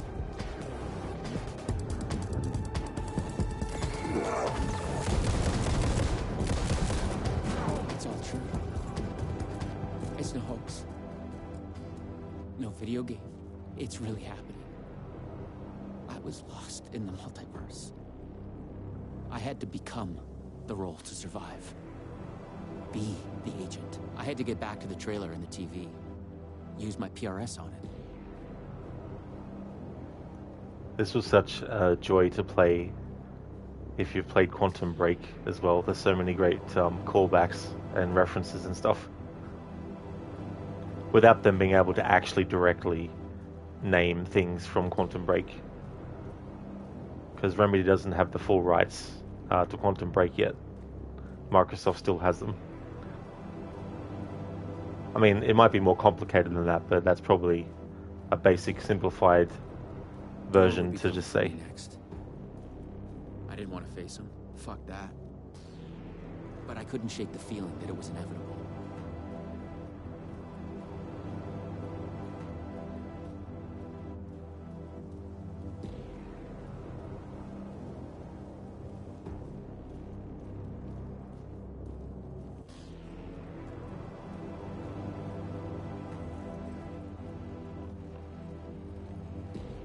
Use the PRS, the polyhedron reality shifter on the TV, to get out of here.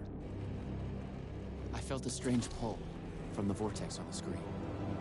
I was afraid that wherever it would take me, I was going to run into this door person. But I couldn't stay here either.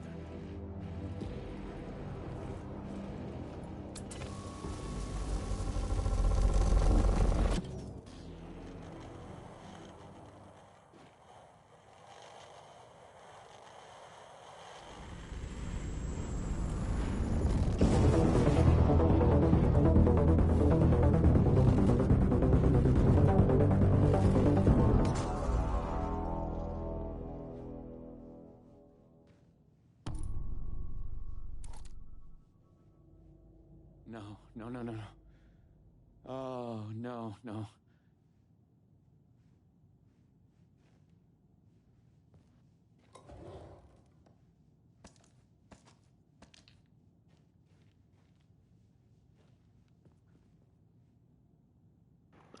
Hydo, for the Alien franchise, the movies got really boring and interesting recently with Covenant and Prometheus.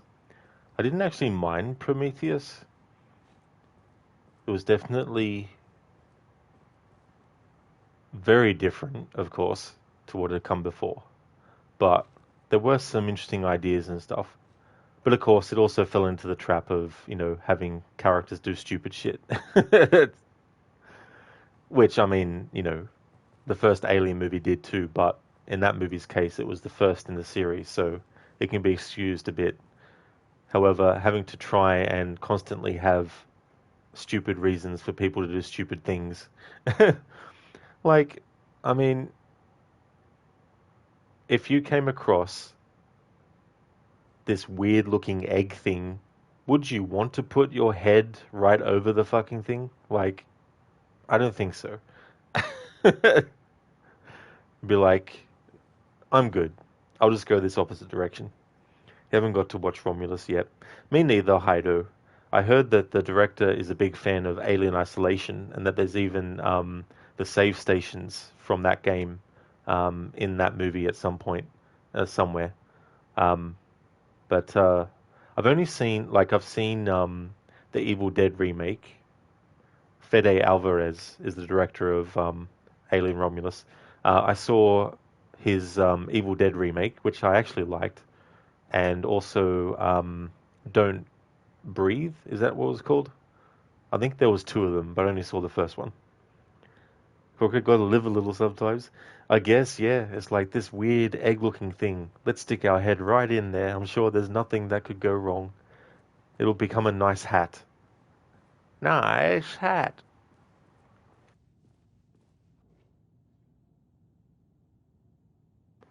Welcome to Night Spring City's Ocean View Hotel. Enjoy your stay.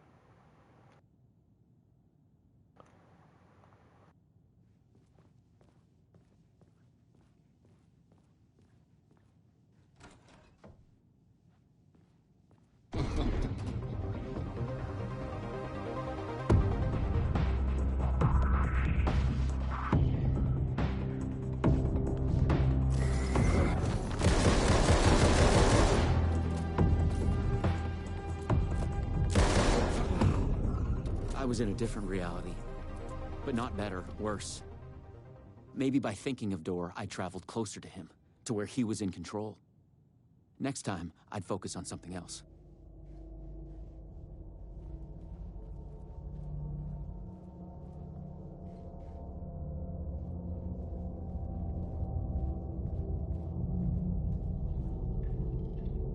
The clocks showed the way. They'd guide me through to get what I needed. Hydo, especially if the head looks like it is a mini cannon, definitely shouldn't put your head over it.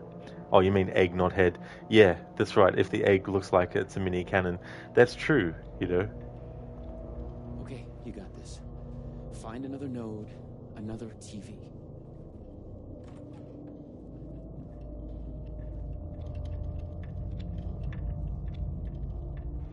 The great thing too about these DLC is they are thematically relevant to what's going on in the main game, but they aren't required to understand anything going on in the main game.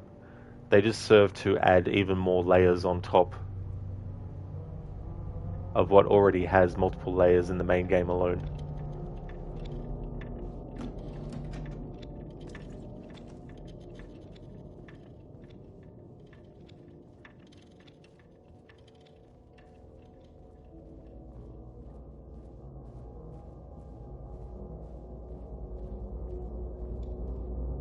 I had to find the right version of the lobby in the right time, when what I needed was there. It's always the right time to visit Night Spring City's Ocean View Hotel. Thanks to our hotel's unique time anomaly, the time is up to you. Did you oversleep? Visit our morning lobby for the never-ending breakfast buffet. Craving one of our delicious signature cocktails? Stop by the 6 o'clock lobby, where happy hour is always in full swing. Just follow the clocks to the time of your choice. At the Ocean View Hotel, the right time is only a door away.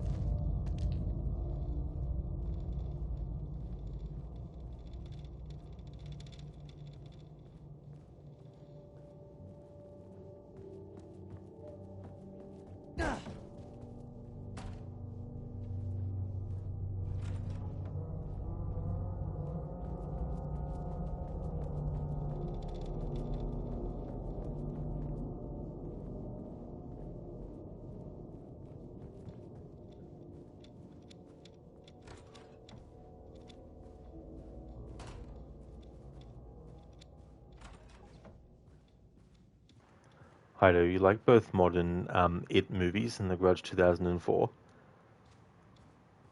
I don't think I saw that remake of The Grudge. I'm pretty sure I didn't. But I saw the original, though. But then again, maybe it wasn't the original, as in, maybe it was a follow-up to the original. Because I think there was, like, a very first Grudge movie, and then they did Ju-On The Grudge. I'm not sure how it plays out in that way, but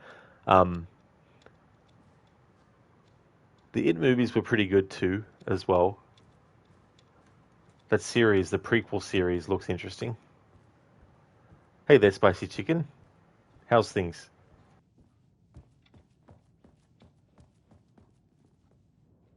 More multiverse science babble. It gave me the creeps.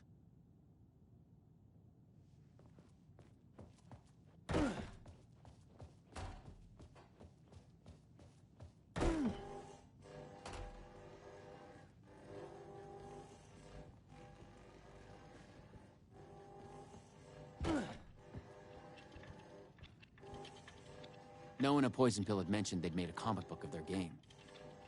But then, maybe Poison Pill didn't even exist in this reality. I was in a comic book. Funny. Time Breaker, thrilling adventures through time and space. Who is our mysterious traveler? All is revealed in the pages of the trippiest collection of science fiction stories on the stands. The secret origin of Door includes a 3D pull-out map of the Ripple Effect Corporation, the zaniest story we've ever published.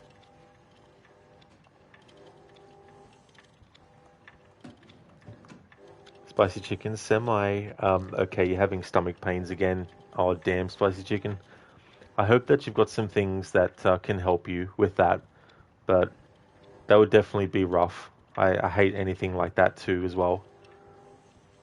It's also annoying too, the timing. Sometimes when it hits when you are either trying to get to sleep or you've just woken up, it's definitely not good at all, at any time really. But hopefully you feel better soon. A Luma Vista TV. I just needed energy to power it. I couldn't hear the thoughts of the other me, the one native to this reality. Maybe Door had killed him already. Not a happy thought.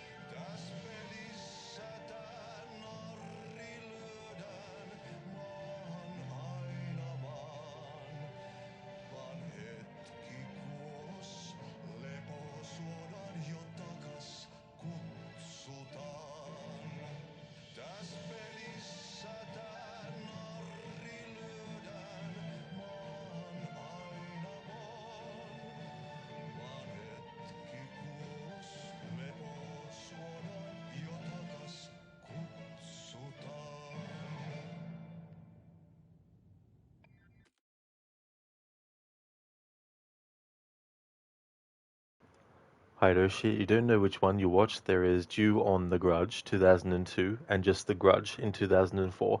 Probably should just watch both. It's been a long time and you forget everything for whichever one you watched.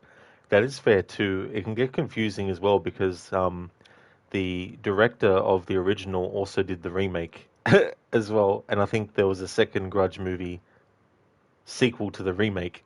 And there was 2 Grudge movies that were part of the original movies. Spicy Chicken, you can't remember a lot about yesterday rather than wanting to make caramel apples. Oh, and how did that go, Spicy Chicken? Did they turn out good? Thank you, Afro, for redeeming the Arnie impression. So you want me to say the Altair quote with the Arnie impression? Sure, Ken, since it's a short sentence, but in the future it's probably best to put it into the redeem box. What's the matter you, Altair? Biko, away from keyboard for a moment, looking at statues in Elder Scrolls Online, you're very, very tempted in buying. That's definitely fair, Biko, for sure. It's a great song, Arctic, the Finnish tango. I really like it. In this playthrough, I've tried to make sure to stop and listen to it because it is not only in the main game that you hear it, but you also hear it in this DLC, which is like an alternate reality. So I like to sort of have these threads that tie together for this playthrough. Hey there, Lucinda, good morning. Alan Wake 2 is going well. Currently doing a DLC. This is the final Night Springs one. And overall, it's the final DLC I'll be doing for the playthrough. So it's going really good. I really enjoyed this one. This is probably my favorite one out of the 3 that you can do. And main story-wise, we're getting closer to finishing. I don't know if I'll finish it in this stream because it depends on how long this DLC will take and stuff. But we're definitely very, very close to the end, though. How's things going with you? Spicy Chicken, you didn't make any yet. You were just trying to picture how you're going to do it. Oh, that's fair, Spicy Chicken. Well, I hope that you enjoy it, if you do make it.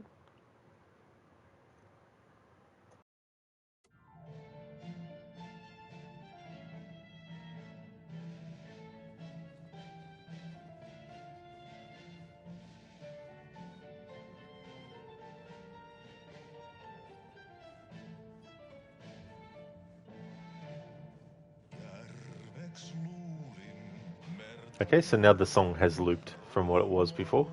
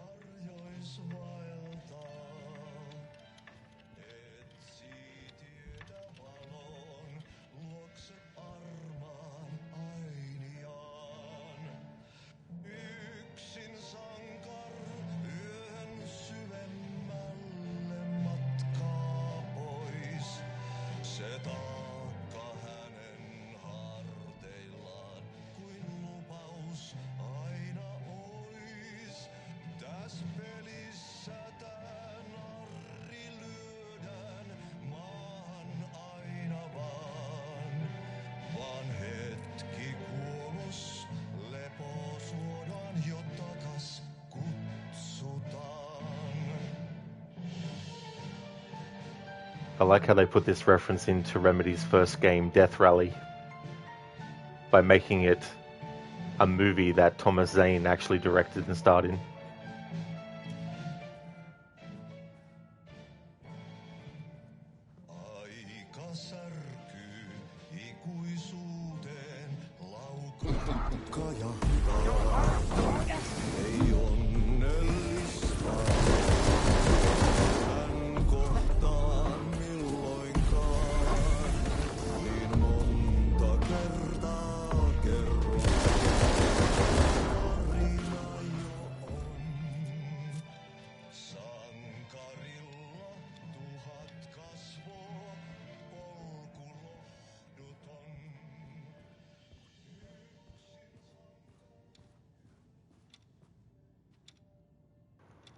Listen, they're great progress. You know, this is a long game even without the DLC, but you've been chugging along at a good pace. Absolutely. It's been interesting too to do this content when I've done it. In the future, I'd like to do this kind of thing again, not for my next playthrough I'll do, but in the future, I want to choose my own points to do the DLC. So what I would do at certain points is just exit to the main menu and then just jump straight into whichever DLC I wanted to do. Because there's actually a cutscene in the main game that would fit perfectly with having already done all the Night Springs DLC episodes. So I'm hoping that I can actually time it the next time around so I can actually do that DLC and have it all finished before that point in the main story. You're doing all right. You made it to Philadelphia-ish area, of course. Last night, you ended up taking your truck since it has cruise control, so you drove. And thank God, because you were physically struggling driving after 11 hours. That is great that you and Necro are off and away on your holiday. That's really cool. And I don't blame you, you know, for being so tired after like 11 hours. Like, holy friggin' shit. I hope you get some really good rest and get some good sleep. But that's really good that you got there. Oliver just sounds like your mother tongue. Some words are very similar to your language. Oh, that's cool, Oliver. That'd be cool to have that happen as well. That would definitely help a lot.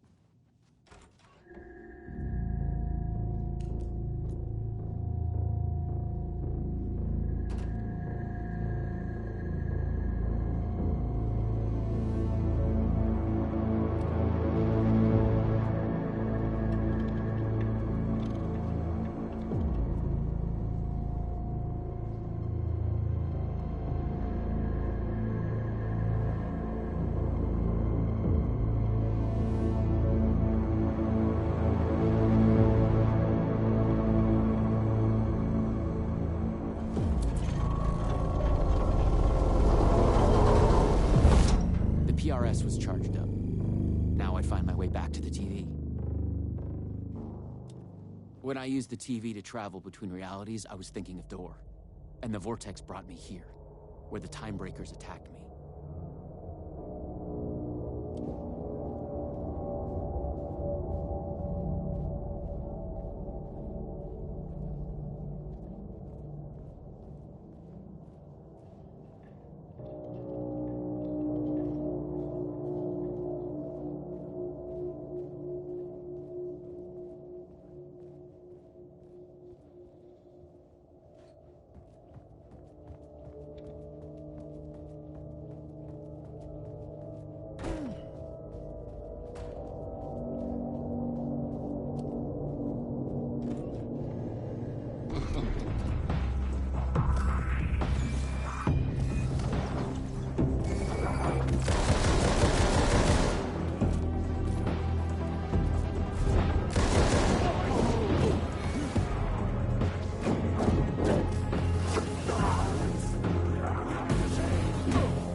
Trust me, not even I could see what the fuck was going on just now.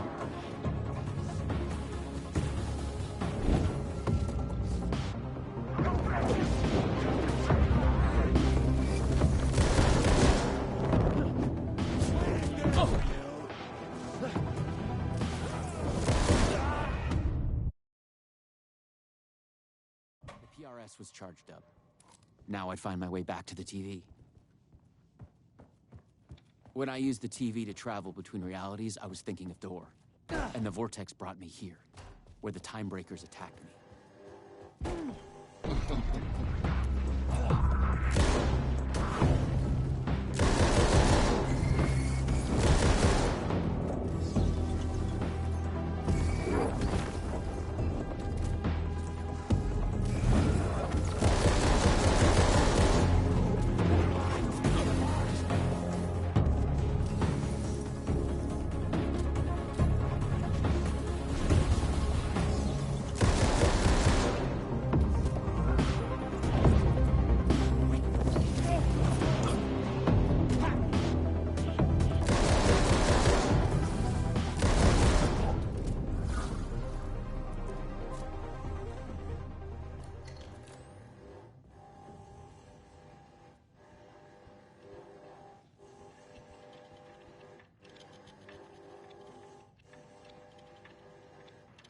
Lucinda, yeah, the last 4 to 5 hours of the trip were just nothing but trees and hills. You swear they were putting you into a trance at some points? You drove through three states, Indiana, Ohio, and almost the entirety of Pennsylvania. That would have been a bit trippy as well, to feel like you were almost going into a trance. That's good that you actually didn't. But that's a lot of ground to cover too, I imagine, as well. Like going through those 3 states. Holy shit. And almost the entirety of Pennsylvania. I can't hit what I can't see, game. Exactly. That's another problem this game has.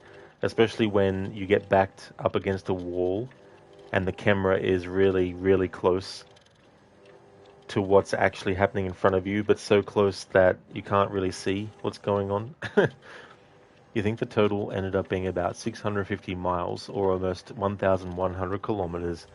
That is definitely a long trip. Holy shit, Lucinda, that's a lot. Like, it's good that you arrived there safely and everything too, as well.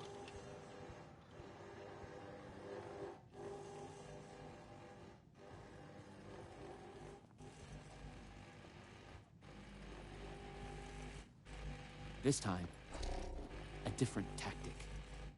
I thought about the redheaded woman. She knew things. If I could find my way to her, she could help.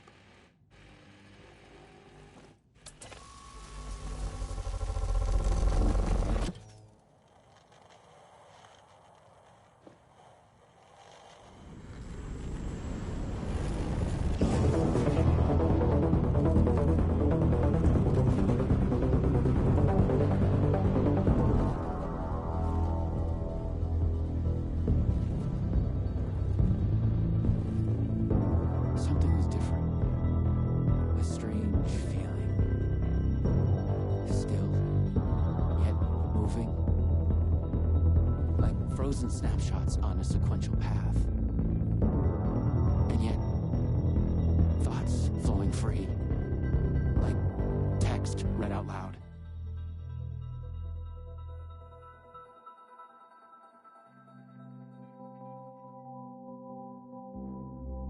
It's you. I made it. Door pulled you away.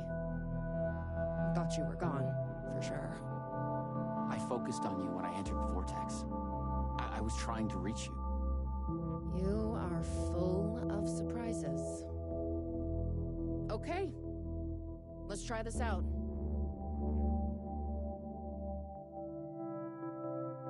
Welcome to the headquarters of the Ripple Effect Corporation. We were making a video game of the multiverse, but now it's suddenly real? Real and not real exist side by side in the multiverse. Echoes flow through it like currents in a cosmic ocean, the Sea of Night. Conceptual, fictional, real, more real than real. Many versions of us all, in hidden interaction, linked by the energies that ripple through realities. One of you is killed in an explosion of dangerous energy, and another one instead gains superpowers, and yet another one meets an alien guardian angel. In one reality, we're not even real. Or as you say, characters in a video game.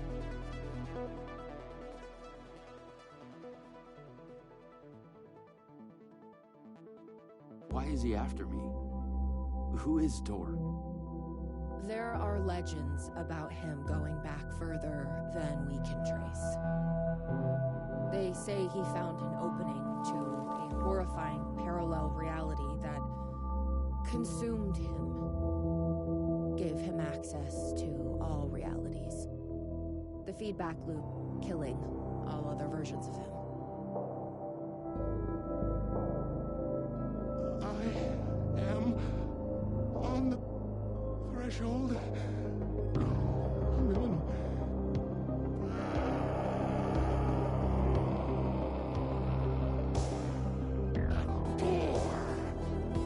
Everywhere.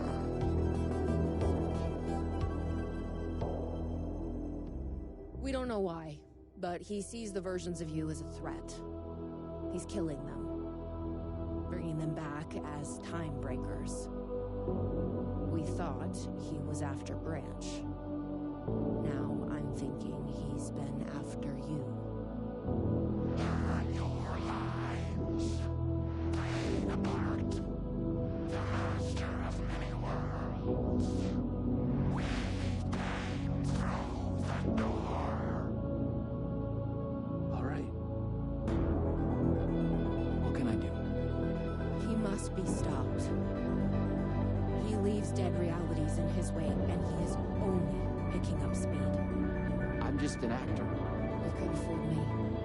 You travel through realities with greater accuracy than anyone I've ever seen. Beyond Door, even. You picked it up just like that. Finding the place that made him may be the key to killing him. That was our theory. But we could never find it. Maybe you can.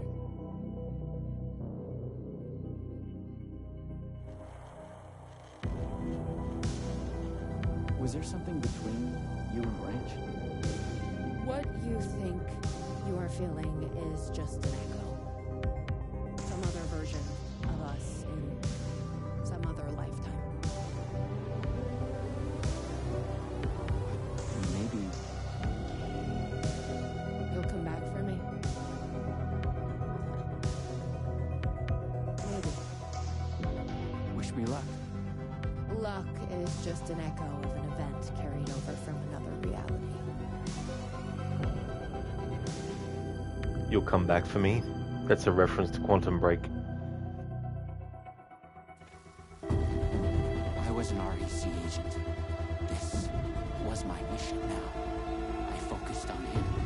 The darkness, the entropy, Tor. The master of many worlds.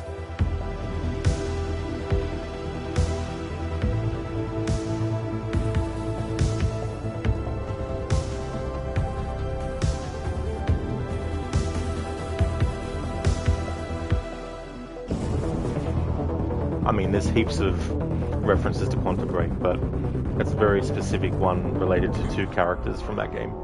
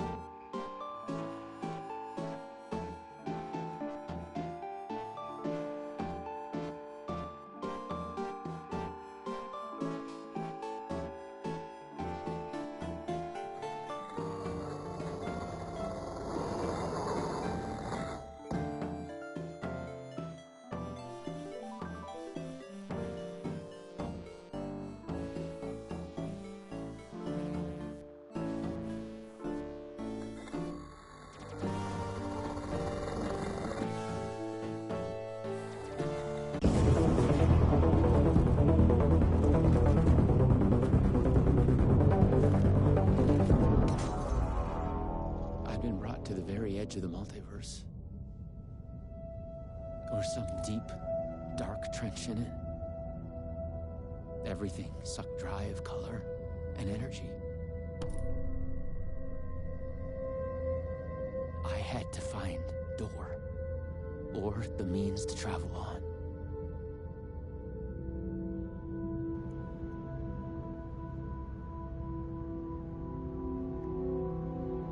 Yeah, Oliver. Pew pew, bang bang. It's funny how it goes in that style of video game. Nice one, Arctic. Nice to see you play a 2025 game for a change. I know, right? Like, the graphics in that were just absolutely phenomenal. Ray tracing? Oliver, game of the year, I tell you. Game of the century. Maybe game of the universe. Game of the multiverse.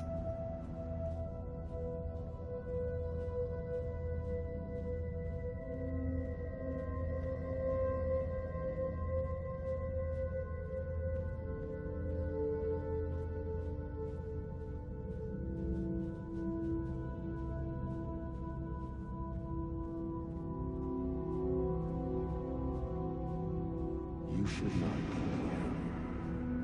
You made a mistake. Go to hell.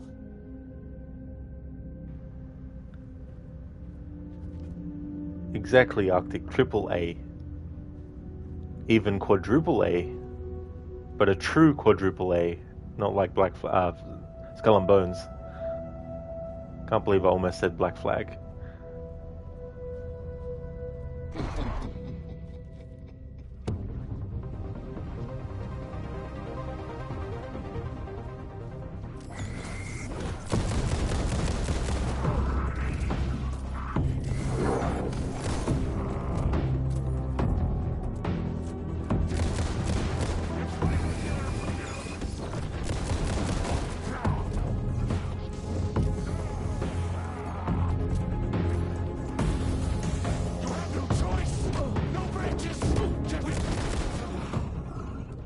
Was Door getting desperate?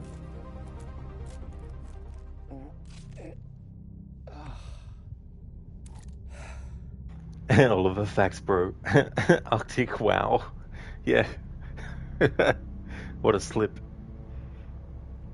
Hey there, Ogorki. How's things? Dr. Darling, Flag and Bones. Yeah, Flag and Bones. Combination.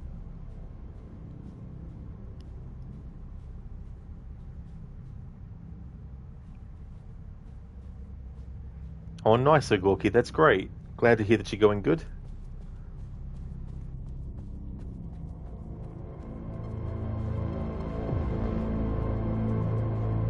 Now, if you thought the graphics of that previous iteration of the game were amazing, wait until you see the next one.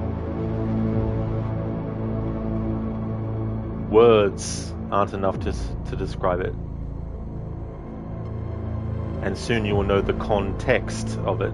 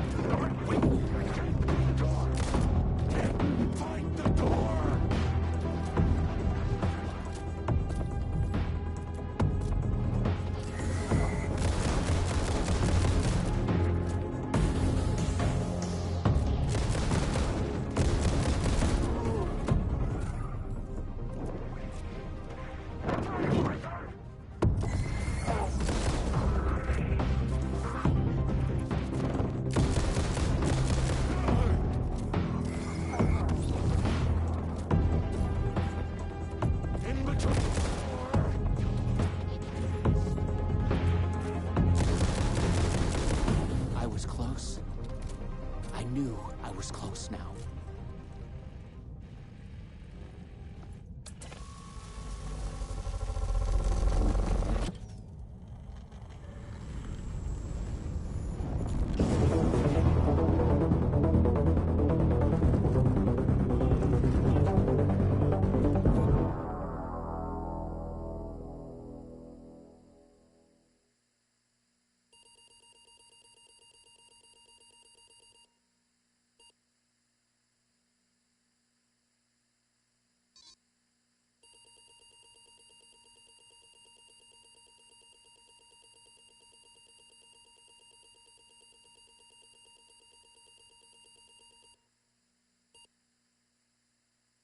Oliver, close to death. I didn't actually realize, but yeah. The reloading is so slow that I forget that by the time I've started the reload process and then I've gone to use the torch, the reload hasn't actually completed. So I'm like, I'm going to shoot now, and then the game's like, hang on, wait, I've got to do the first thing first.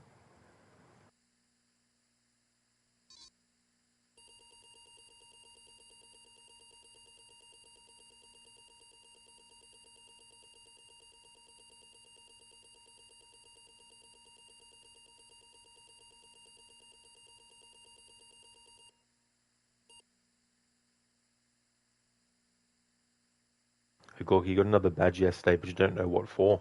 Oh, interesting, yeah. It's so funny because, like, when they introduce new stuff on Twitch, it doesn't mean that everyone's going to know that it's a thing. So random things can seem to happen. You're like, oh, hang on, what's this?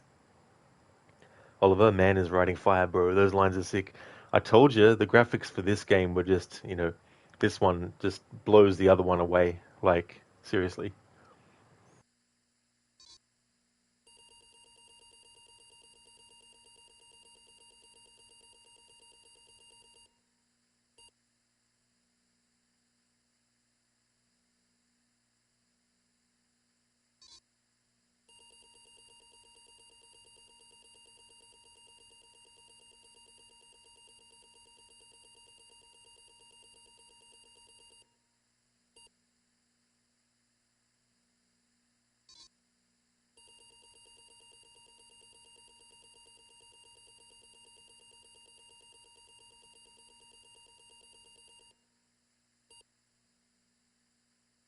Oliver, truly mind-blowing. It really is.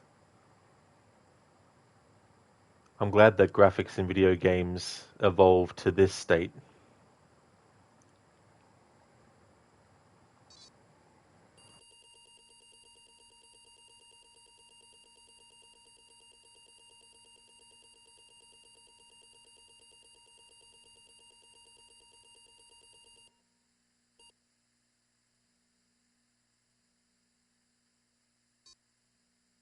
Oliver, incredible that we get to witness such greatness in this day of age. I know, right?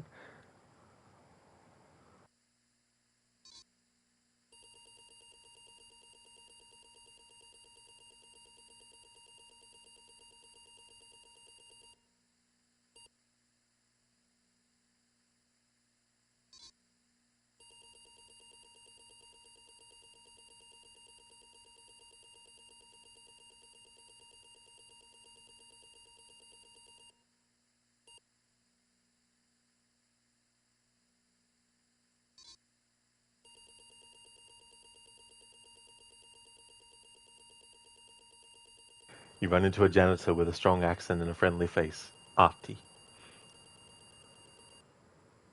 Oliver, incredible that we get... Oh, I already read that. Whoops. They speak of the multiverse. They do. Which multiverse are we in now? I wonder.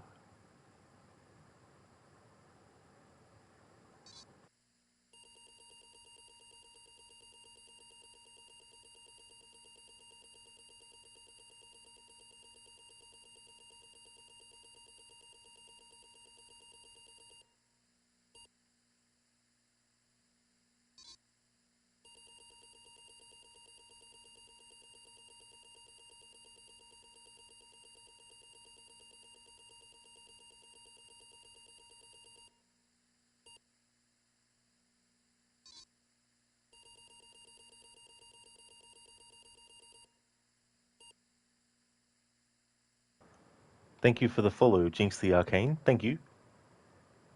Oliver, how many verses can we multiply? Oh, I don't know about that, Oliver. That's mathematics. We don't do that here in this multiverse.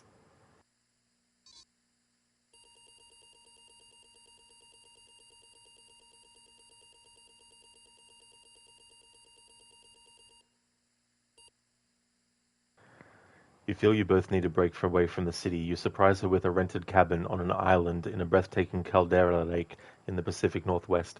You tell yourselves you can rest here. You think you can be happy here. Jinx the Arcane, what the hell are you reading? This is part of the Night Springs episode, Timebreaker.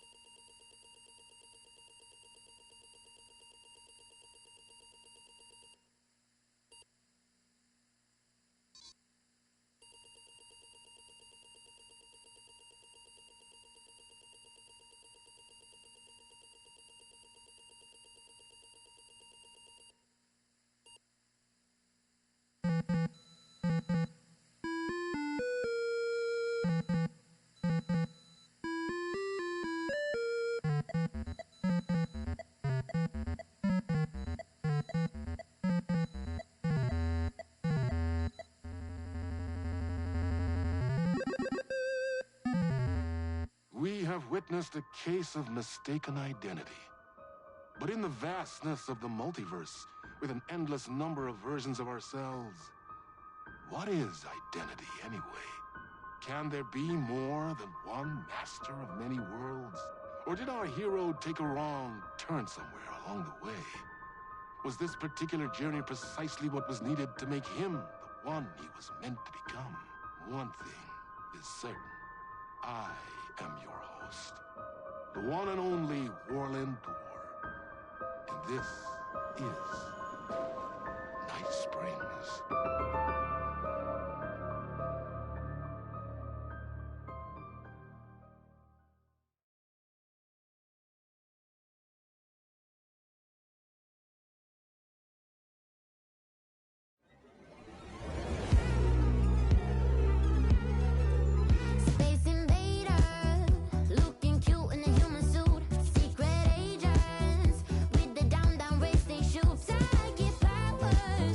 Hypnotize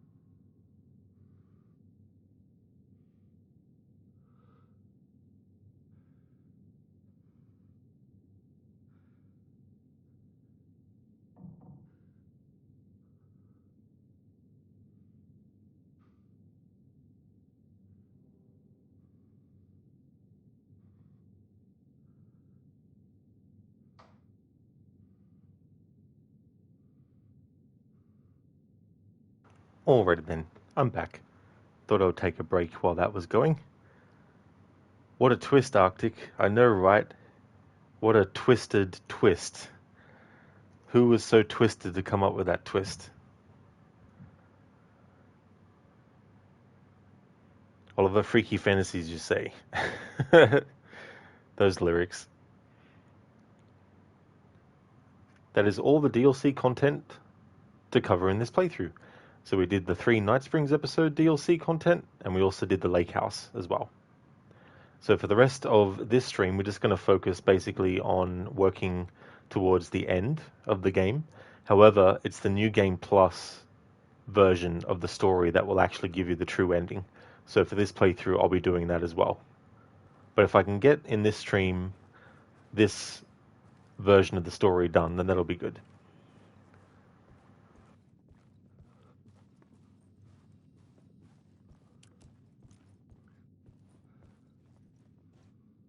Something told me Zane wouldn't be happy to see me this time.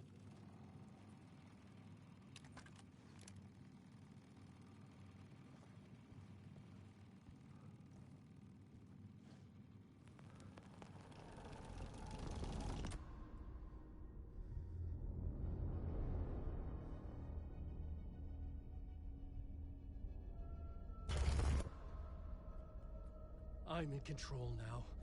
The second you try anything, I will shoot you in the head.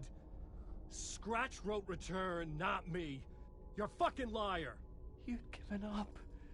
You stopped writing. You said it was too dangerous, that we didn't deserve to get out. And then he showed up. Scratch. He promised to write. To get me the hell out of here. He was magnificent. A visionary. I mean, it was art.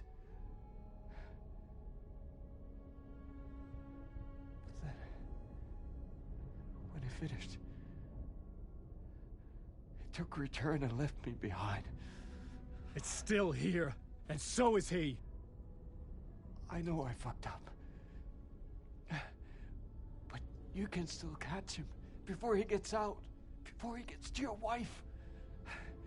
And when you get to him, don't hesitate. Kill the bastard for what he did to us. There's a murder site in my cinema where my film Nightless Night is playing.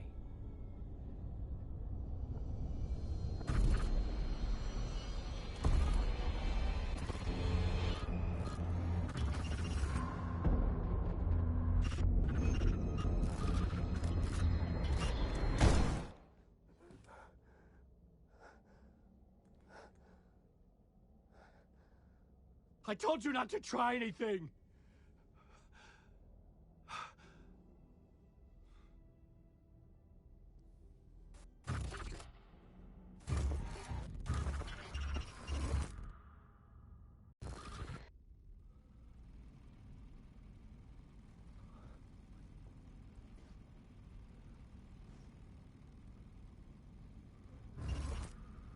Oh, mercy.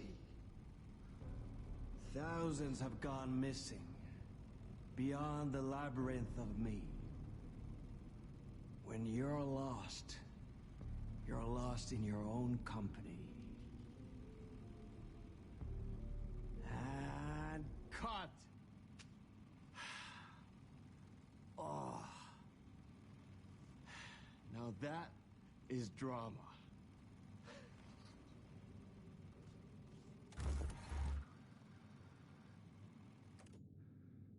What the fuck?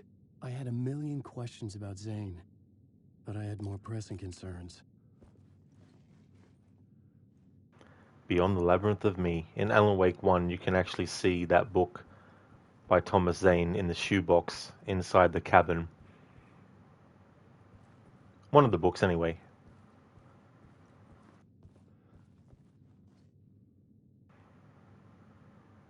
Wake is back. He's back from the dead. Now that he's awake, everyone else will suffer.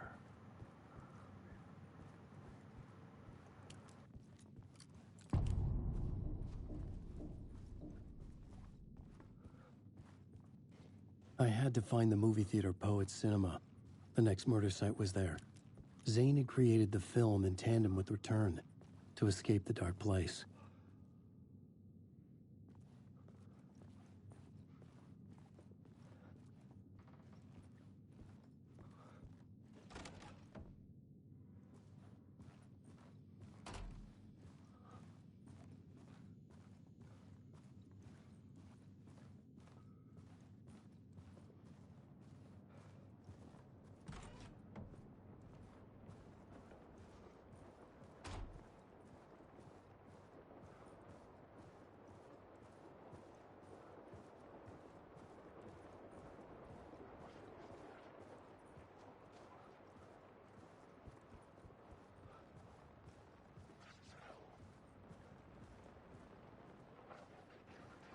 The name of that movie, Nightless Night, you can actually watch it. I don't know how long it goes for, but it's definitely not like an hour long or anything. It's a short live action movie that you can watch.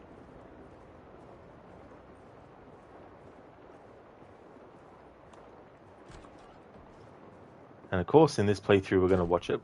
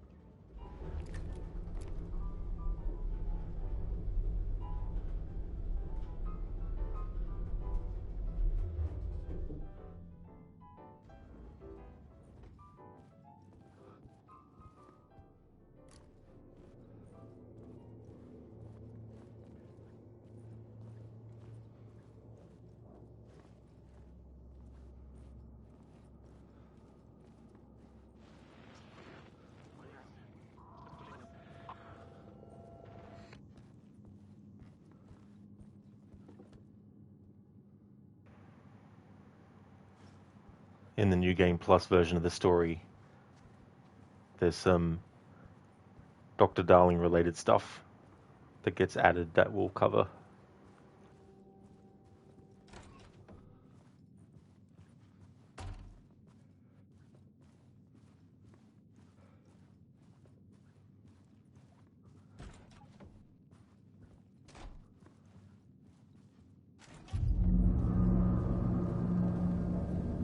I could see the searchlight beams of the movie theater on the far side of the plaza.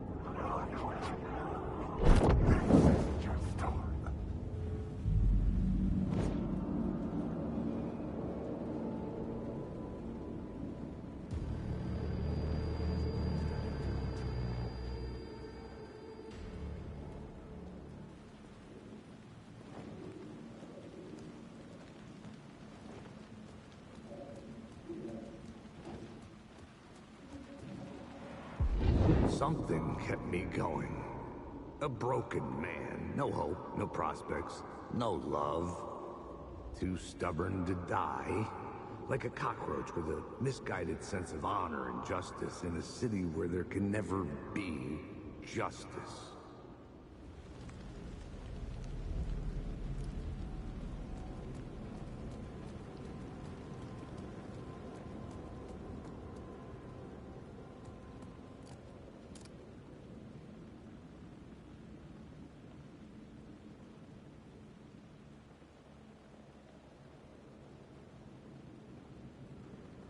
Of course, this movie, Nightless Night, has a lot of things that echoes and mirrors what's going on in the main story as well with Alan.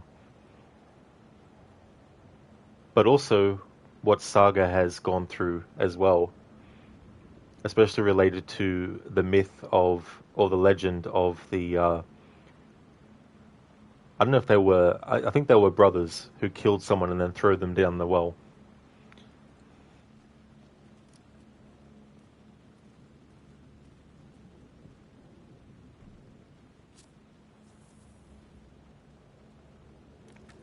Please enjoy the film, sir.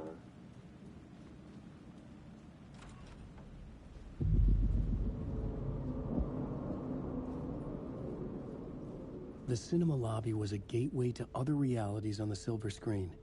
I could set a scene here.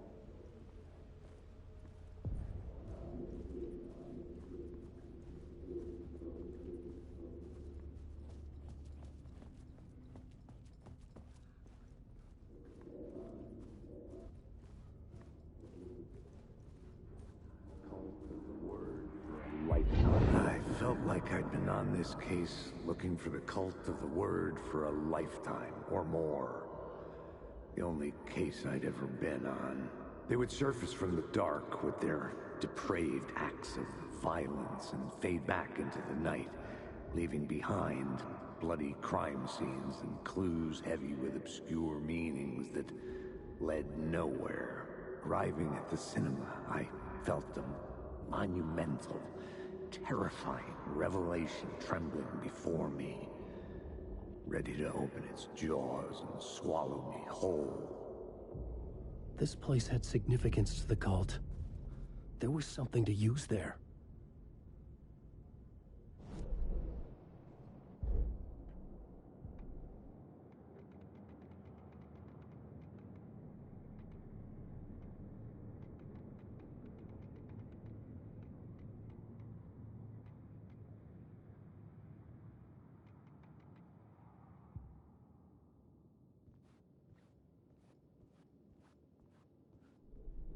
The main event was the murder. I had to find my way to it.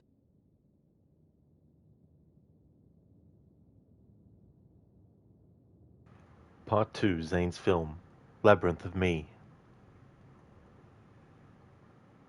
Zane had lied to me. Scratch wrote return. Zane was a liar. He had secrets. He knew where the murder sites were. I'd make him tell the truth. Zane had worked with Scratch, but Scratch had left him behind.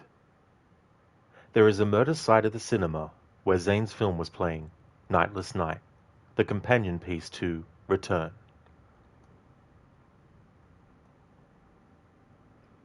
Nightless Night. Casey would lead me to the murder site. I found more visions of inspiration to write a new Casey story. It needed to be darker to get me there.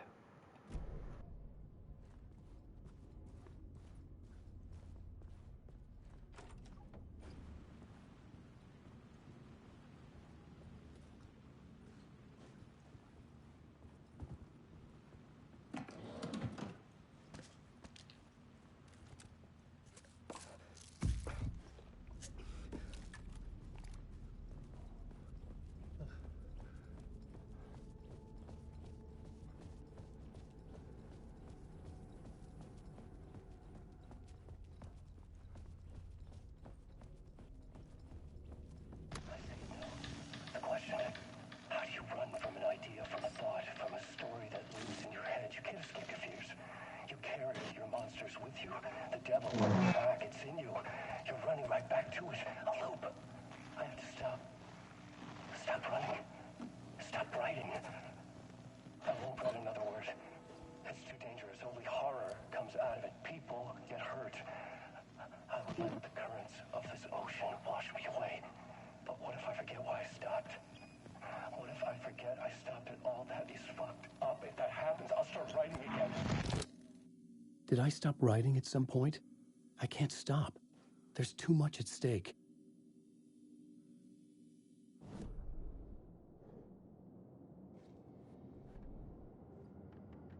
I see it now. The question: how do you run from an idea, from a thought, from a story that lives in your head? You can't escape your fears. You carry your monsters with you. The devil in your back, it's in you. You're running right back to it. A loop. I have to stop. Stop running. Stop writing. I won't write another word. It's too dangerous. Only horror comes out of it. People get hurt. I will let the currents of this ocean wash me away. But what if I forget why I stopped? What if I forget I stopped it all? That is fucked up. If that happens, I'll start writing again.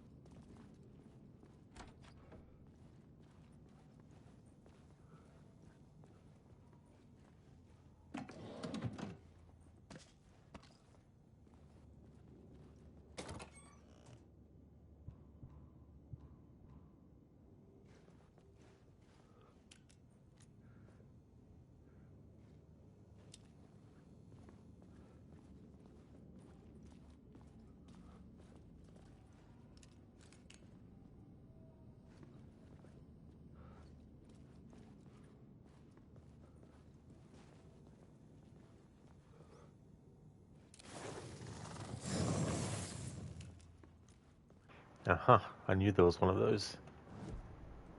Somewhere in there.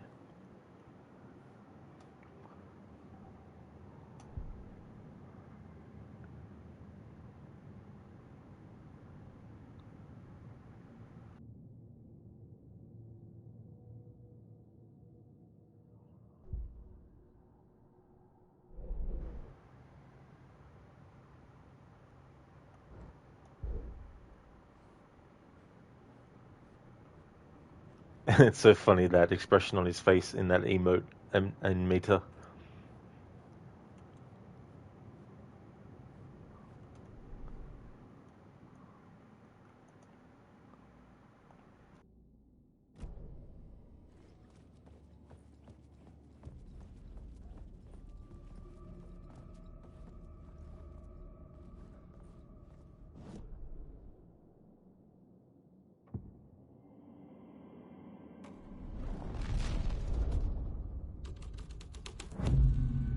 The first step toward the murder site. I was making progress.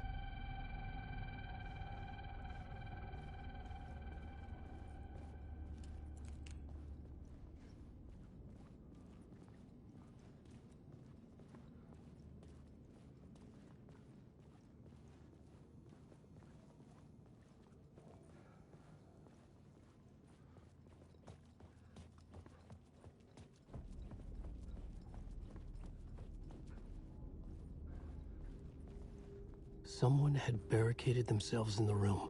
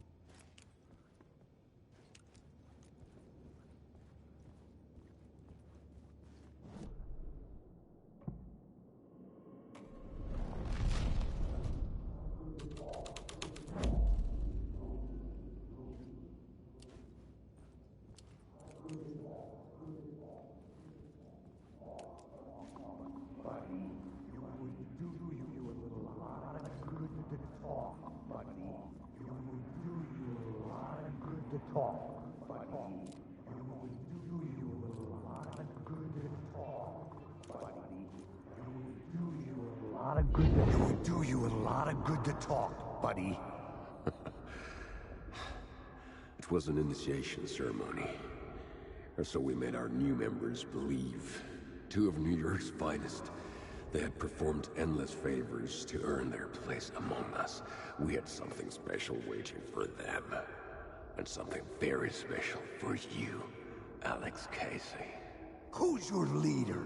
Alan Wake? Scratch? Zane? Give me a name! You will meet him soon enough. There was no end to the corruption. It fit the genre, so I'd use it.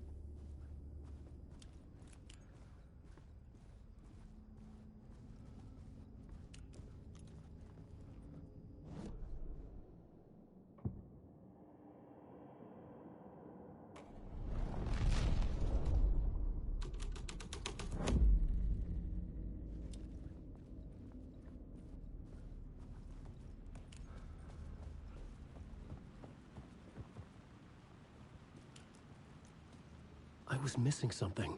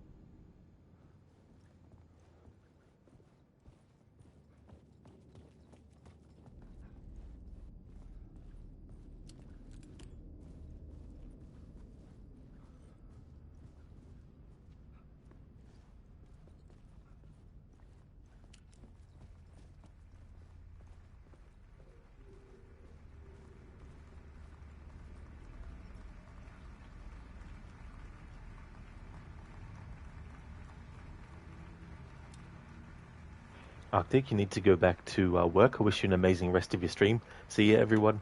Thank you so much for being here and watching and chatting, Arctic. That's definitely understandable. I hope work goes well for you.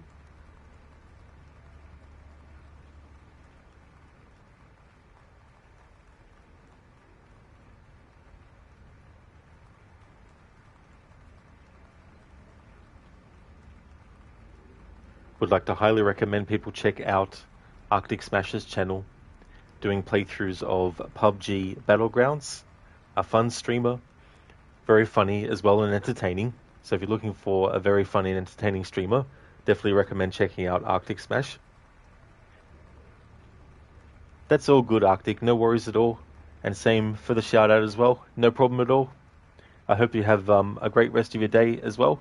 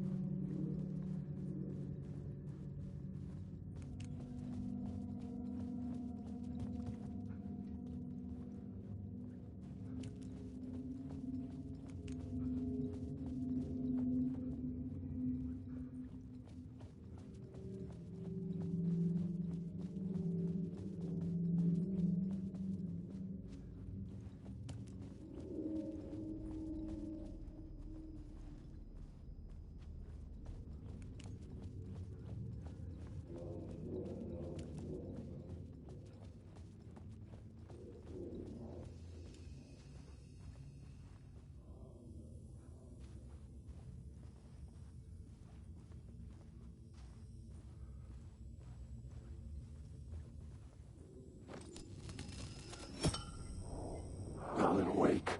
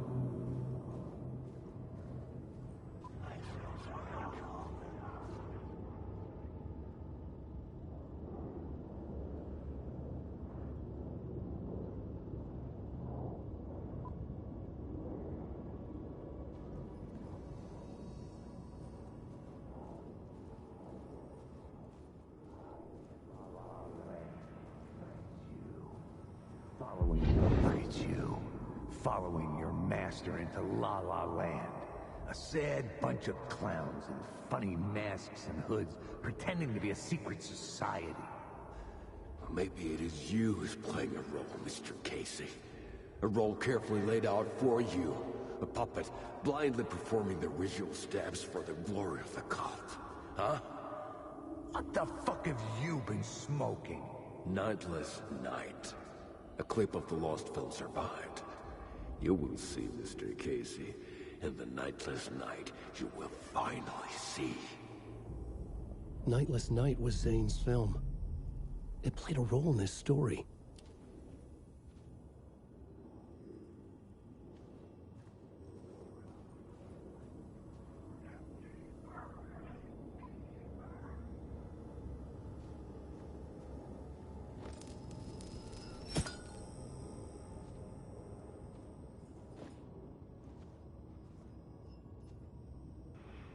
The heat of the murder was like a crown burning on his brow.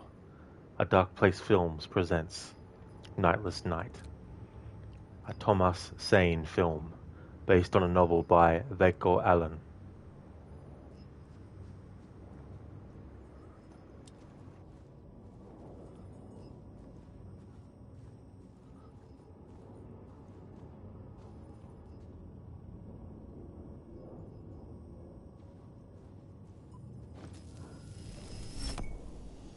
Oliver, you're going to go now too. You got to train some arms.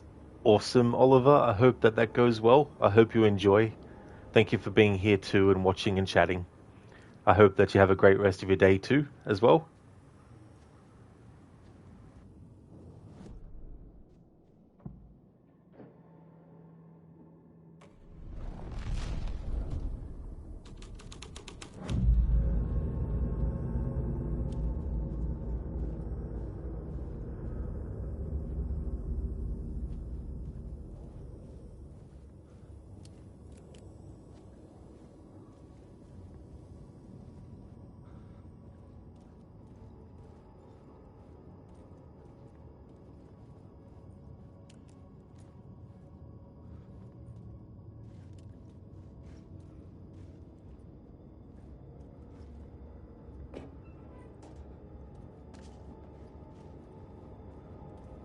The cops had gotten their 15 minutes of fame with the cult, and it had been a scream.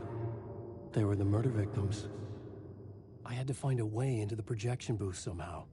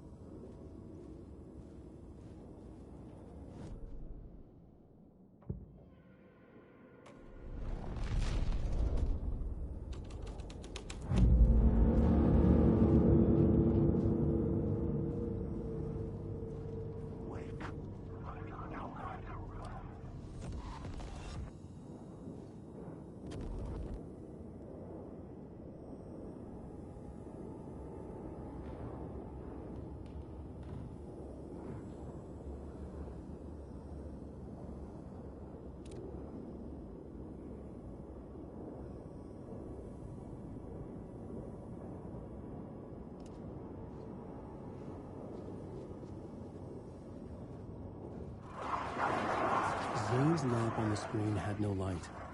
I could transfer the light in my lamp to his.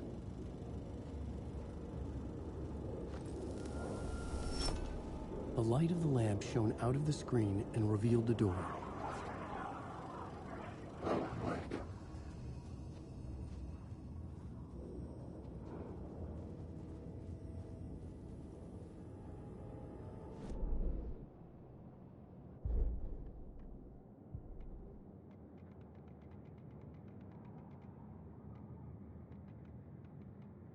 Look at you, following your master into La La Land. A sad bunch of clowns in funny masks and hoods, pretending to be a secret society. Well, maybe it is you who's playing a role, Mr. Casey. A role carefully laid out for you. A puppet, blindly performing the ritual steps for the glory of the cult. Huh? What the fuck have you been smoking? Nightless Night. A clip of the lost film survived. You will see, Mr. Casey. In the Nightless Night, you will finally see.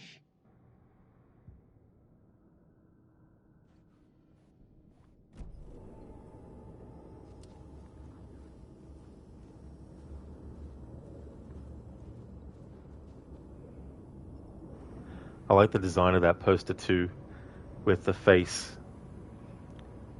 and also the windows as eyes for the face. It also reminds me of those very sort of like, I mean, they probably can do them now, or they might do them now, but it reminds me of like old, 70s or 80s horror movie posters where they would do, concepts like that. Now it's pretty much just, put the actors' faces on the thing.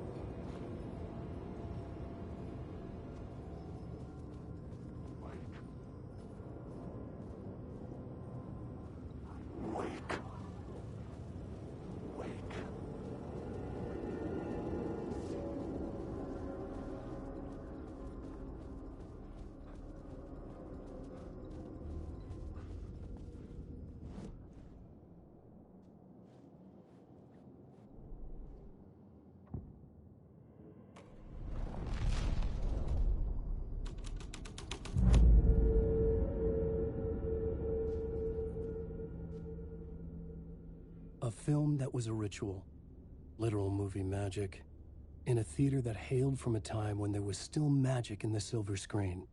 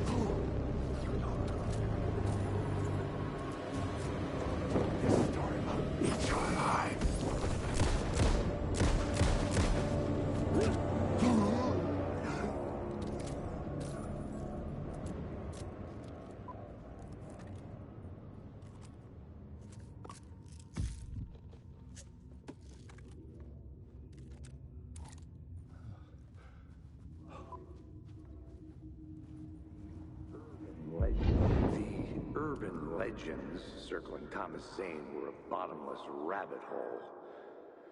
I'd done some digging. To film freaks, he was a mythic auteur in the art house cinema. A rising star coming to America from Finland. But he only created one film. Tom the Poet, before he went missing, mirroring the vanishing of the main character in the movie, played by himself. The biggest mystery was around his lost film, an early work made in Finland, Nightless Night, rumored to have mystic properties. Some claimed it was a snuff film, that the ritual murder in the film was an actual murder. There were no known surviving copies, but the cult chased it as if it were their unholy grail, just like Wake's books were.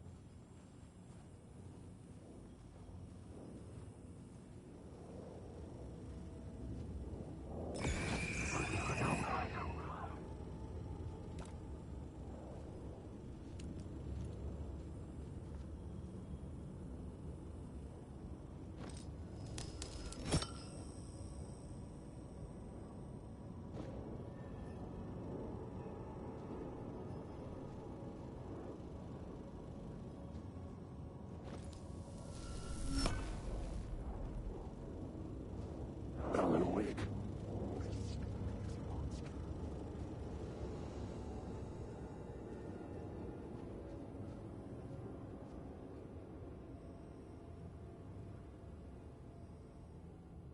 Just need to double check something for a moment. Be right back.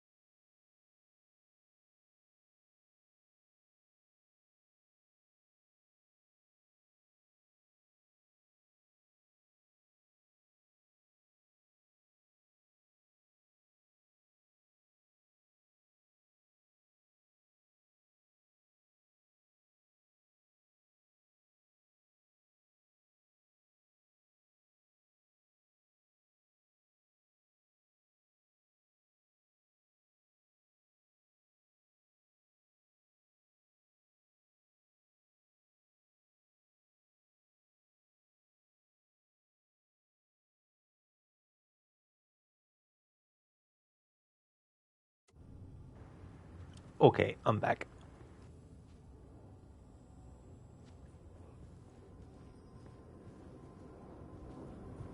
Mike.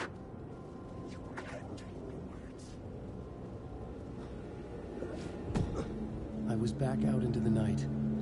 The seedy alley away from prying eyes was a good scene for dark deeds.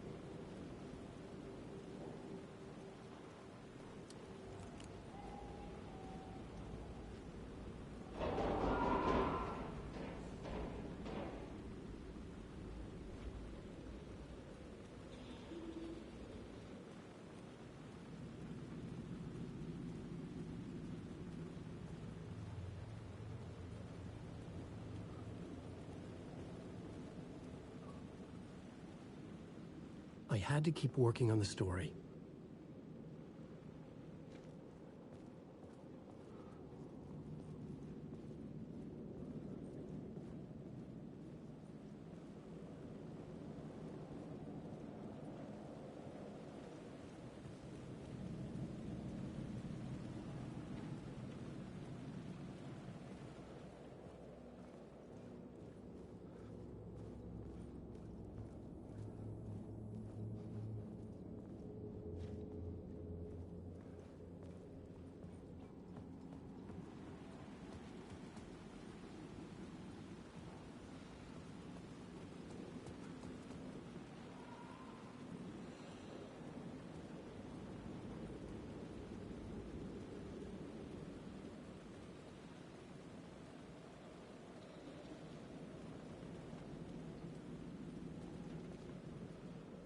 I should look at the plot board, keep the story moving.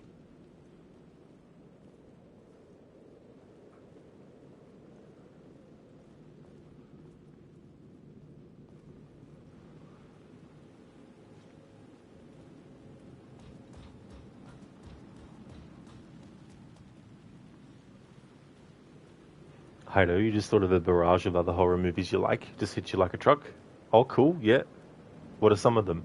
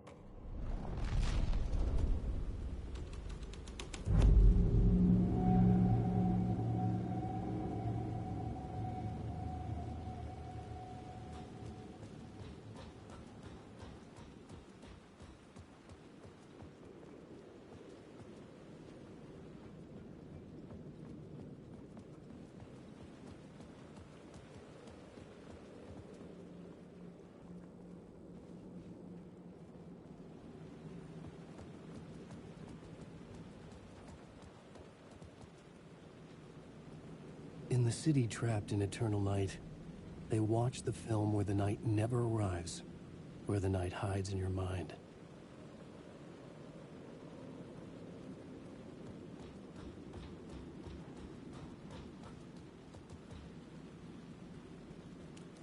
Hido, friend request 2016. This is one that is top spot in your list. It's about a girl who goes to school. She gets friended by an unpopular girl and she grows a very unhealthy obsession with her and gets rejected. She kills herself and goes after her and kills her friends as a ghost in very gruesome ways. That's an interesting way to do a slasher movie as well. Kind of reminds me of movies like Final Destination, where it's like a slasher movie, except it's not some kind of like human or humanoid or even monster that's actually killing you. It's just some kind of like entity. And so definitely haven't seen that movie though.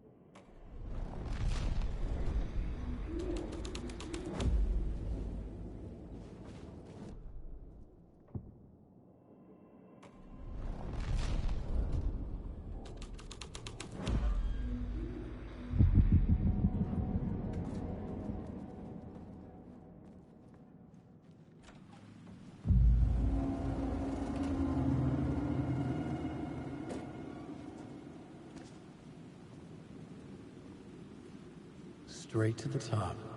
The dirty cops looked down on the city. Their city. They had committed repulsive deeds to get there. They told themselves it was worth it. I do really like it because weirdly movies you'd seen as a kid stick with you and you really like them. There's definitely things that leave an impression as well and become very memorable too.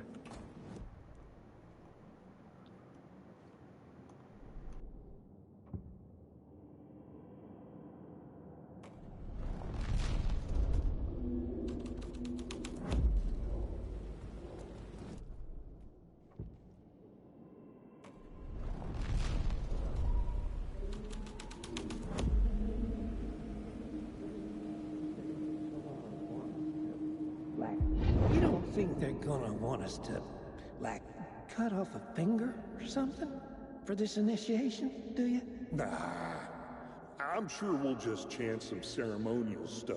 Nothing to it. Well, it's about time. We paid our dues. Made plenty of their problems disappear. Dumped all those nobodies down that chute. What we did or didn't do, it's all behind us now. We're going straight to the top, partner. Yep, like we died and went to heaven.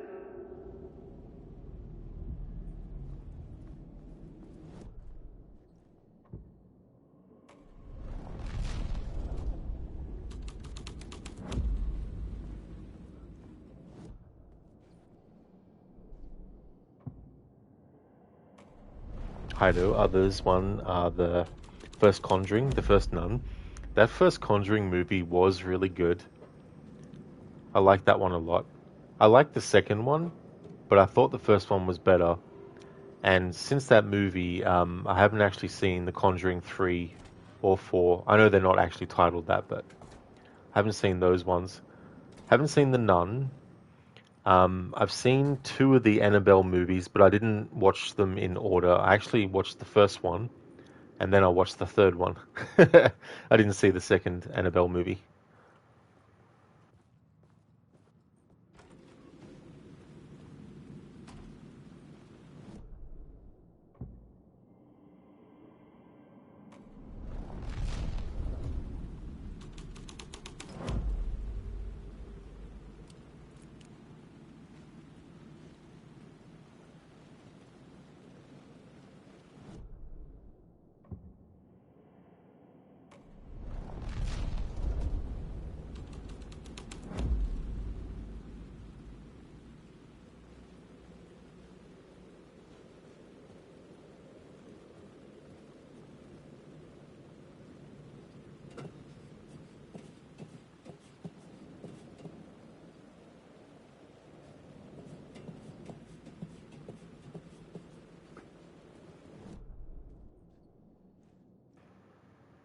Red rum.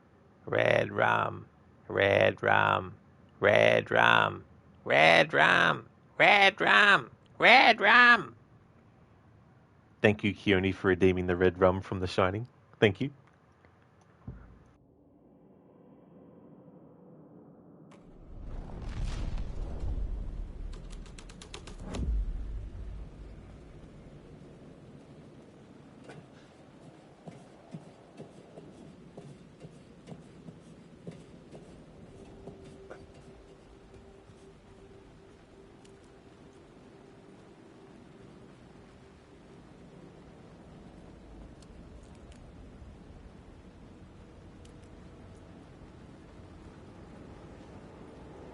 Heido, you want to check out the second Conjuring, the Nun 2 and the Annabelle movies?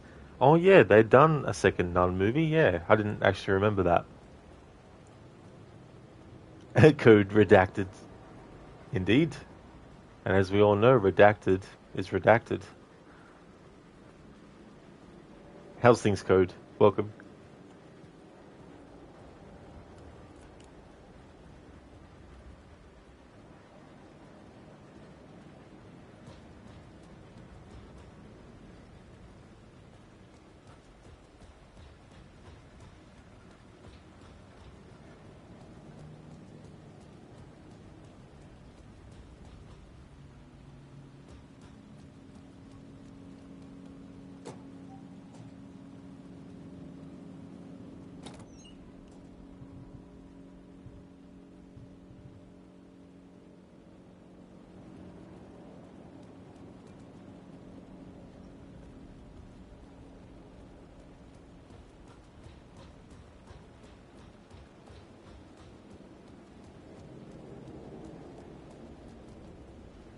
Code, again, a slight food coma. Another food coma, yeah. Hey, as long as you enjoyed the food. Heido, you'd seen Annabelle Comes Home, but it wasn't really scary.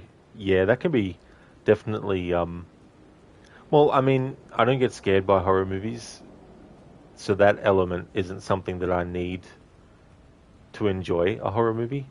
But if you are someone that does like to be scared, and it doesn't do that, then that's understandable if it's not a good horror movie in that sense then. What I really like is atmospheric stuff. I really like stuff that messes with your head as well. Psychological horror is probably my favorite kind.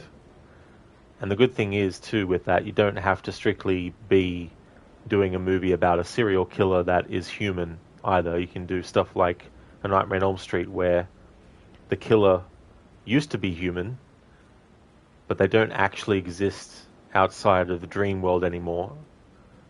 And they can kill you in your dream and then you die for real. And that concept has a lot of psychological horror attached to it.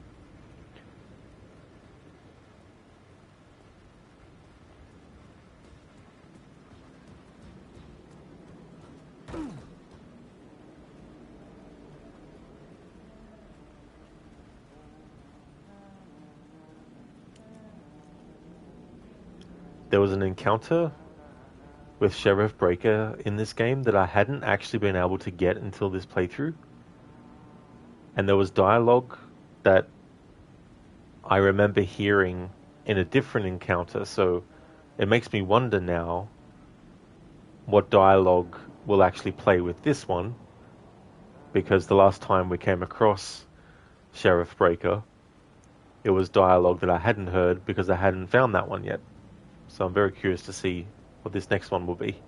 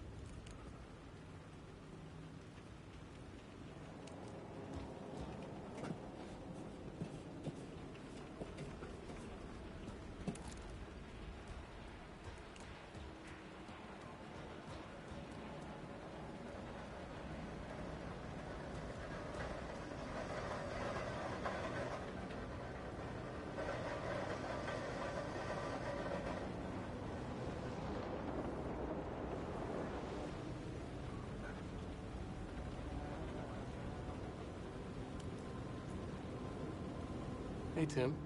New map, huh? Yep. Like, I've never been to New York, but I can tell you that this ain't it. I heard you humming again. Yeah, I can't get this song out of my head. It's a real earworm. I hear it in my dreams. I know that song you keep humming. It's the theme from Night Springs. That old sci-fi show? Sci-fi horror anthology. I used to write for a long time ago. Like, it sounds a bit nuts, but I think the song is connected to Door. Or it's my subconscious telling me that this is all pretty out there.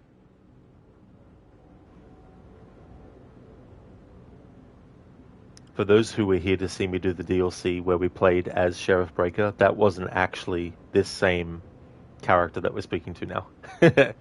It's just another version of him in a different reality. Heido, you rewatch some horror movies, but it's a bonus if it scares you on the first watch. The story is so pivotal in horror movies, they won't be remembered if it's bad like it all. Some movies, though, are so bad that they get remembered. Because they just have so many like terrible things in them that you can't help but remember them. But then there are ones, of course, that will just fall into obscurity as well.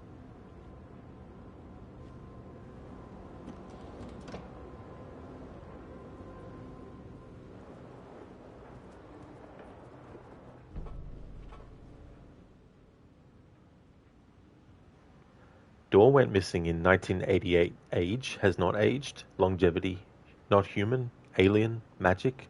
Uncle Frank would have known more, but he is dead. Not his real name, hidden meaning. I was at the morgue. I was about to give the evidence to the FBI. Door transported me here, to this dream reality. Why? The red-headed woman, connected to Door? I know her. Where do I know her from? Her identity changes, connected to polyhedrons. She will come for me? What is this place? A dream? Feels like it. Not real. No place, every place. All places? Any place. Now New York, not New York City. A way to other places, a nexus. Is Door the gatekeeper, or trying to get somewhere? Everywhere? Door, gate, portal, port, opening, access, window. Hatch? Perhaps? Who, where, why? Motive? Why me? Facts, missing time, no memory. Until now. Have I always ended up here? Will I forget when I get out? Abducted? Aliens? Door? UFOs? Polyhedrons. Dreams? Me, but not me. Others I know, yet they are different. The red-headed woman. Dr. Darling, it makes me wonder who's in on this. Lim? Tai Yong? The government? Fucking aliens? Shit. What are they planning?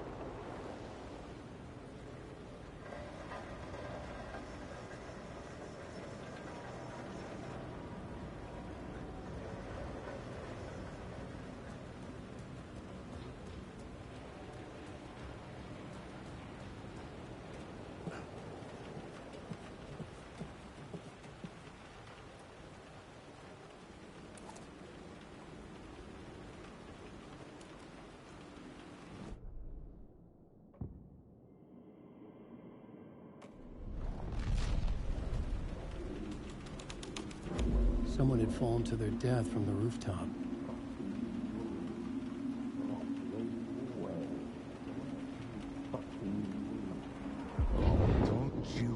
fucking move, or I'll blow you away. You got me, Mr. Casey. I'm all yours. Go ahead. Ask that burning question in your mind. How did you do it?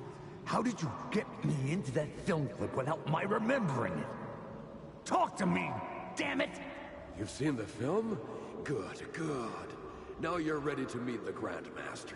He's waiting for you in the projection booth where everything will be revealed, where he will project a new reality onto this one.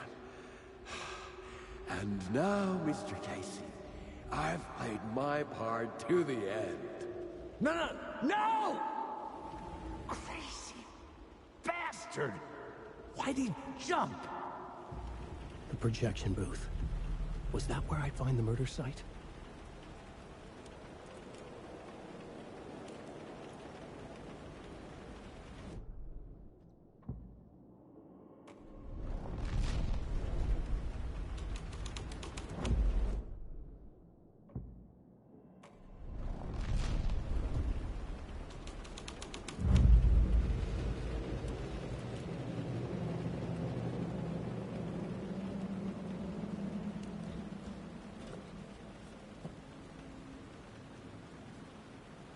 Code tomorrow is some garlic potatoes and that boar meat drowned in cream and herb sauce.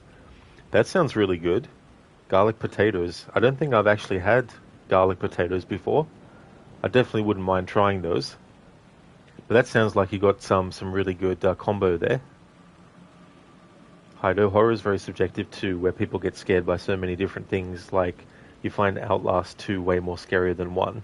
1 wasn't scary for you. You do not find humans scary because they are just other people with the same form and opportunities. In Outlast 2, though, the enemies look non-human.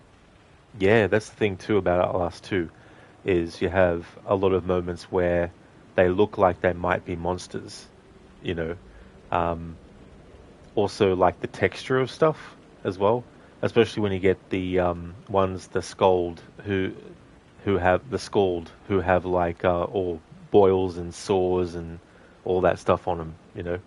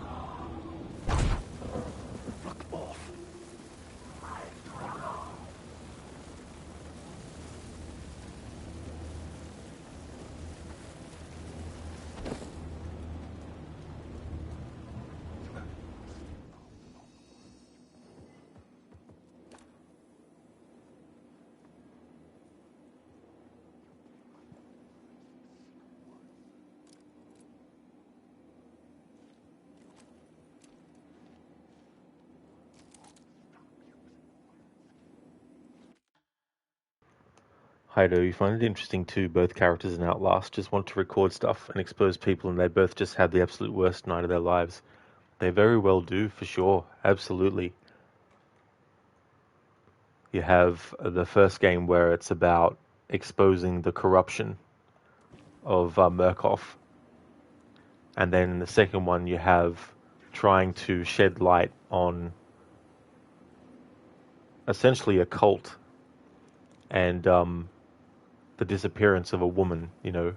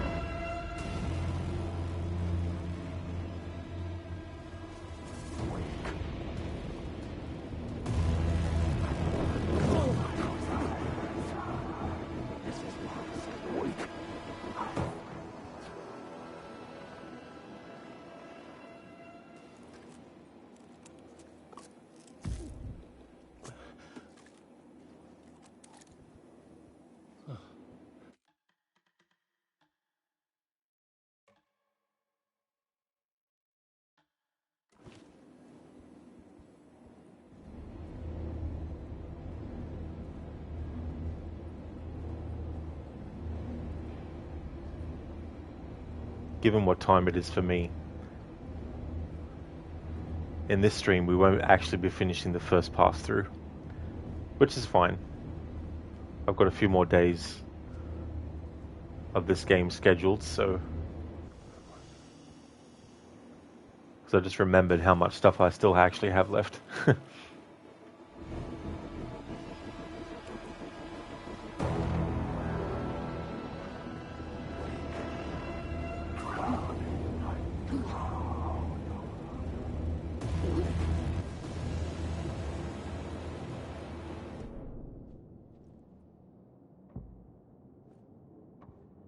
I couldn't add a new element from here.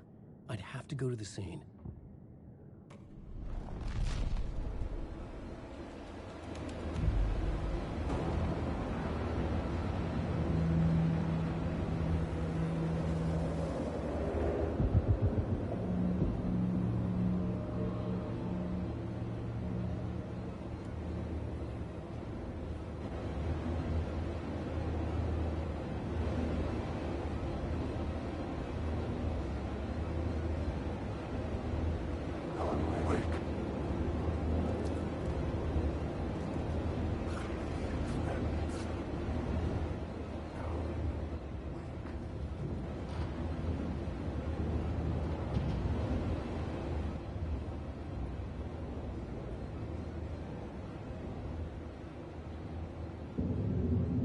found myself in a maze of film equipment. There had to be a way to the projection booth from here. Thank you, Ogorki, for making a clip.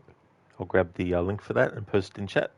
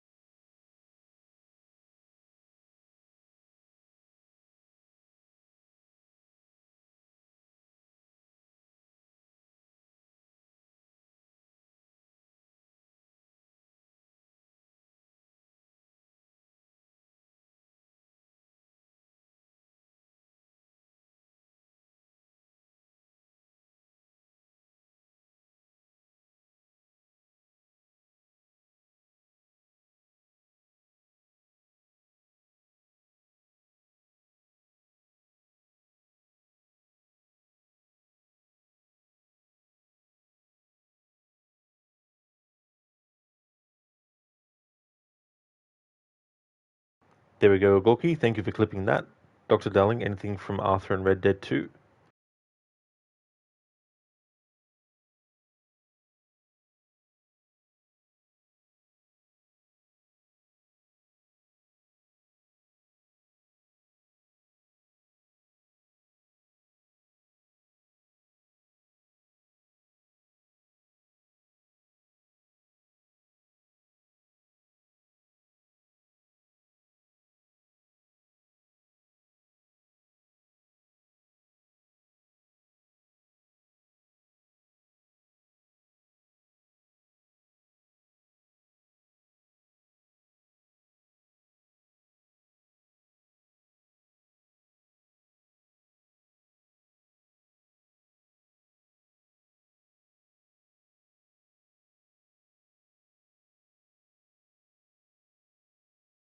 Okay, so I've got one. Either you got a lazy eye or a lack of respect. Which is it, boy? I ain't got no lazy eye, no respect for the likes of you. Or maybe when your mother's finished mourning your father, I'll keep her in black on your behalf. You think on that, boy? Well, maybe you shall, sir, and maybe other events will transpire. You'd best stick to them books, because mark my words on this. Vengeance is an idiot's game. Thanks for redeeming that, Dr. Darling. Heido, you pick and choose so carefully with your horror media you play or watch. For horror specifically, maybe because you don't feel like wasting your time or you want it to be something you find interesting. Oh yeah, absolutely. Yeah, I have to be in the mood for something to watch or play, to actually play or watch it. I can't just force myself to. Goat also got new Christmas coffee, vanilla, cinnamon, and apple. Oh, very nice. I wasn't alone.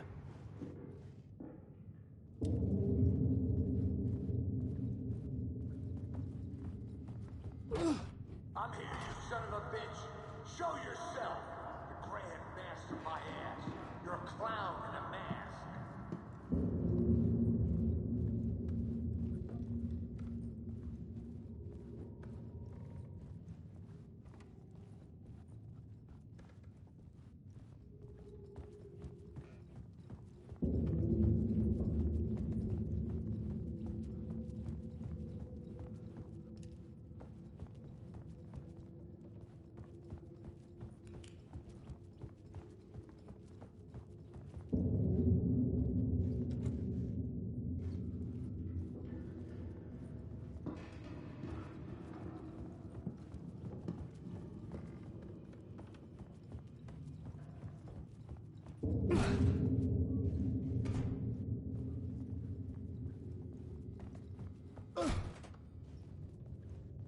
I was back where I started. A loop within a loop.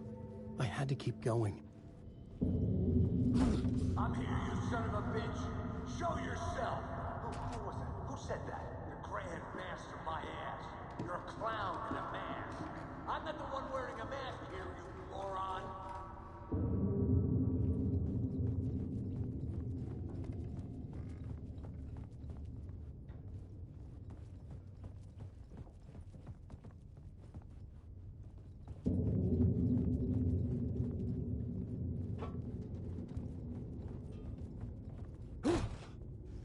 The Casey in the story was losing it. I wasn't far behind.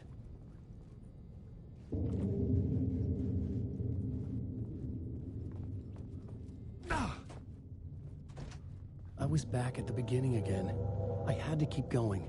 Find a way to the murder site. I'm here, you son Hello? of a bitch. Hey! Show yourself. Who was it? Who said that? That's a real clever trick, asshole. You can run, but you can't hide. The Grand Master my ass. You're a clown in a mask. I'm not the one wearing a mask here, you moron. Why don't you come here and say that to my face, buddy? Then we'll see who's the moron.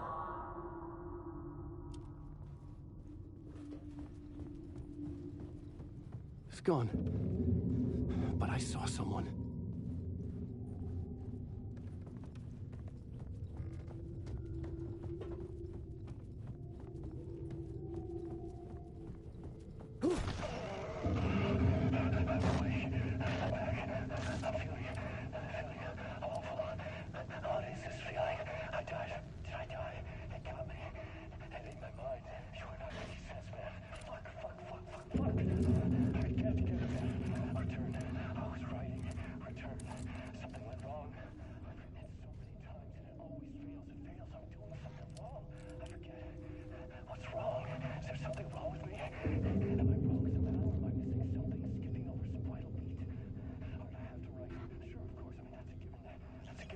Departure, that worked.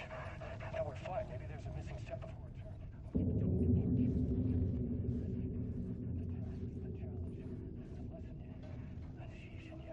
I haven't written that. To master this place, to set things up. Can't go to return before initiation. That's right. That feels right. Initiation. I have to write initiation.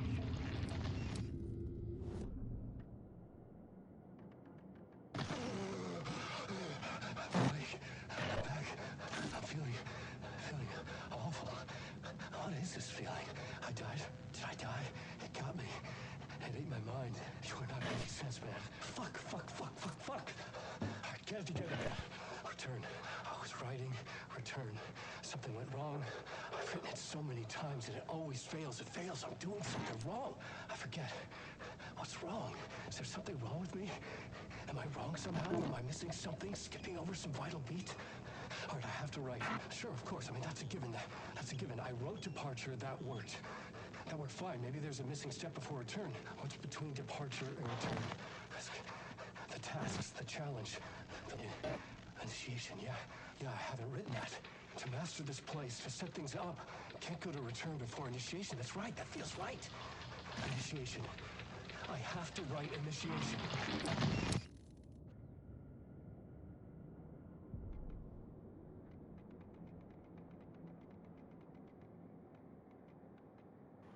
Haido, what's your opinion on the Outlast games? I've only played the first two. I haven't played Trials, but I really do like the first two a lot.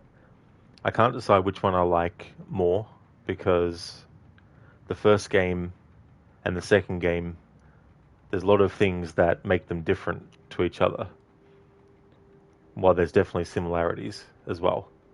But yeah, I like all the psychological horror stuff of Outlast 2. And I also like the more sort of like haunted house kind of like, you know, jump scares around corners, sort of like intensity of running away and all that kind of stuff of Outlast 1 as well. Outlast 2 also has that too, but there's also a psychological horror element that Outlast 1 doesn't really have. The trying to get under your skin, trying to make you question what's going on.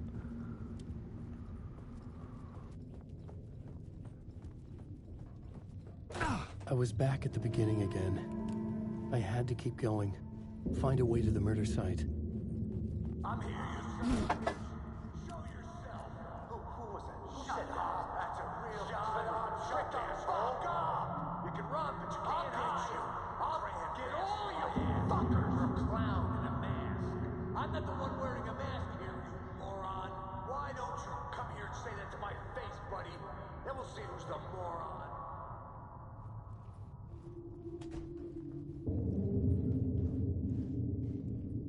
Casey?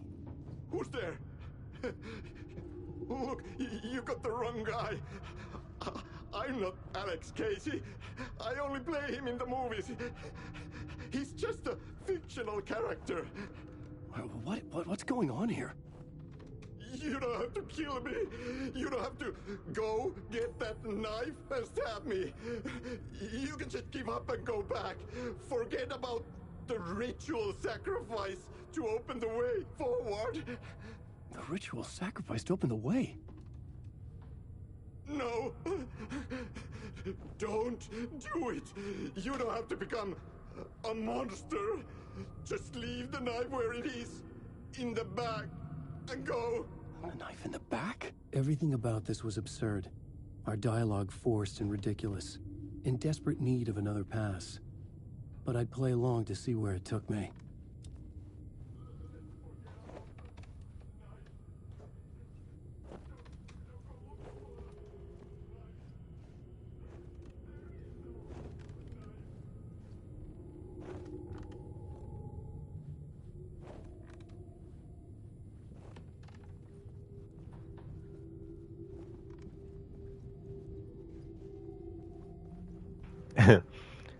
I like weaving, well, not me, but I mean, I like the weaving of real life elements of actually creating something being used and commented on like that.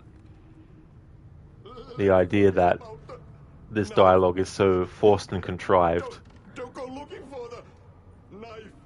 and that it needs another pass, like another draft needs to be done to fix things. Oh no. Oh no, you don't. You'll be sorry.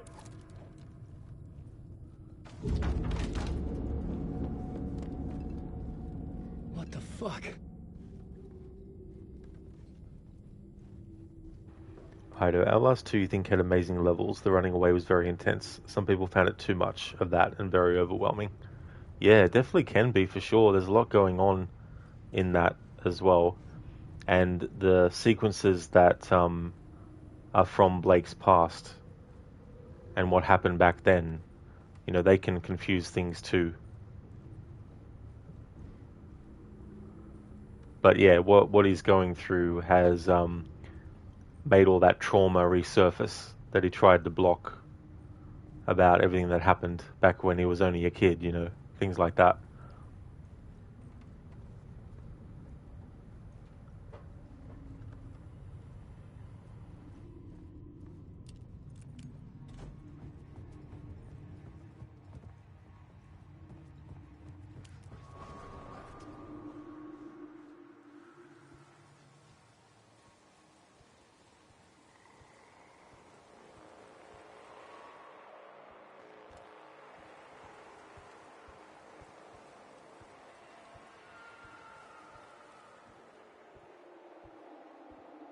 I was getting close. Hydo, yeah, those parts were very interesting for you, and the grabbing monster scared the shit out of you several times. Oh yeah. It's a very friggin' disgusting looking thing too.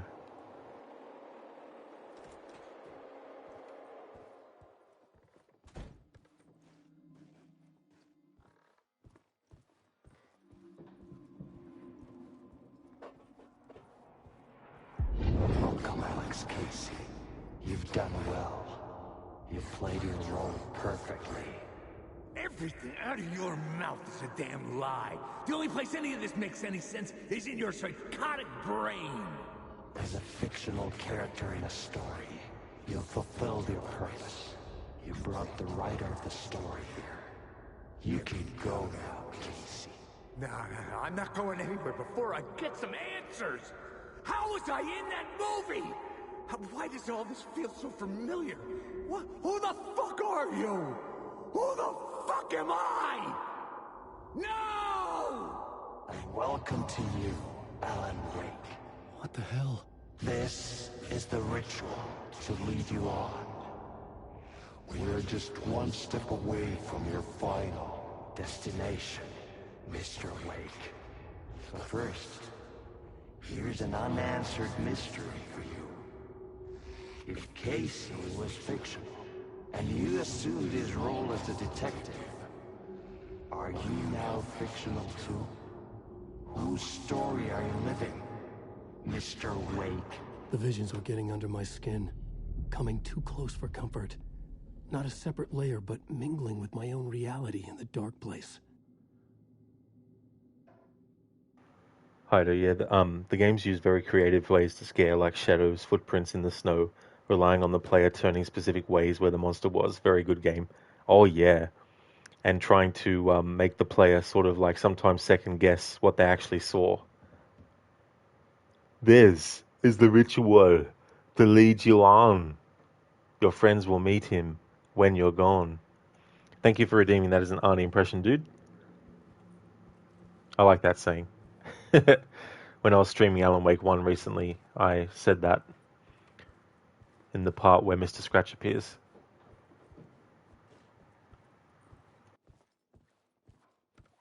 Because it's mirroring what Thomas Zane says to Alan. About how that's Mr. Scratch. Your friends will meet him when you're gone.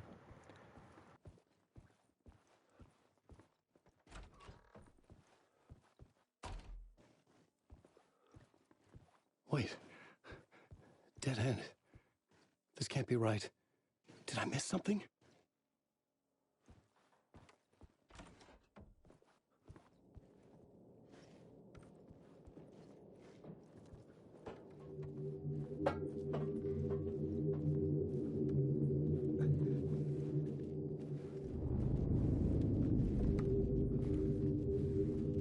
The murder site.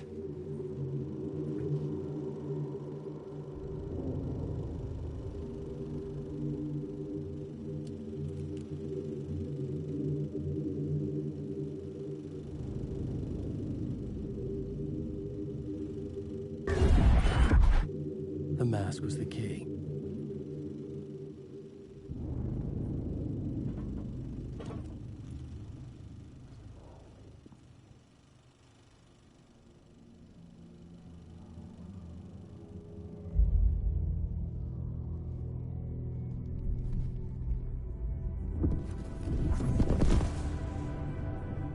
This is how I could help her.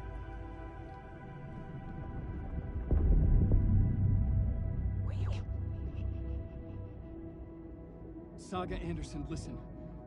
I've been tricked. Scratch wrote returned. I tried to fix the story, but he stopped me before I reached the end. He has it now. It's the key to escape. What do you mean, escape? You wrote Scratch. I need to stop him. I need to stop him before he gets out. He's after Alice. I'm still trapped, but I'm making progress. I wrote you in to be the story's hero. Scratch made a horror story. I need to match the genre. It has to be dark, but the hero can break through, save her family, save us all. Save her family? Are you talking about my family? Yes. Whatever you're doing, it's working. You just need to keep going. In the horror story.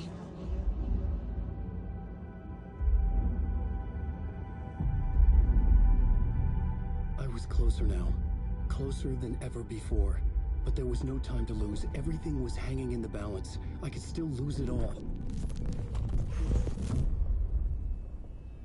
Parliament Tower. I had to make it work this time. I could stop Scratch, get the manuscript, fix its ending.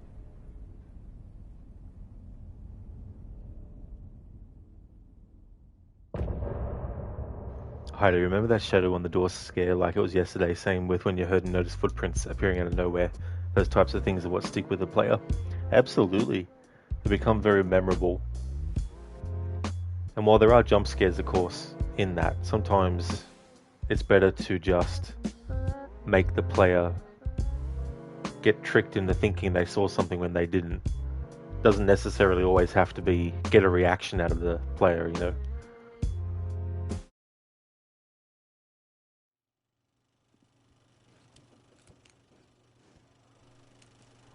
Okay, so before I end the stream, we're going to actually watch that Nightless Night movie. It goes for about 15 minutes. I was traveling deeper into the dark place. The poem on the wall was growing at the same pace, dogging my footsteps, like my unwanted shadow moving in the corner of my eye. It wasn't my writing. I didn't know what it was. A terrible prophecy. A curse. Looming over me. A pale balloon in the sky, float and sink deeper, night springs when bright falls. For this sleeper, the surface disturbed, the reflection now a traitor, in the cavity of the skull, turned to a crater. This is the ritual to lead you on. Your friends will meet him when you are gone. Dr. Darling, end the stream. Aren't you finishing the game today? I realized how much stuff I have left, and there ain't no way I'm staying up. Well, I'm going to be staying up until 4 a.m., but I'm not going to be streaming till 4 a.m. again like I did earlier this morning. Well, yesterday morning now. It just ticked over to Sunday for me now. The game seems to have very creative levels and enemies too. Oh, it really does, for sure. Plus that whole sequence where you get crucified is very intense too.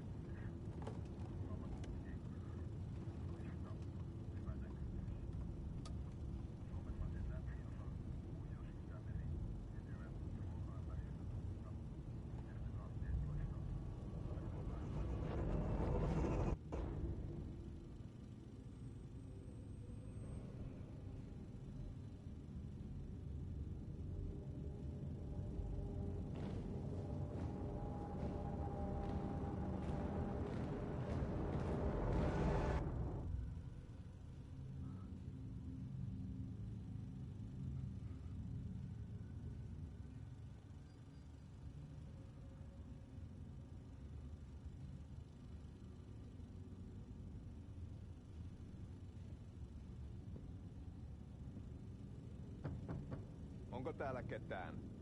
Ahti.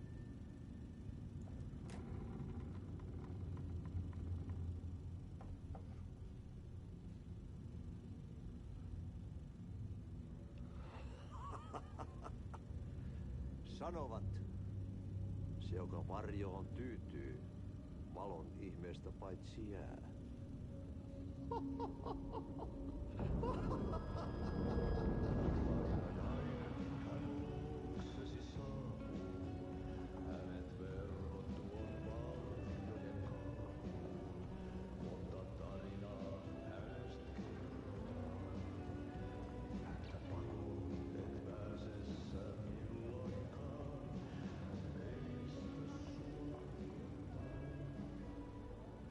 Minulla oli sinua ikävä.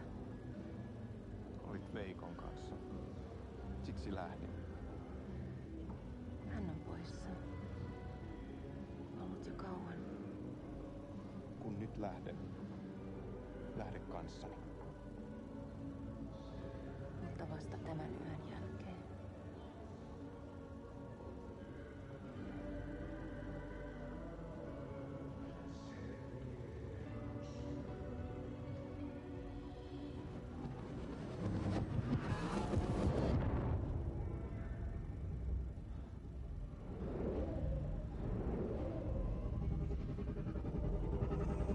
Mä kun vähän puukolla tökkäsin sitä.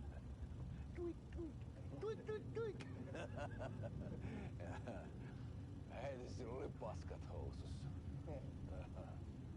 Kontas ojan pohjalla änkyrän kännissä ja huusi ja soperteli ja armo, rakkasveli, anna armo, mä kuolen. Ai saatana.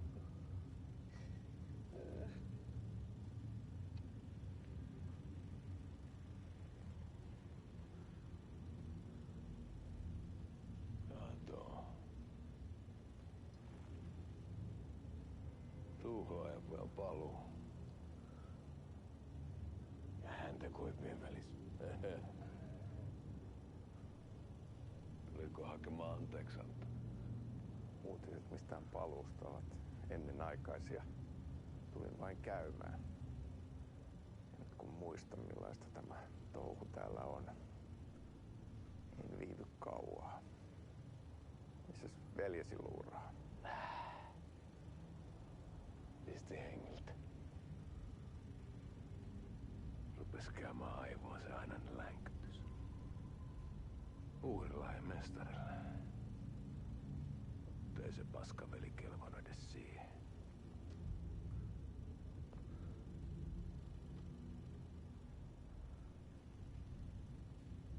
Sä olit mestarin valittu. Vaikka mä koskaan ymmärtänyt, että miksi.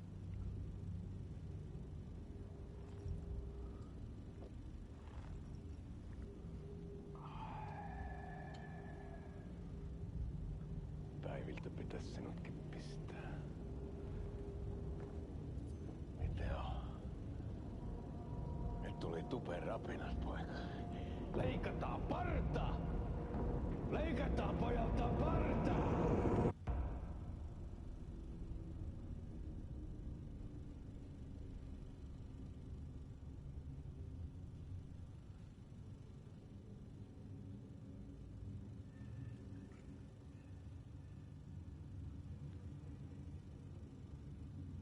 Miksi palasit, kun kerran lähdit? En aikonut. Mutta nyt löydän itseni täältä. Nyt on kai kirottu. Kirjoitettu sadistisen kirjailijan tarina. Kierrän kehää. Maa on syklinen laulu. Mites siellä valtion kontrollivirastossa menee? Väärä virasto. En ole siellä töissä.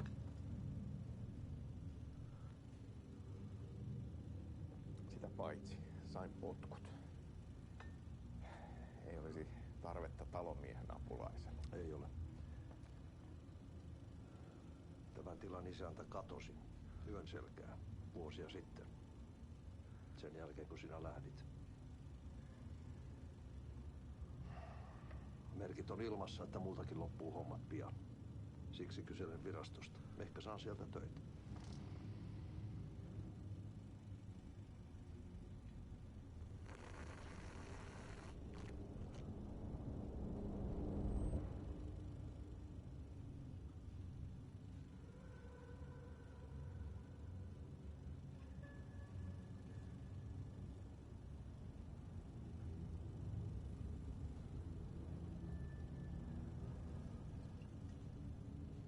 Malja.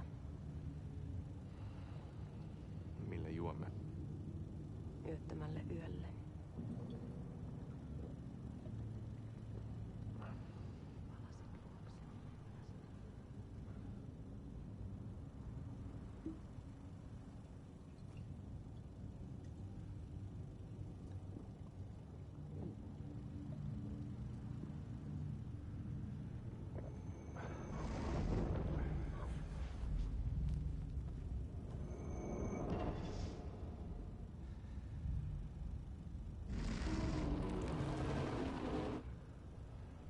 Tämä riitti vie sinut tuon puoleiseen.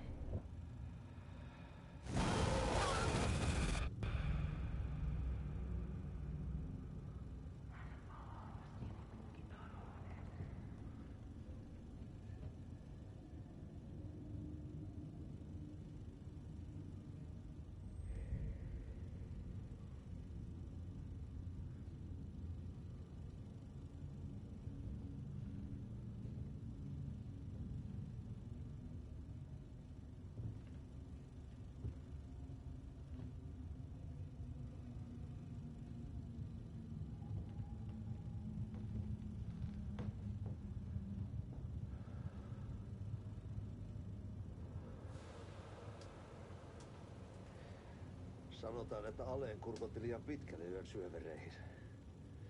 Eikä löytänyt sieltä enää pois. Kannattaa varaa sitä Aleenin mustaa leskeä. Taisit olla vähän heikkona häneen. Pelkäsin häntä. Me pojat oltiin aina vähän toivottomia naisten kanssa.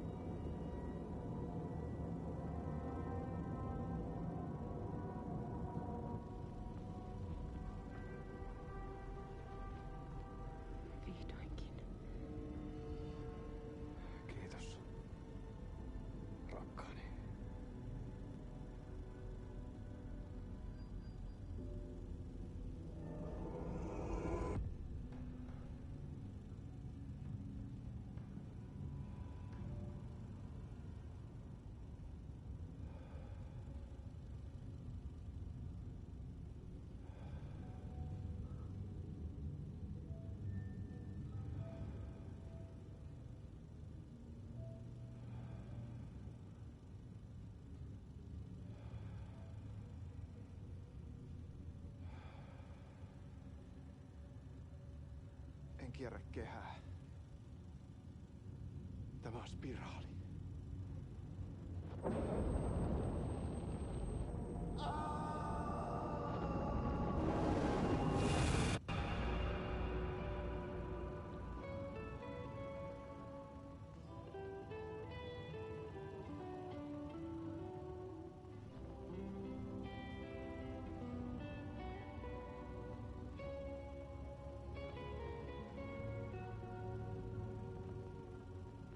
Kuin vain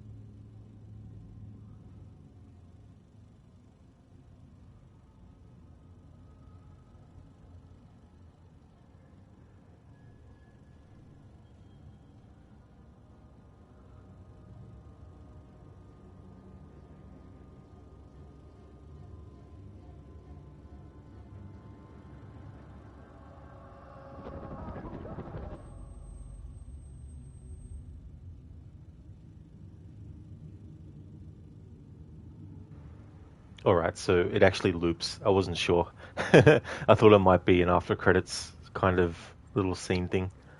But yeah, that's the Nightless Night short live action movie that you can watch. You don't have to, like the game doesn't force you to watch it before you can progress. You can actually completely skip it. But for this playthrough I wanted to include it, because I think last time I played the game earlier this year I didn't actually include it.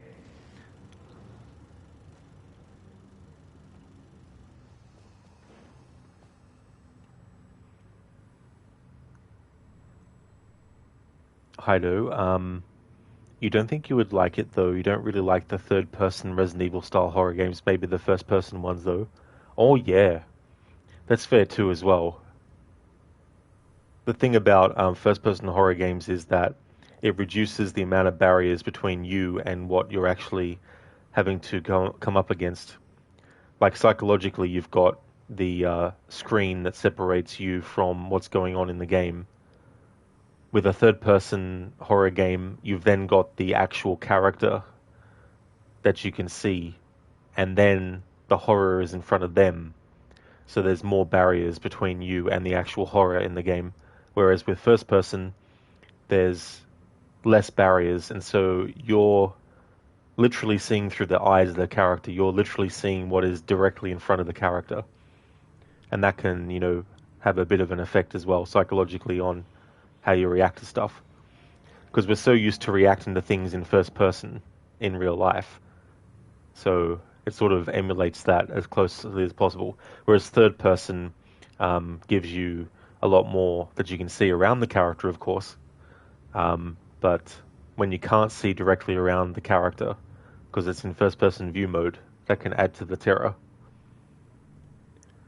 OG Intruder, that is the weirdest Finnish saying you ever heard. Earth is cyclical song. Actually saying goes Earth is a sinful song. You see what they did there? Yeah.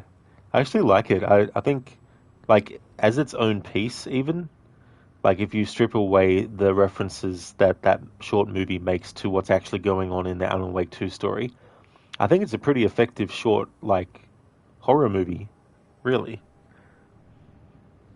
I've played 5 hours of it, Keone. When it first came out, when I knew that it was coming out to Game Pass day one, I thought, oh, I might get Game Pass just to check it out. And so I played about 5 hours of it, and I enjoyed it so much that I decided that I wouldn't play the rest of it off stream, and that the next time I played it, I would make sure I'd be streaming it. So I definitely plan on streaming it in the future, for sure. Hey there, Lone. Thank you for leaving the lurk. I'm going to be ending the stream soon-ish, but there's still some things to finalize, even though it did say end of part.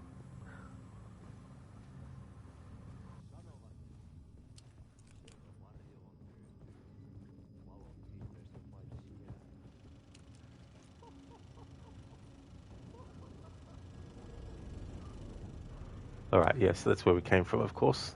Projection booth.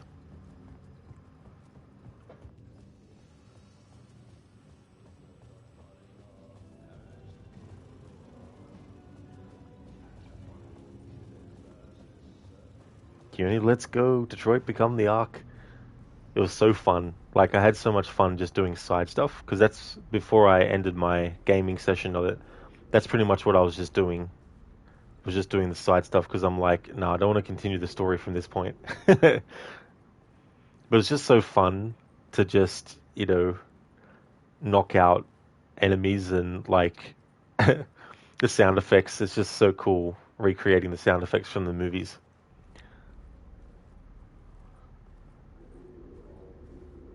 And I love the bit of slapstick that you can do by sneaking up on enemies and whacking them over the head with a glass bottle and things like that.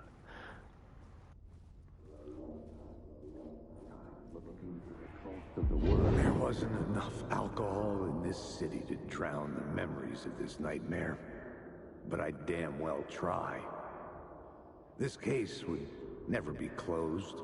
I had more questions now than at the start. The irony of being trapped in a postmodern detective story.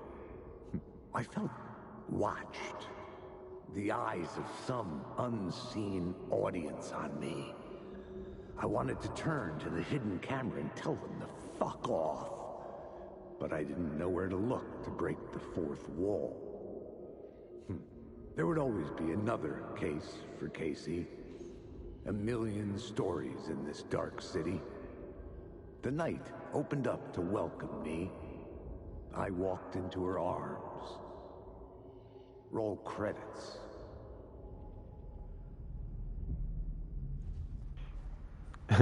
Casey told us all to fuck off. Come on, Casey. Why are you so mean?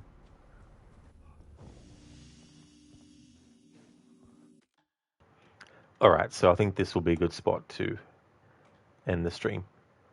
So in tomorrow's stream of this, I'll keep on playing till I finish, but I'm also doing the New Game Plus mode. So what I'll likely do is, however long tomorrow's stream takes to finish what I've got left, I'll then end that stream and then start a new one to start the New Game Plus mode.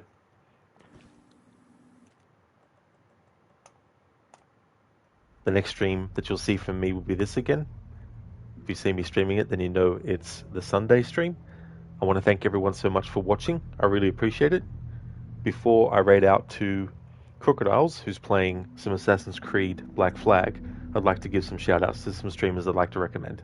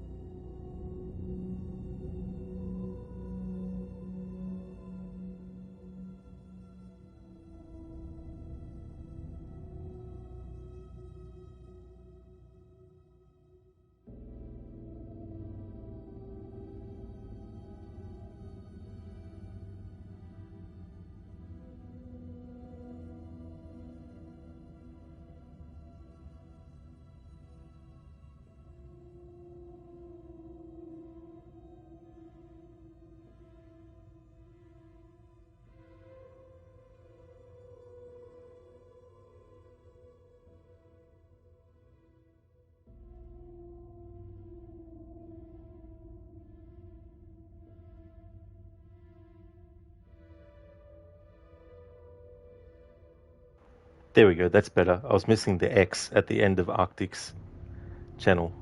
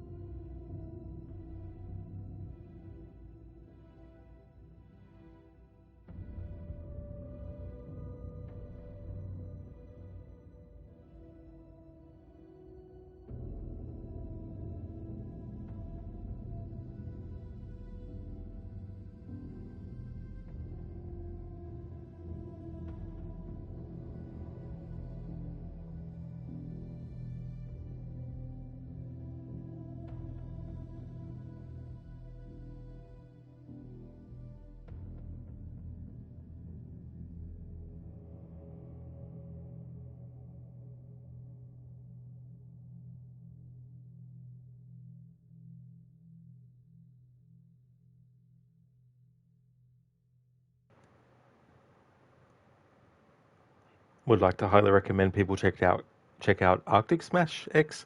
He's doing PUBG Battlegrounds. Inmita is doing a playthrough of Detroit Become Human. He wants to get all the achievements in that game. Lone, who has been doing Little Nightmares 2. And Lucinda, who is doing a first playthrough of Dying Light the Beast.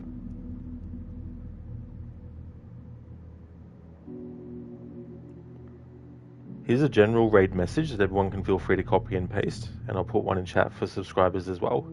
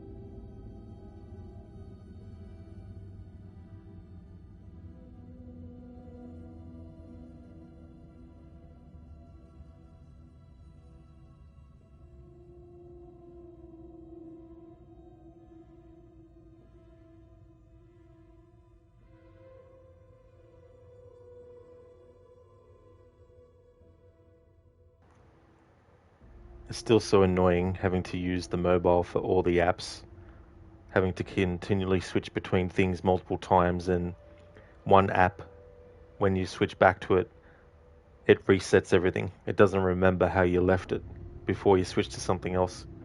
I don't know how people who only use their mobile for stuff, for everything, actually do it, and stand being able to, having to jump back and forth.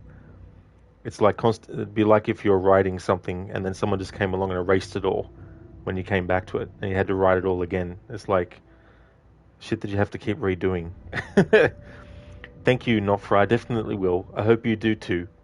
Thank you everyone for watching. Catch you next time.